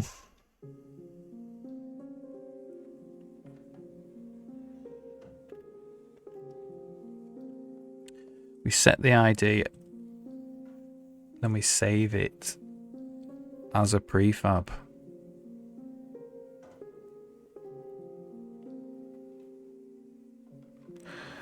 Might want to set the actual path on disk or whatever as well.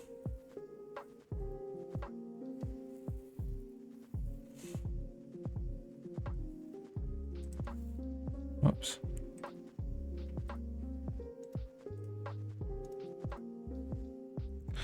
So the prefab, does it have a path on disk? It doesn't.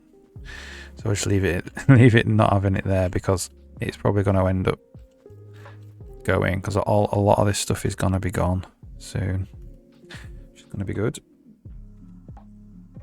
So the prefab's ID is this ID.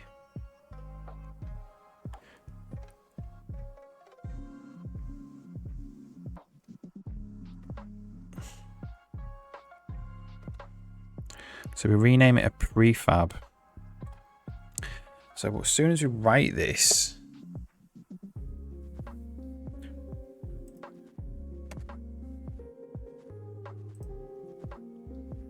there it is. So of course what we want to do is give it a name. We don't just want to call it some random long number. But what we want to clear things up first. So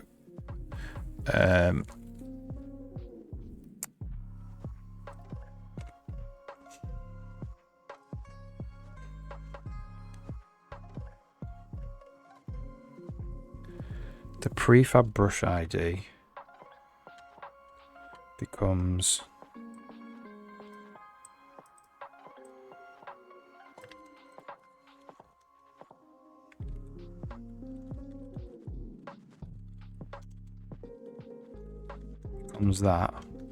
that becomes 0. Those two disappear.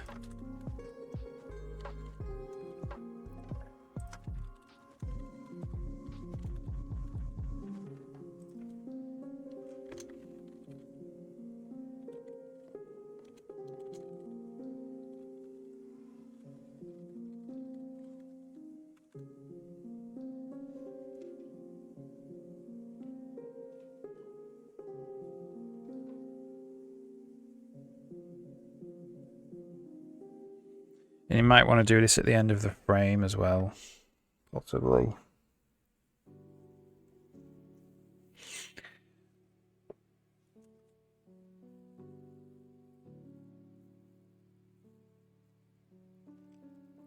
Okay.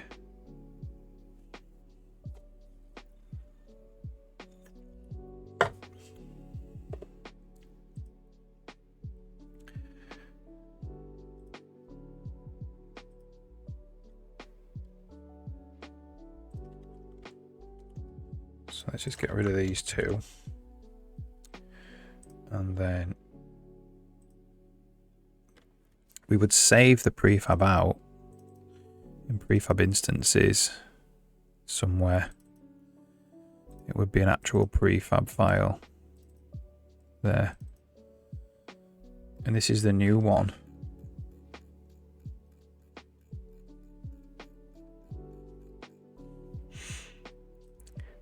We need to give it a proper file name.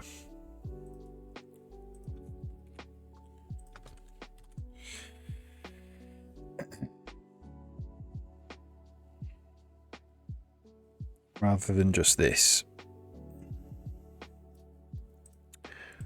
Right, I'm going to take 2 minutes, going to make some coffee, and then we'll do that.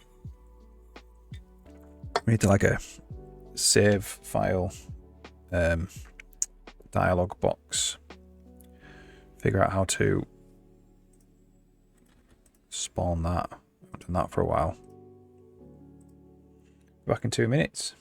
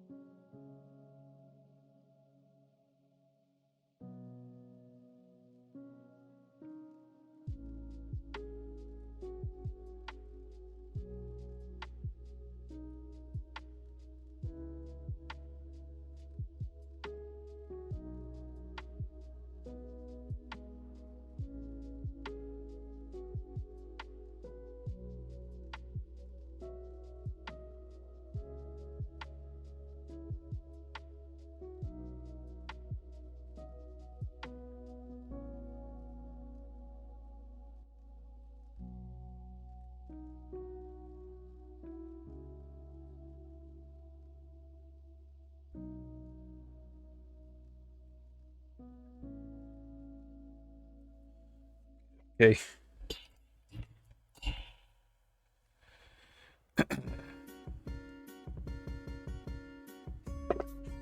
So, we wanted to do this at the end of the frame, which might be a little bit cleaner because we're right in the middle of like doing stuff with this prefab. What do we need?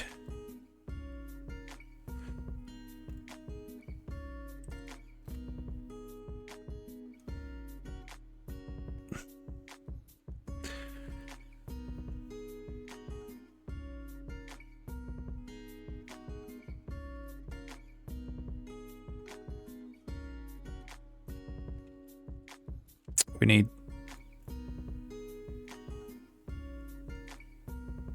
need to be able to get the content back, which means you need the instance. This might be a bit more complicated because that means scanning to find it.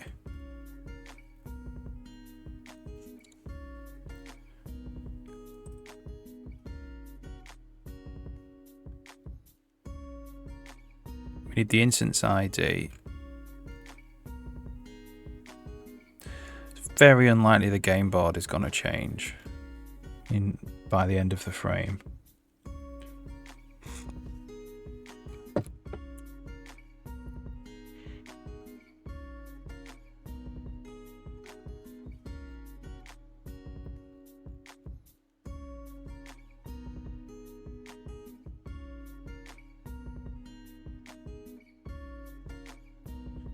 We'll worry about that in a minute.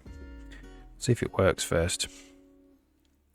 So the editor, game board editor, one of these editors has some information about how to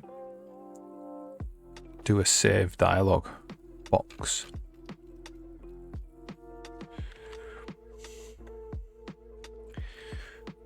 Let's just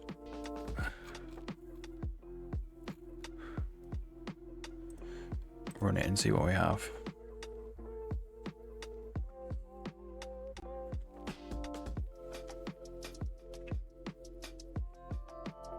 What I need is so Windows needs a string which tells it how to display the save dialog.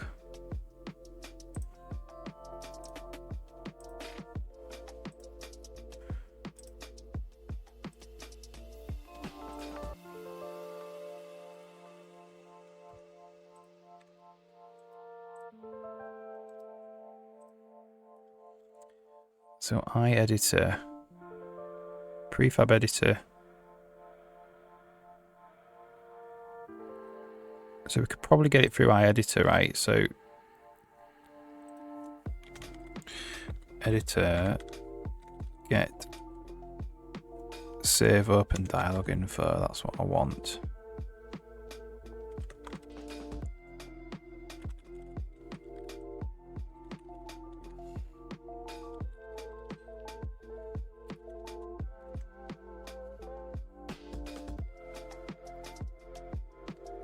Then we need to, what is it? Get app, platform, get save file name.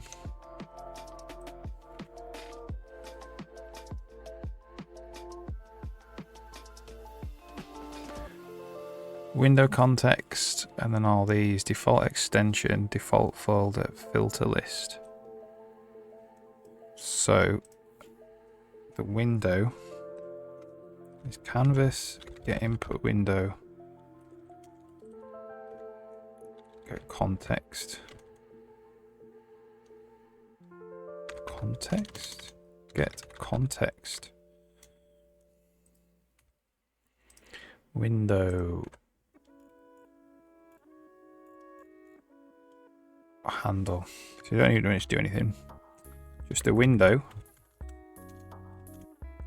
And then save dialog info, default extension, save dialog info, default folder, save dialog info, default filter list.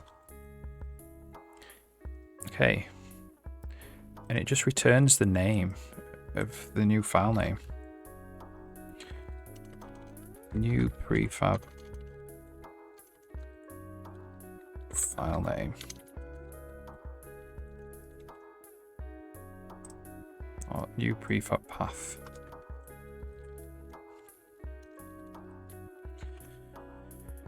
Yeah, let's see if that works.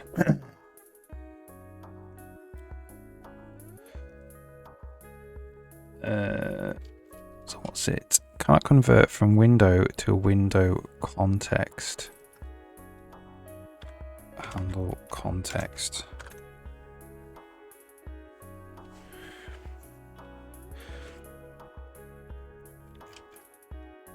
Get context. Get handle context.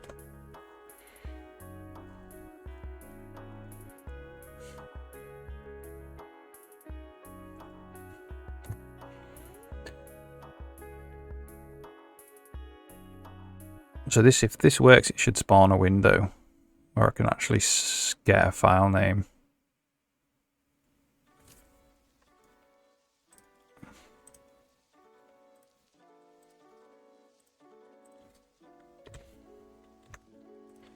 Just save it here so I don't have to do that again. So make independent, save. Oh, there we go. New prefab. Prefab. There we go. Awesome.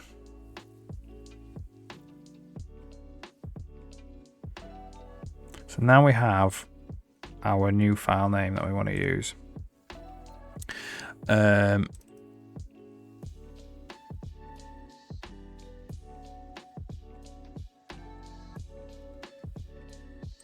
It's just that basically.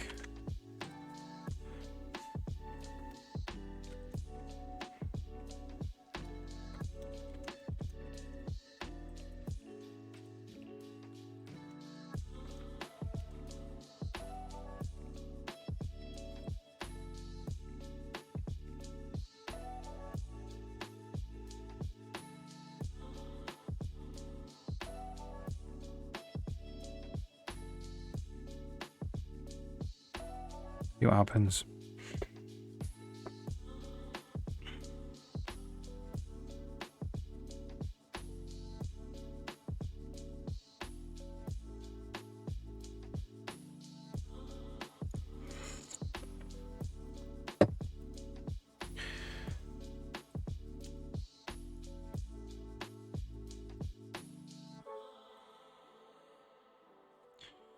New prefab. Okay. So it's back to being a prefab. We have a new prefab. Make independent again. So that looked like it worked.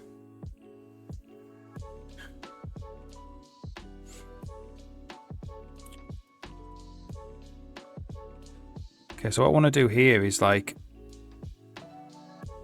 if you do go over the handle,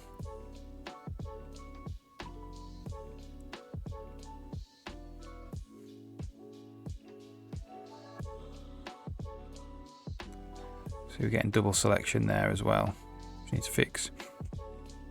Want to actually still highlight the prefab, like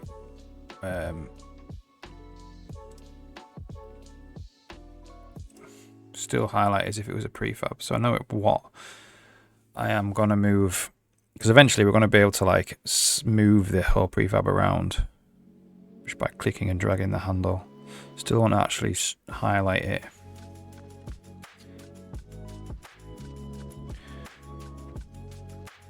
Like that.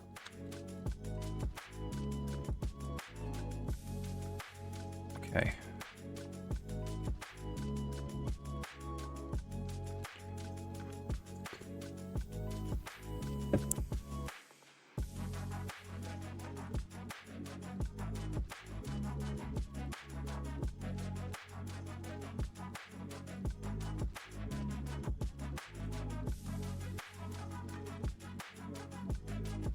We might just do that here.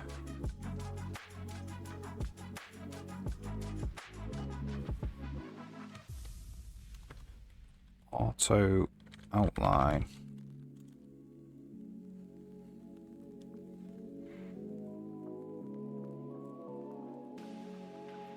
Canvas begin outline. Well,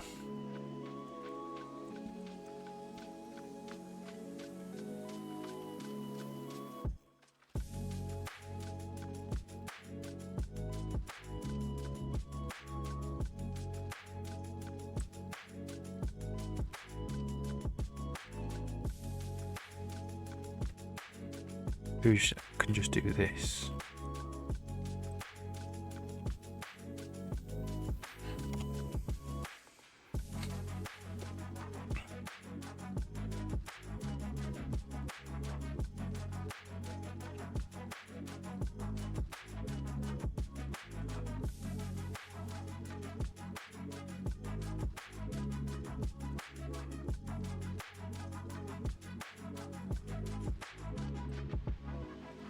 Make independent. So no, it doesn't. It doesn't actually. So it does put in the intersection candidate.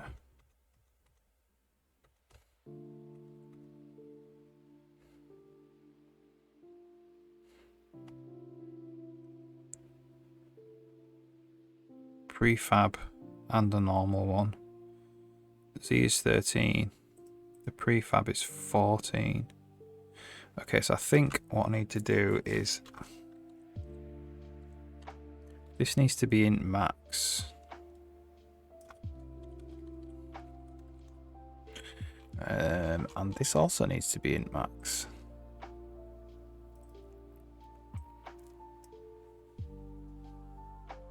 Well, Z are in max. Oh, quad Z max.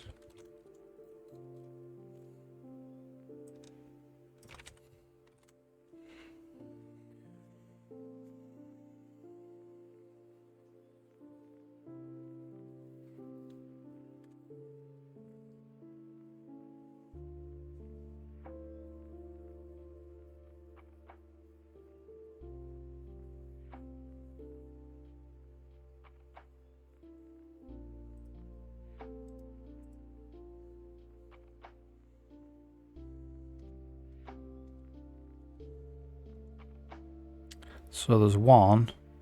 We're saying it's unknown. Now we're saying it's a prefab.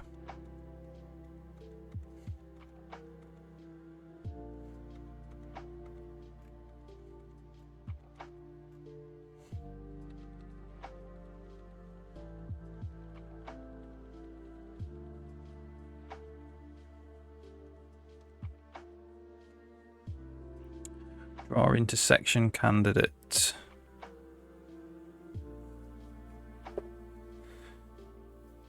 Okay, yeah. Maybe we don't need this anymore.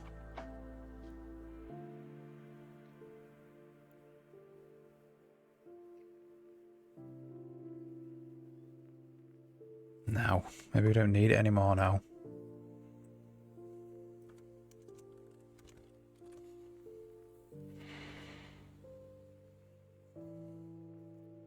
We just rely on the default prefab, like intersection renderer thing that will draw the outline on it.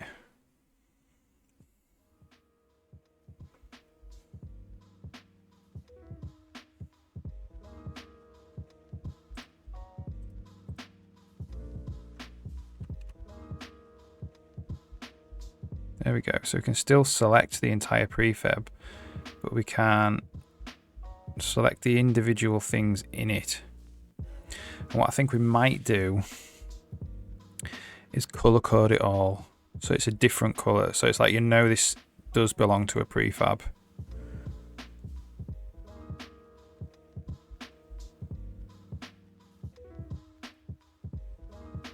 Right, so like yellow could be default, but if it's an independent prefab, it could be like green or something. And then you do that and you save as new prefab. New prefab. And there we go, it's back to being a normal prefab now. Right, so what we also want is revert. We want to say like, oh no, just go back to being the original prefab.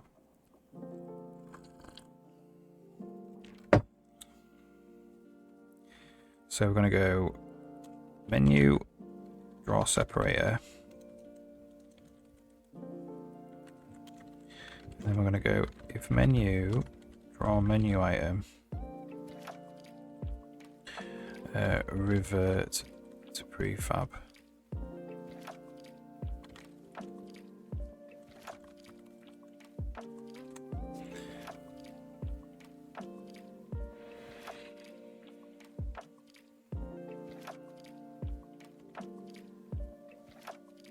And then we want like an are you sure as well.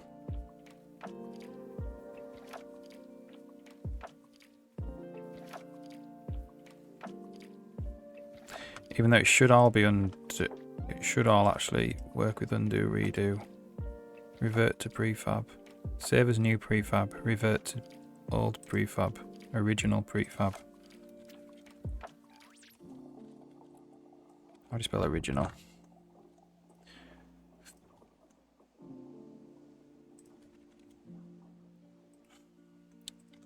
Spelling's atrocious.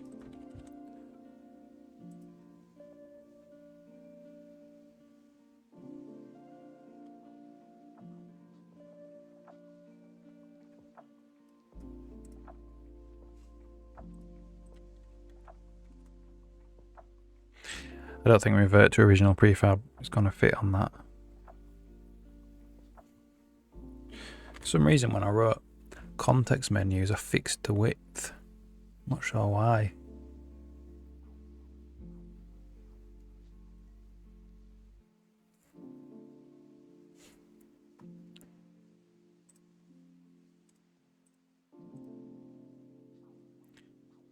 I'm just going to say revert. Revert.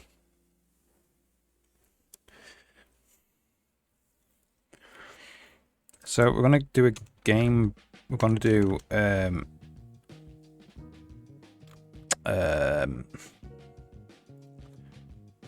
game board editor, push undo redo game board editor game board as well. I want a undo redo step for that.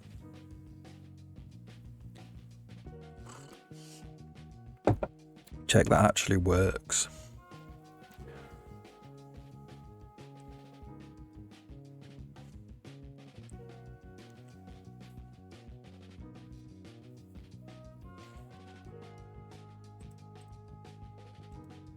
So make independent, save as new prefab, and then we want to undo, and it goes back. Redo, it goes to the new prefab. And the file that we make, we're just gonna have to do a like whenever we kind of like load the editor or something, tidy up all the files that get saved that we don't need. That's the new prefab. Don't know what these two spaces are as well. Okay, cool. So revert. That means like revert it back to its old prefab.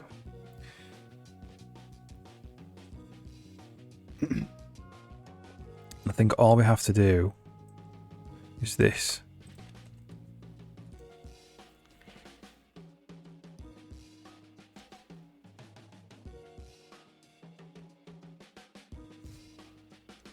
But we do want an undo redo step. Then we do that.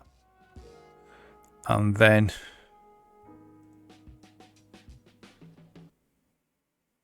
that's it, I think. We do want like an are you sure?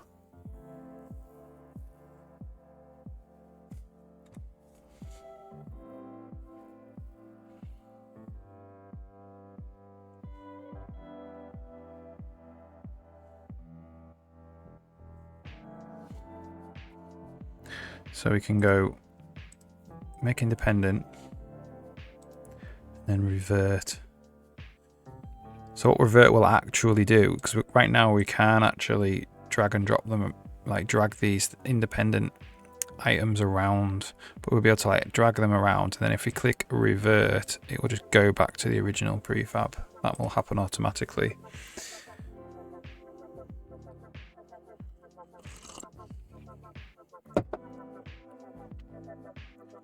So we want are you sure?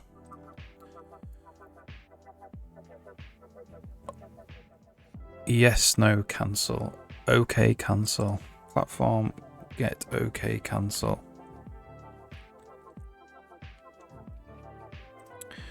So it's if get app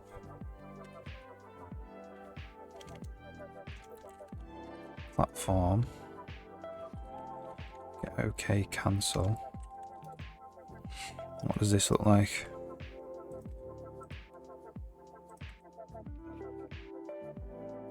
Context, caption, message, returns an E dialog result.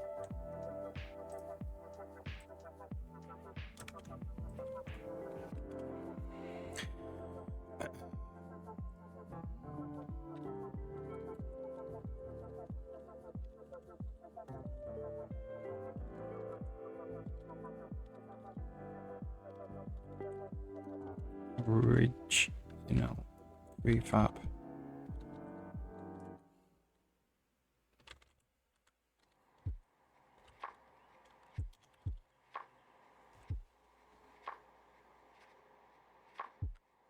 Okay.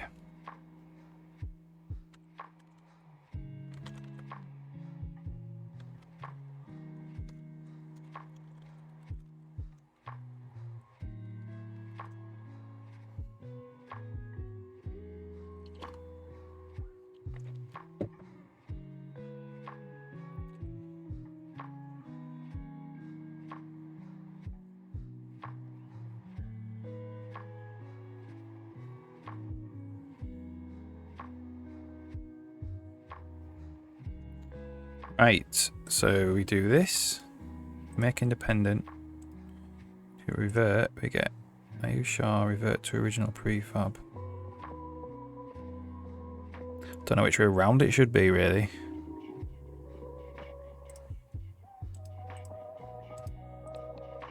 What does this do? Confirm save as.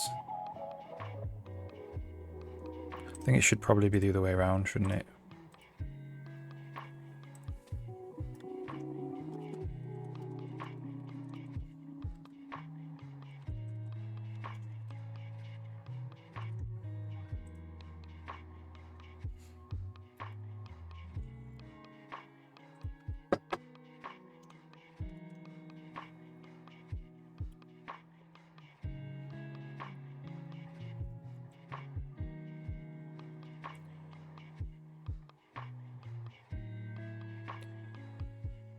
And I think that concludes prefabs.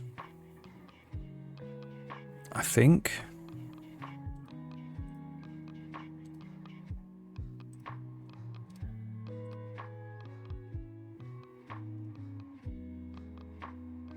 So I press cancel, it doesn't revert it.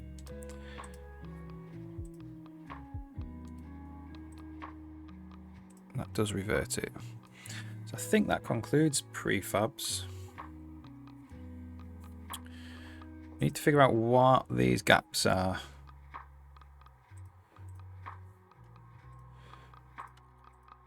Next step for next week now will be selecting the item, moving it around, all the options that you can do on the item, on the brush instance. Should get that done next week. And then massive cleanup of game board editor, because it's huge now. Got two systems in it. 6,327 lines of code. Need to take out the old system. This is really replacing an other system that wasn't as good.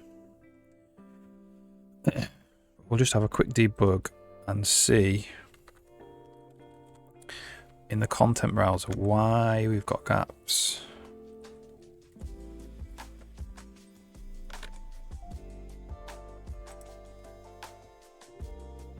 My guess is there is no thumbnail.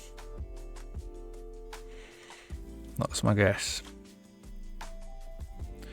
Have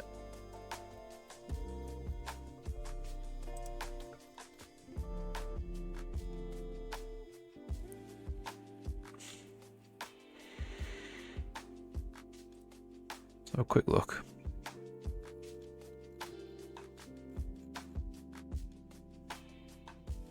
Thing is, there's 81 of them.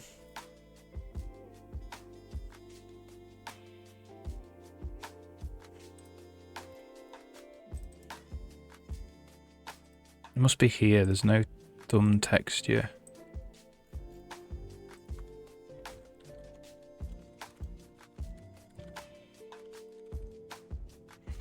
So it's still putting in the bounds. That's why we're getting them gaps. It's just not drawing anything.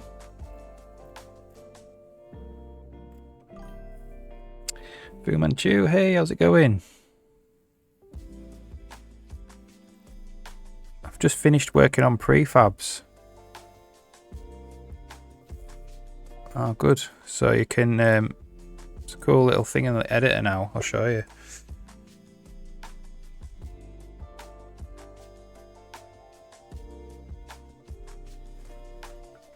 So you can,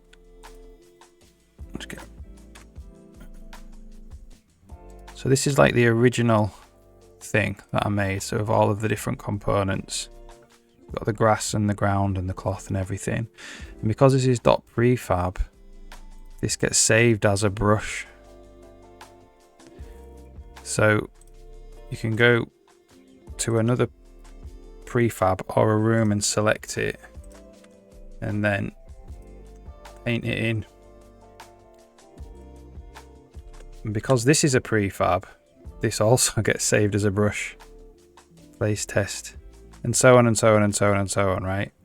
And then today I implemented so you can go make independent on a context menu and it gets it, you can select its original constituents and move them around. You can't move them around yet, but you will be able to. And then you can save as a new prefab or you can revert it back to the old one. So then you save as a new prefab like that. So it's pretty cool. That means you can and you can attach like scripts and all sorts, triggers, collision, anything that you can do in a normal level, you can do in a prefab. So it's going to be cool. It's turtles all the way down. It is, yeah. So there's a couple of things, like if you stamp a prefab in itself, obviously that just crashes because you got loads of circular dependencies. So I need to fix that. So all I'm going to do with that is these brushes will just be like grayed out that are going to cause circular dependencies. And then I also need to got there's some gaps appearing. I'm not sure why in the actual drawing of this.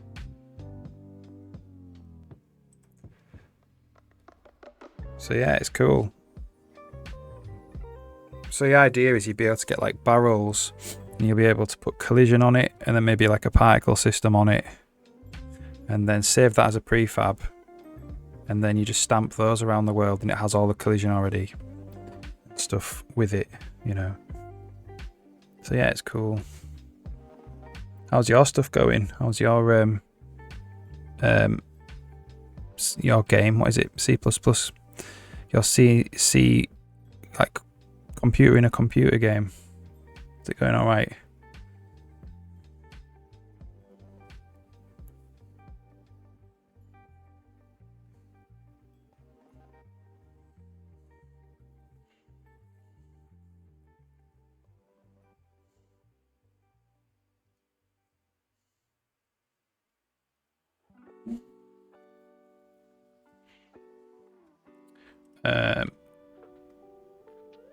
Yes, I was exploring why there's gaps. Here we go. It's gap because we couldn't find the thumbnail. The texture for the thumbnail wasn't found. But the brush is there. This must be an out-of-date brush. That's what it must mean.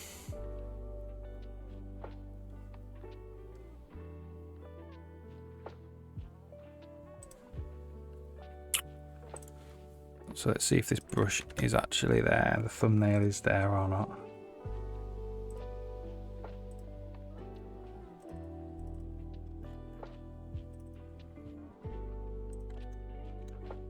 It is not there. Out of date brush then.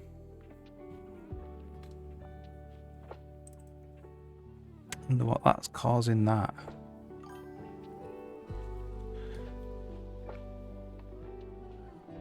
Ah, yeah, no problem. No problem, yeah. You were streaming really late, weren't you? It must be very hard streaming that late. Keep your brain engaged. So what I'm going to do is just delete the brushes.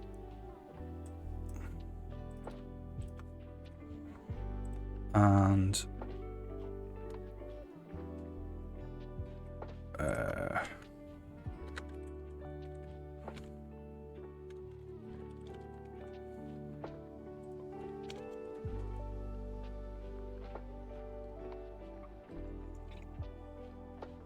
oh, nice stock too. Yeah, cool. That's the one done by that Ukrainian dev team, innit?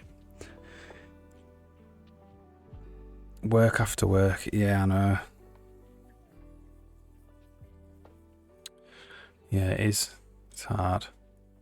Especially it's on a computer. Be okay if the work was like going to do something physical. I think if you sat at a computer all day and then you go and do something physical.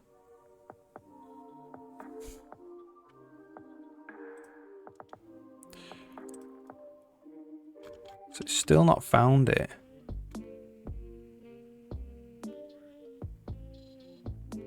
So we've got brushes that aren't saving out thumbnails.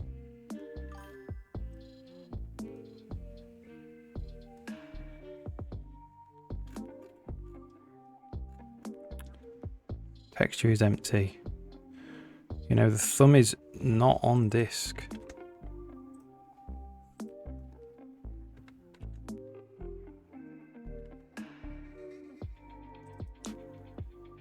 The brush is there, but the thumbnail is not there. What's this? What's going on here? Close search. What's going on here? This is not what I want.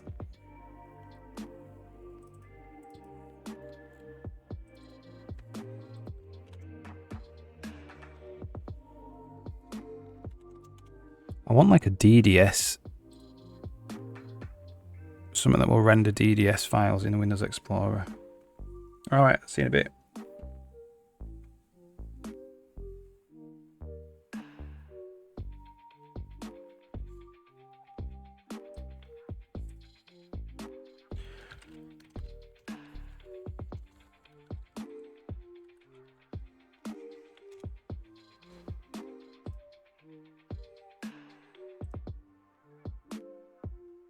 Apparently Nvidia has it.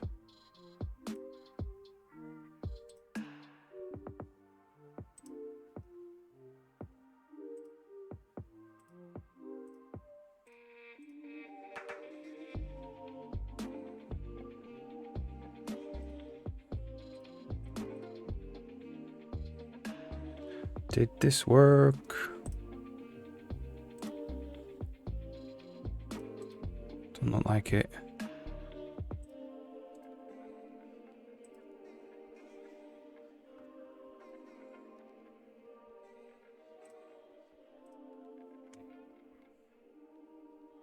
This is very old though, isn't it?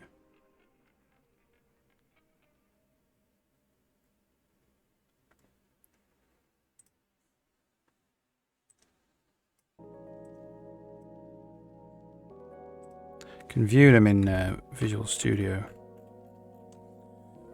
Oh,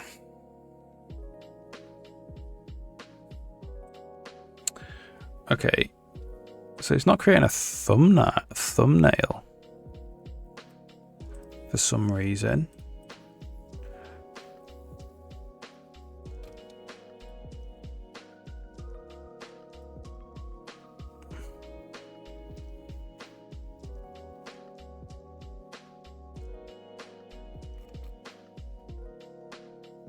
So what brush is this?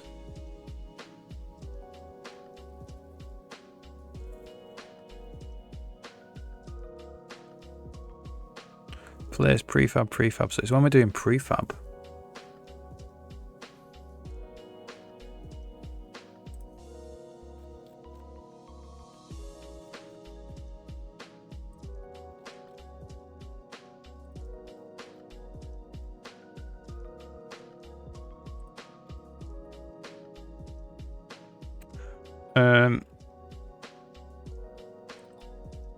What we're using texture for? Nothing other than that. So I'm going to do this and then get rid of one of these. So now we should be able to see the name of things that don't have thumbnails.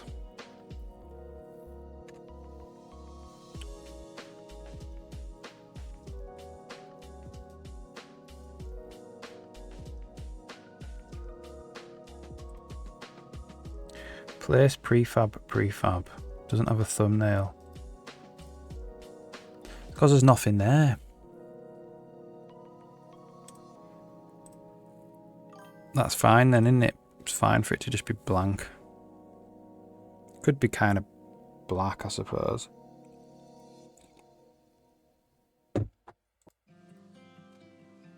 So if we put something in here,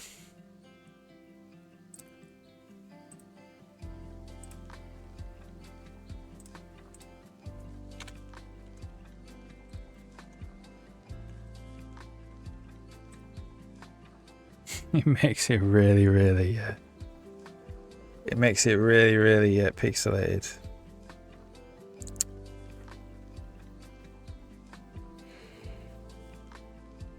Ugh.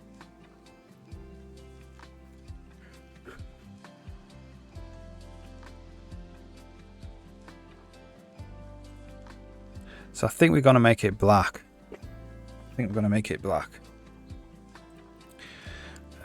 So that is in. We have to generate the thumbnail. Or thumbnail generator, whatever it's called. Board game, board content. So what we're essentially saying is we're drawing a quad. Content's got nothing in it.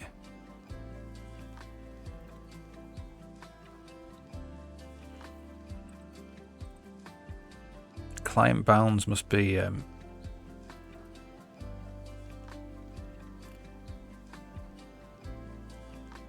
thumb size, just 120 by 120. So we're drawing black. So it should already be B black.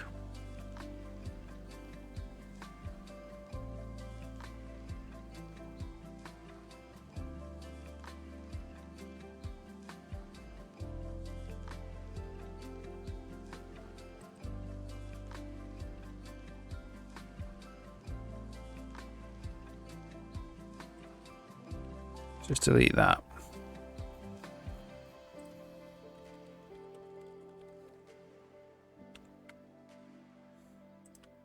And do this. So commenting this out will regenerate them every single time.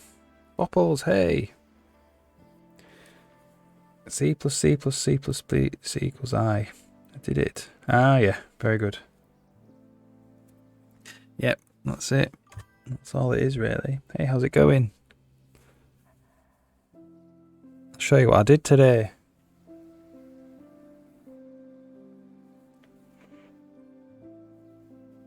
So, hang on.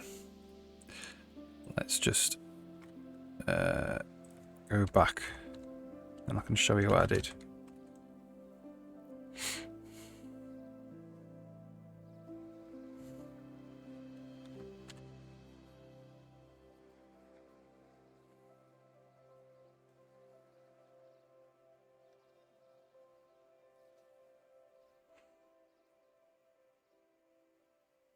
So this is, so you make these just by like stamping things into the world, and because the dot prefab, they save as a brush. So then you can select it as a brush and then like use it, so you can like stamp them around, you know. And then what I did today is you can right click on any of them and you can call make independent. And what that does is it means you can drag individual things around inside the prefab, and then you can just save the game there and then, that's fine. Or you can save it as a new prefab, and then you can just find a new prefab and then it saves it as a new brush then. Or you can make independent, or you could revert, so you could change a load of stuff and then click revert and then it goes back to the original prefab. So yeah, it's pretty cool. Like, it means you can have really complex brushes, you know. So you can imagine like the barrels, you could put collision on them, you could put scripts on them, particle effects, anything, and then you can stamp them around, and then you can make each one independent and change them a little bit so they're not like clones basically. And it'd be a really fast way to build levels, I think. C plus C plus C. Ah yeah, alphabet math. So I happen to know, I assume this is true, because C came from C, and C++ means one more than C in programming. So I think it's quite interesting, maybe.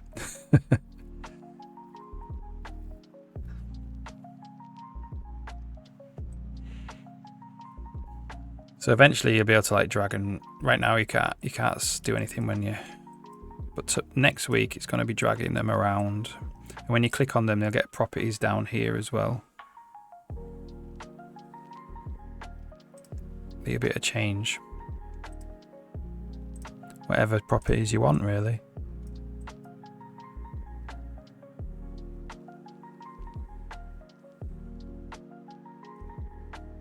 So yeah, what I was working on is, if there's nothing in the prefab, it's just a grey square.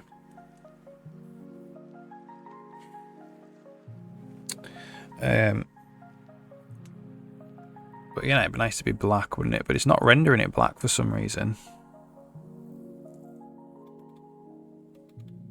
It's probably because there's no content. Content doesn't have bounds, that's what it is.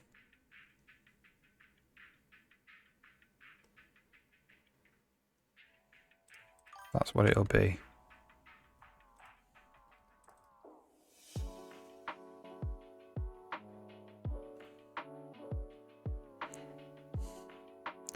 So let's just get rid of this.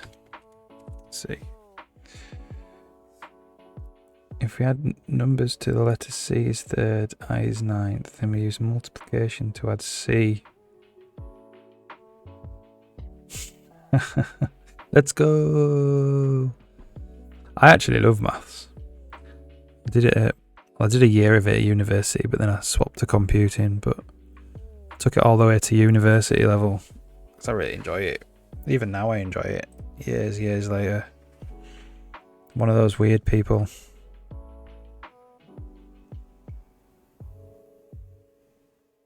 But I liked computing more, so I swapped to that to get my actual bachelor's degree.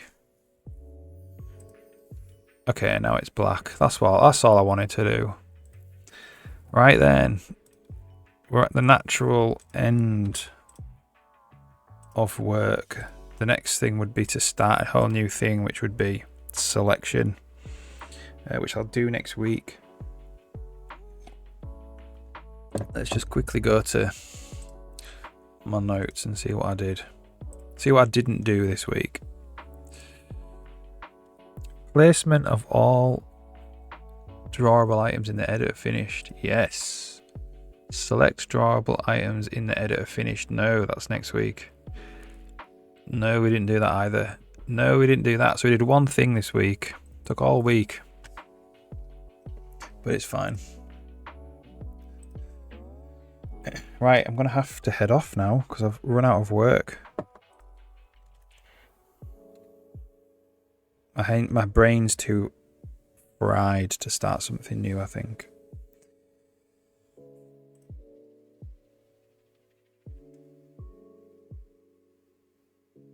Yeah, thanks. It's 20 to 3 here, so it's mid-afternoon, I suppose. But yeah, thanks for stopping by. I'll be back on Monday, about 9:30 British time. Stream till about 4 o'clock. So it is nearly a full working day. But yeah, thanks very much, guys. See you Monday. Bye.